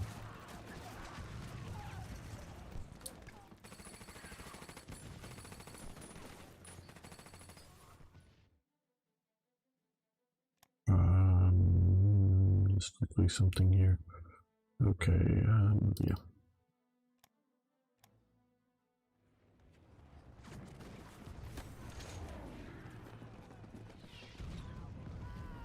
Yeah, I'm gonna have to call this like an experiment. Too much in the way of air defenses, and those guys are too disrupted to drop the second unit.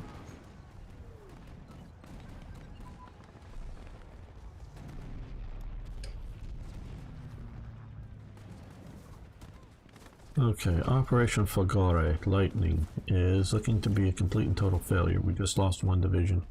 Shattered. Yes, shattering is better than totally losing it. Oh, well. Somehow Italy has decided to do a naval invasion in conjunction with our airborne invasion.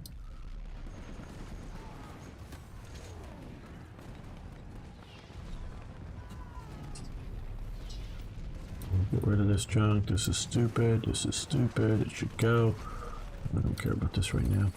Like I said, we're going to probably come back and do another thing if this doesn't work. Yeah.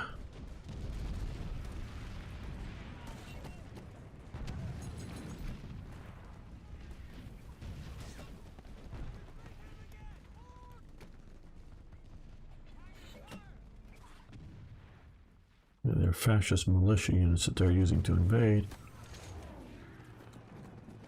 are getting beat too. Okay, well, that didn't quite work out well.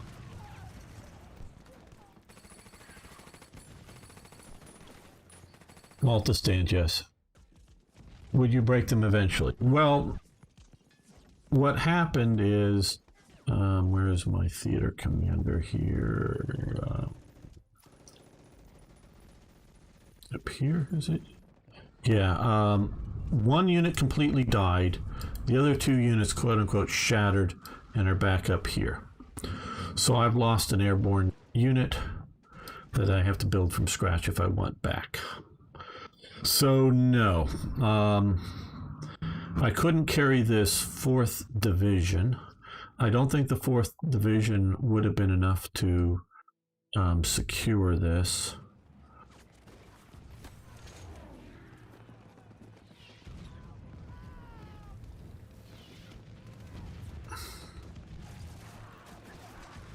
Now,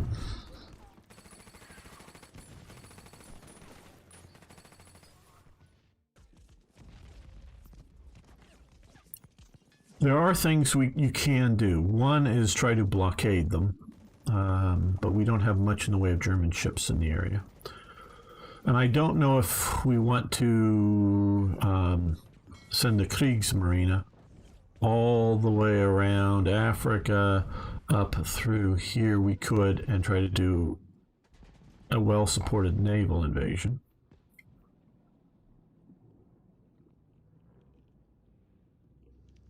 You know, that's what we should do. I highly recommend Black Ice. It's, as you can see, like from the technology stuff, if you remember the old stuff. It's been ages since I played regular Hoi 4 and whatnot. There's a lot of detail added. So if you like detail, Yog Dog, and want to play something, I highly recommend Black Ice. To this day, I think Black Ice Hearts of Iron 3 is the best Hearts of Iron. Even I played lots and lots of Hearts of Iron 4. So this is the best. Still like Hearts of Iron 4. Okay, that's why I saved this before starting this, because this was an experiment as much as anything else. Okay, your screen is going to go black, but I'm not going anywhere. No, I don't want to save. I want to quit. And again, with Hearts of Iron 3, you always quit and restart. You don't try to go back to the lobby and reload in. Just start over. That causes way too many problems. So, yep, I'm here.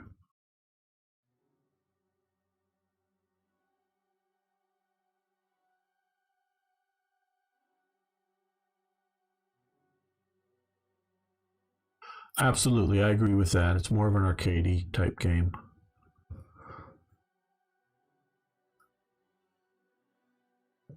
You know, for a grand strategy, the complete war, when you're adding in politics and other elements, Hearts of Iron 3 with Black Ice, with the other submods, including Third Reich events, my mod, I think is the best grand strategy World War II game out there. I like Strategic Command World at War. It is good, but just not that good.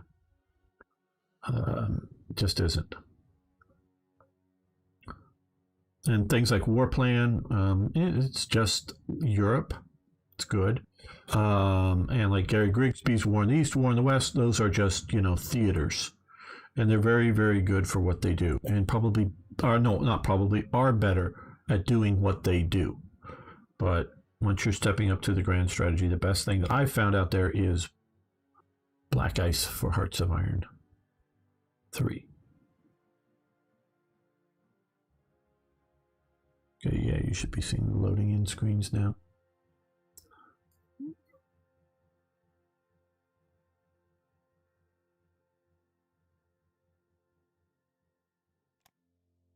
Okay, come here. Load. Okay, we're going to stop those ground attacks.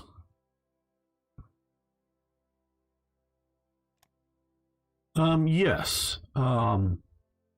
ICE stands for Iron Cross Edition. And that was the name of the mod. And then, it was before I got involved in it. And the Iron Cross Edition was a very popular mod. Then the mod maker sort of abandoned it or left or whatever.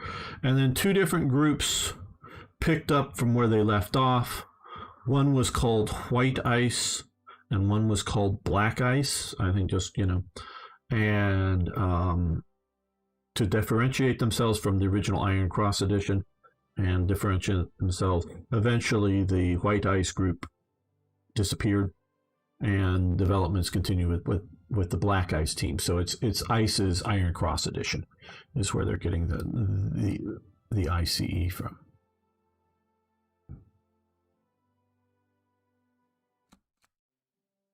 So that is the historicity of.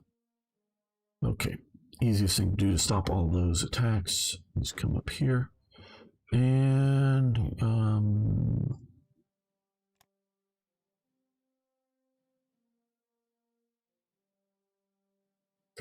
cyberpunk books. Didn't know about that.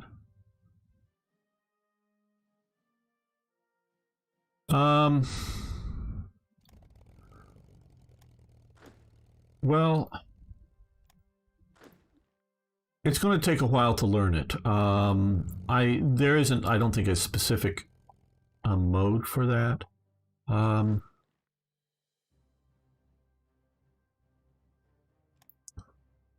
It's not that complicated, in my opinion. It's just, it's a click fest. It really is, but it's not. I don't think that hard.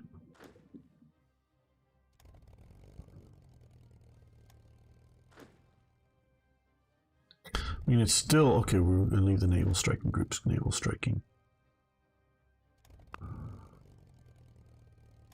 Okay, so the bomber offensive is canceled. Let's do also the close air support. There's a bunch of those went on to that, and we're already, because we will get munched if we continue.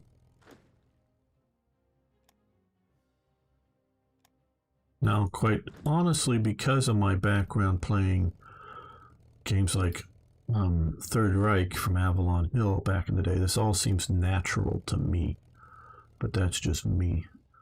Yeah.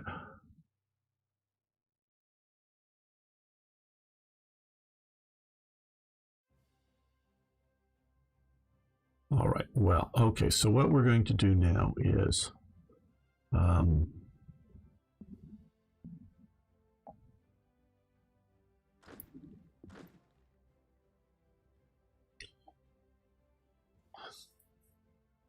okay.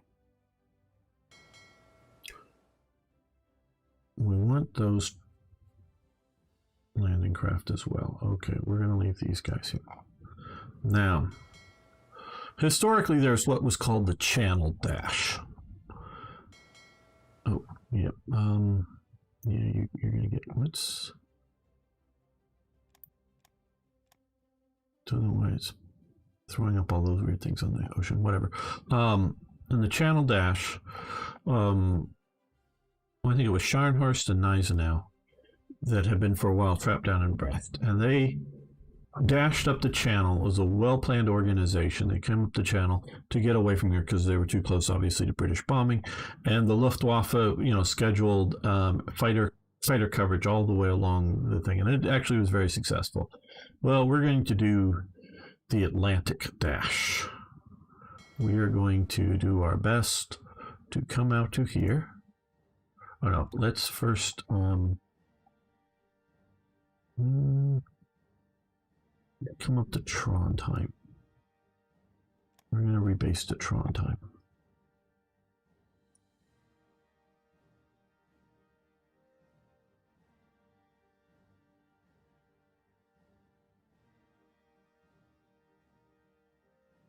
So we're going to try to go all the way around Africa without getting in any major combats. Because we'll get lots of shore bombardment from having... Oh shit, we're going to not have supplies. Nope. Never mind. Stop this. Okay. Because we'll get more supplies if we're back here. Supplied, because we don't want to be supplied from Trondheim. Don't consider yourself being supplied. We want to be supplied from Hamburg. Rebase. Rebase Hamburg. Oh. The speed, right. Okay. If we do it from Hamburg, we'll be supplied from Hamburg. We don't want to be supplied from Trondheim. We don't have enough supplies. Okay, let's come to here. I'm going to micromanage this movement as much as I can.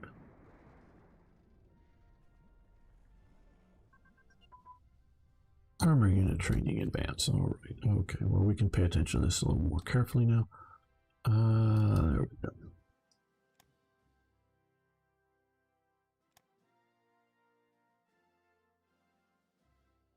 You will improve armored cars. We're waiting to 42. Yes, we're going to do a 42. We've got switch over this.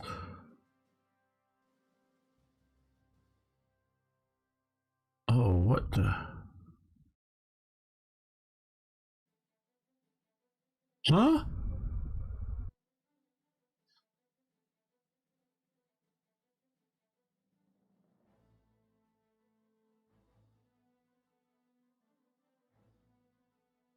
Some event must be firing. I thought I clicked the wrong button because we had gotten Iran into the Axis. And now it's in the Allies.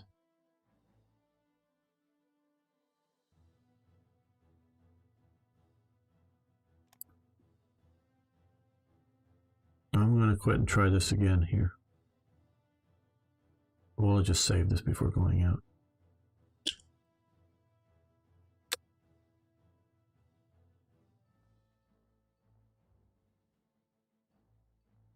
Well,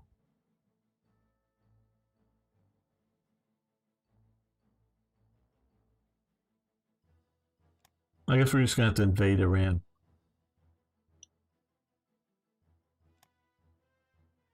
You got them into the Axis. How did they join the Allies?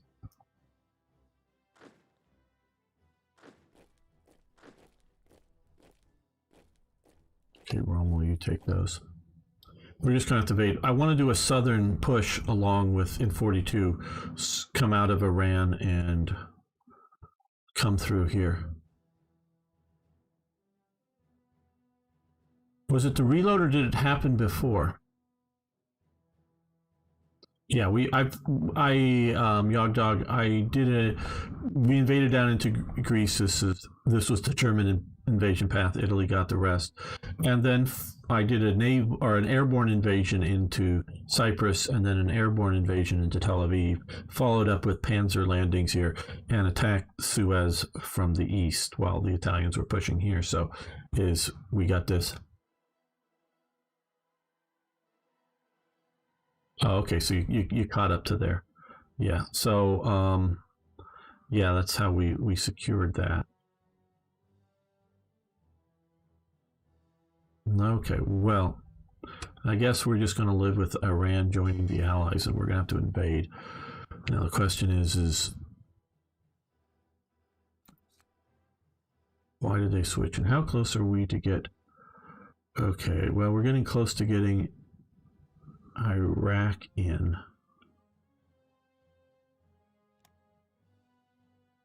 Was it the reload, or did it just switch by some event? Definitely this time, and they're at war with me, I'm sure. Yeah, they're at war. And these guys will be getting supplies soon. Let's look at our supply path. Okay, yeah, we're getting supplies into there. They'll come through there. Well,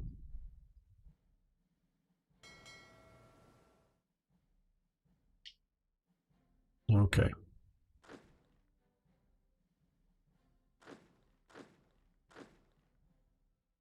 You get on board.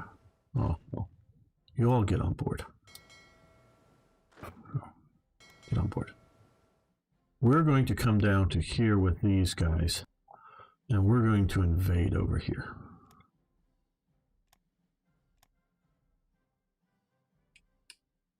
Yeah, I know we're planning on invading Malta, but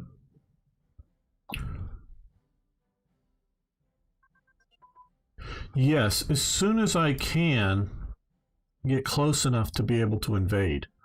I don't believe you can invade from this sea province. You have to come from in here to be able to get an official beach through this port here. So you've got to get enough of an invasion force. And it is also well fortified. So I know it doesn't show how many bars of what this stuff is, but it is well fortified. So I've got to be able to get in. I don't think I have the range from here, and I definitely don't have the range for an airborne invasion. So, I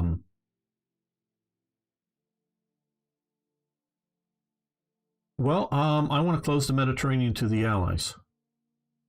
Medium bomber prototypes. So, right out. Okay, good. Let's move to other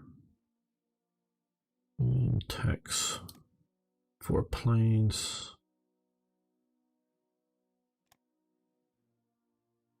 We're not doing jets. I'm not doing jets. Planning on doing it at all.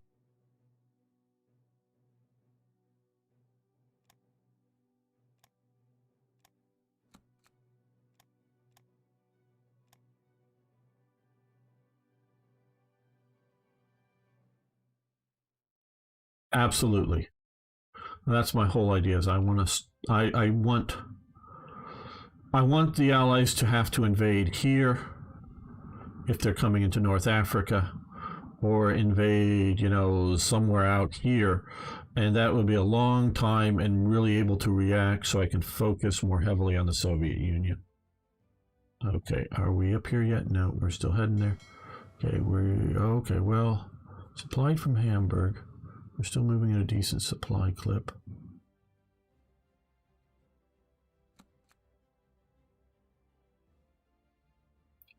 Okay, no small fleet, Nicole. No, I'm not going to pay attention to that for the moment. Yep, Atlantic Wall reinforcements, most assuredly. And right now we just have light garrisons on it, but America isn't in the war, so I'm not really terribly worried about that. Okay, we're getting supplies here. We're going to stick to just a few things at once. I'm still somewhat hopeful of getting Iraq in. They did join the Axis briefly historically. 400. Okay. Mid-air, that's what I wanted to get there. Mid-air refueling aircraft prototype. I don't know that they did that in World War II. I'm not saying they didn't. I just don't know if they did. Okay, we got more.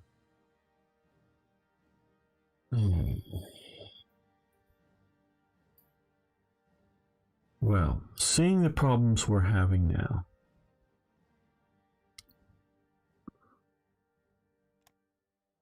let's add a Marine unit.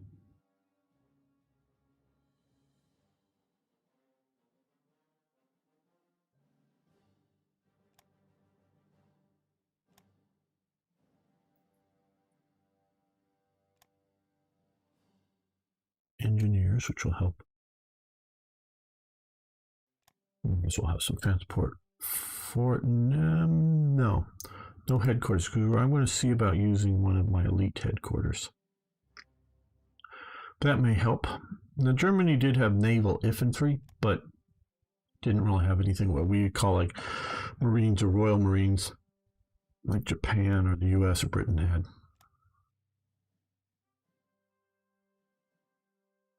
Oh, we do want to do the party rally. That will help us out.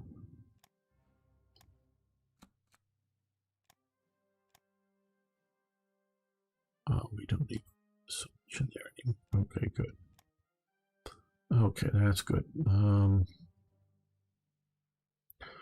And because we're now going to be occupying down in places like this, we could use just regular garrisons, but we might as well use some specialty garrisons.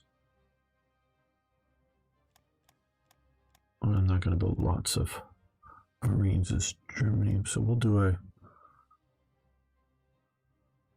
Let's do this. Rockets. And anti-air. Don't know how many we're going to be invaded by tanks. How much are we paying for an HQ out of this? For now, no HQs. So let's build 4 of those. That looks about right. Some planes for air-to-air refueling were used against the home islands towards the end of World War II, but refueling systems actually predate World War II in the early mid-30s. Oh, I didn't know they... Very interesting, Yuck Duck. I did not know they went that far back. Very interesting.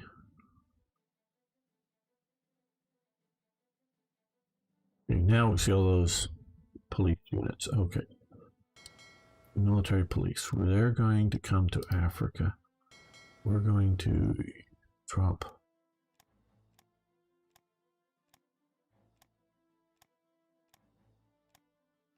and yeah, I'm going to take the time and get rid, well, let's just cycle through these guys. Okay, I want just a junkie commander. Okay. Let's just come down. Well, it can be a faceless guy. I don't care about him. Just don't want a good commander in a police unit here. And yeah, you can have no commander, but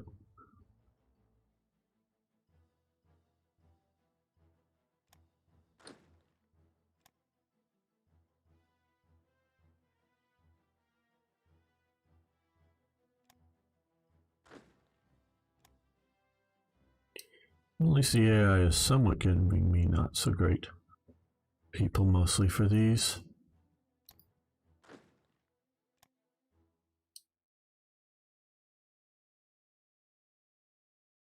I just want not even somebody like, well, why am I being so picky? I don't know.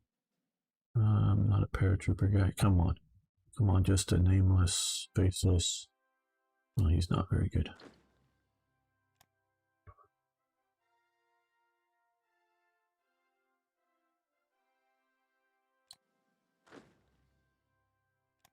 Yeah, okay. These guys come back to port. Okay, very latest known experiments are between 2 slow biplanes in the early 20s. Oh, very interesting. Well, definitely extends any operational craft ranges, obviously, which are a good thing. Let's see, can we put all of these on board ship? Yes, very good. Okay, you're getting an African vacation. Come down here.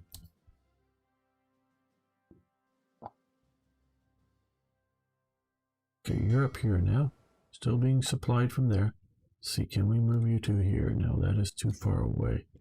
Can we move you to here? Yes. We're going to move you to there. Trying to get them as far out away from Britain as I can.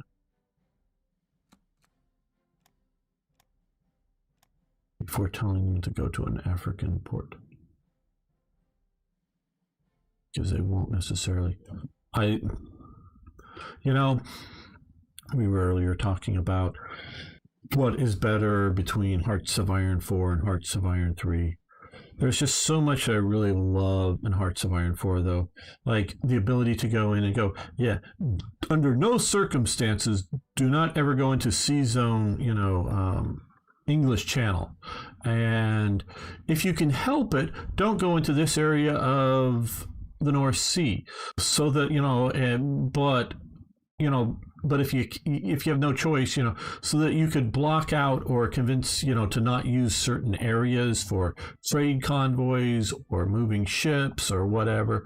There's just so many good features with 4 that aren't in 3 that I just, somewhere in between the two would be the perfect game for me.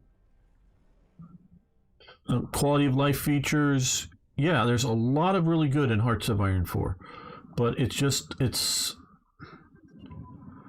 enough that not enough good enough to get me away from this as well. I mean, I play both. I consider myself playing, not today, obviously, right now, but I play both. Mobile defense. I think that's over here, and that's grayed out. Okay. Armor unit command and control. That would be here. And attritional warfare.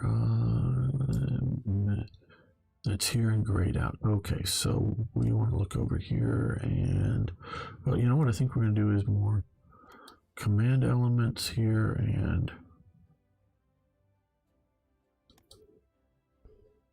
we've overexpanded. Okay, well, I'm going to continue. Overly stocked up on what we should be doing. Okay, so we have at least 4 of these guys coming, 3 more military police coming. Well, let's build another heavy transport. And no, 2 more regular transports.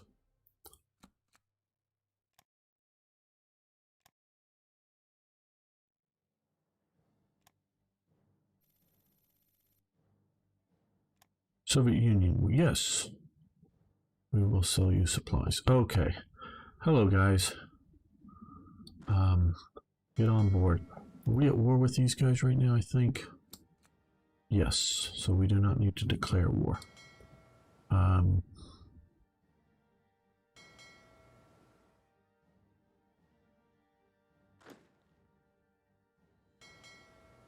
Not too much to invade.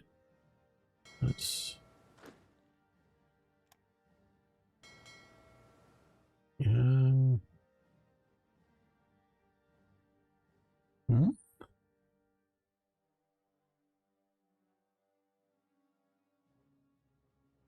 Why can't I invade?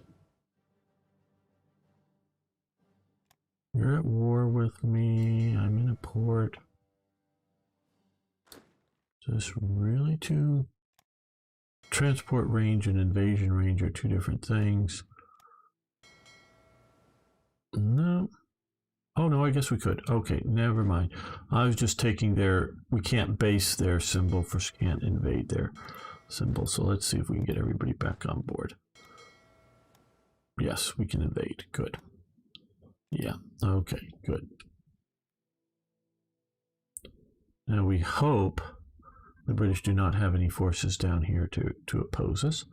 Mobile defense, yes, yes. Mobile unit training.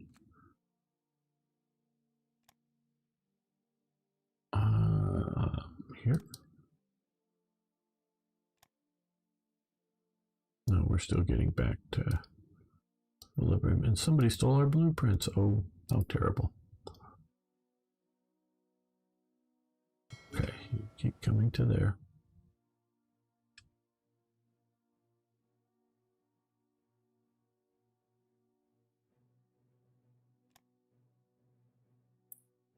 Okay, bombers. Need some of you back to naval striking. We want to disrupt their ship's abilities, because if we're gonna have Malta here anyways, we might as well use Malta in a positive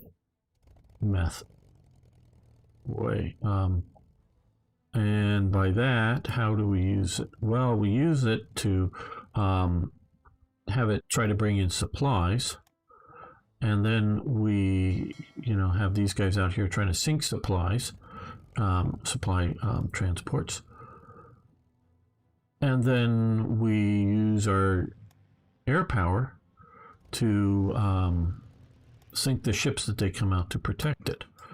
So we create a battlefield in which we have better conditions than they do,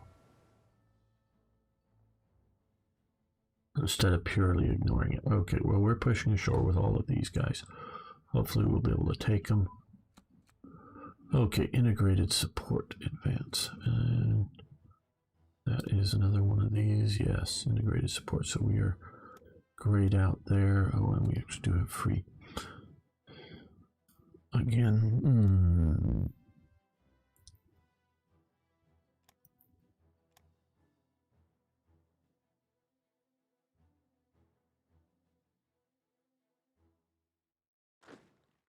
let's see if these guys can take him.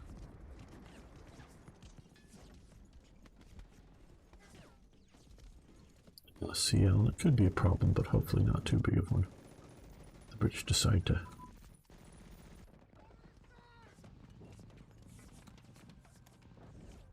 come out and attack us. No, that is here.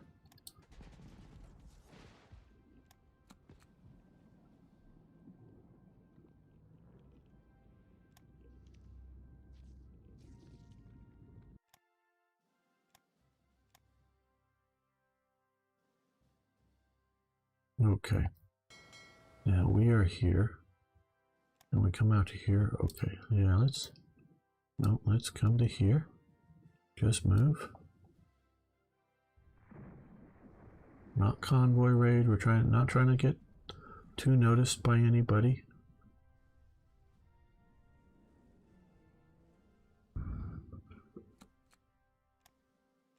Just trying to get our Bismarck out there along with everybody else.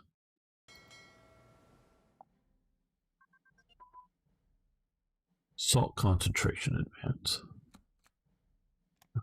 No, here. Yes, we're going to let that continue.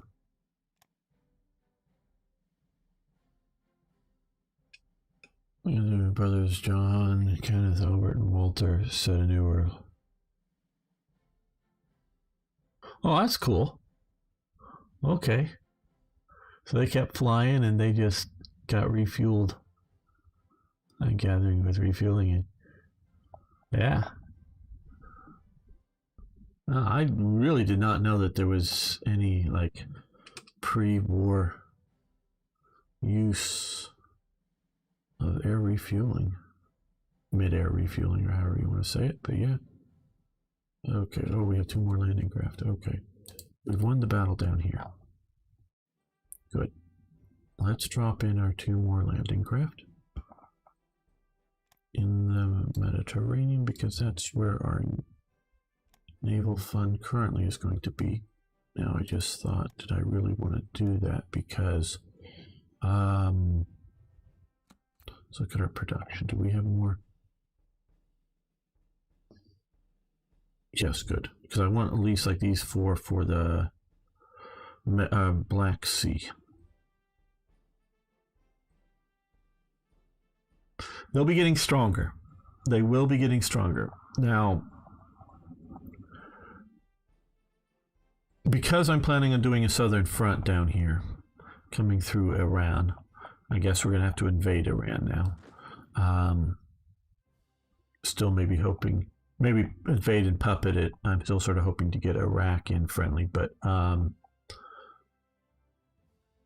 if we can come in from the south, and then once Germany can get a port like in Odessa.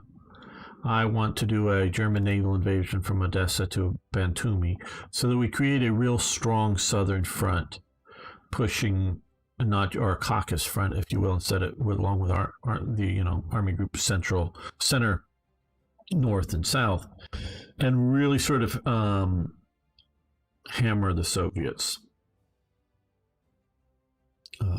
Done it before. I think I can do it again. So, not that there aren't tricky moments and not that things don't go wrong, but I do think I can do it. We'll see how, with the changes that they're making. That is jungle unit training, which we'll keep going because we're going to be down in the jungle some.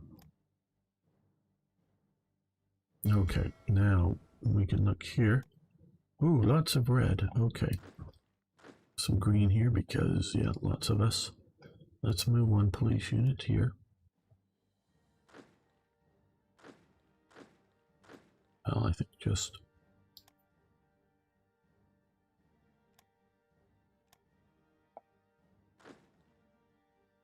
do this. Well, we're going to want to make sure we have the best results for the most oil coming out of there, which is not much, I know.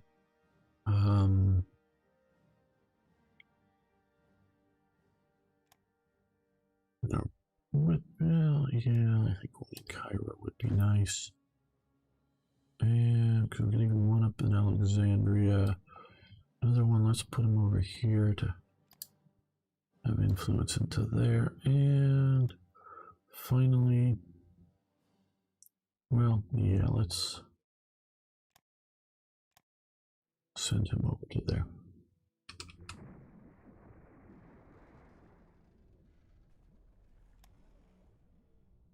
Might want one on Cyprus too.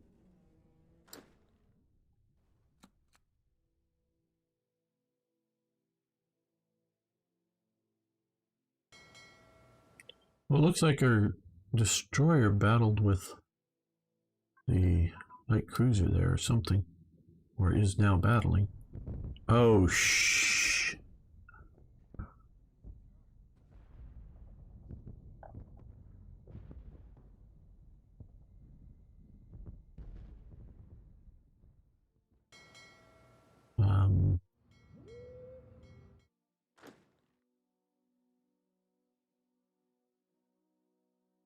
We've just lost that, and we're running away. Run away, run away, run away.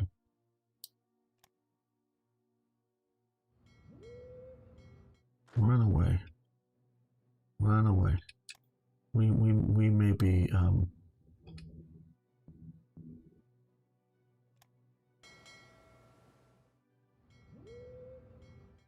run away, run away, run away. Nope. Okay, well, this has not been the best day for Germany. Okay, we should have maybe invaded up here.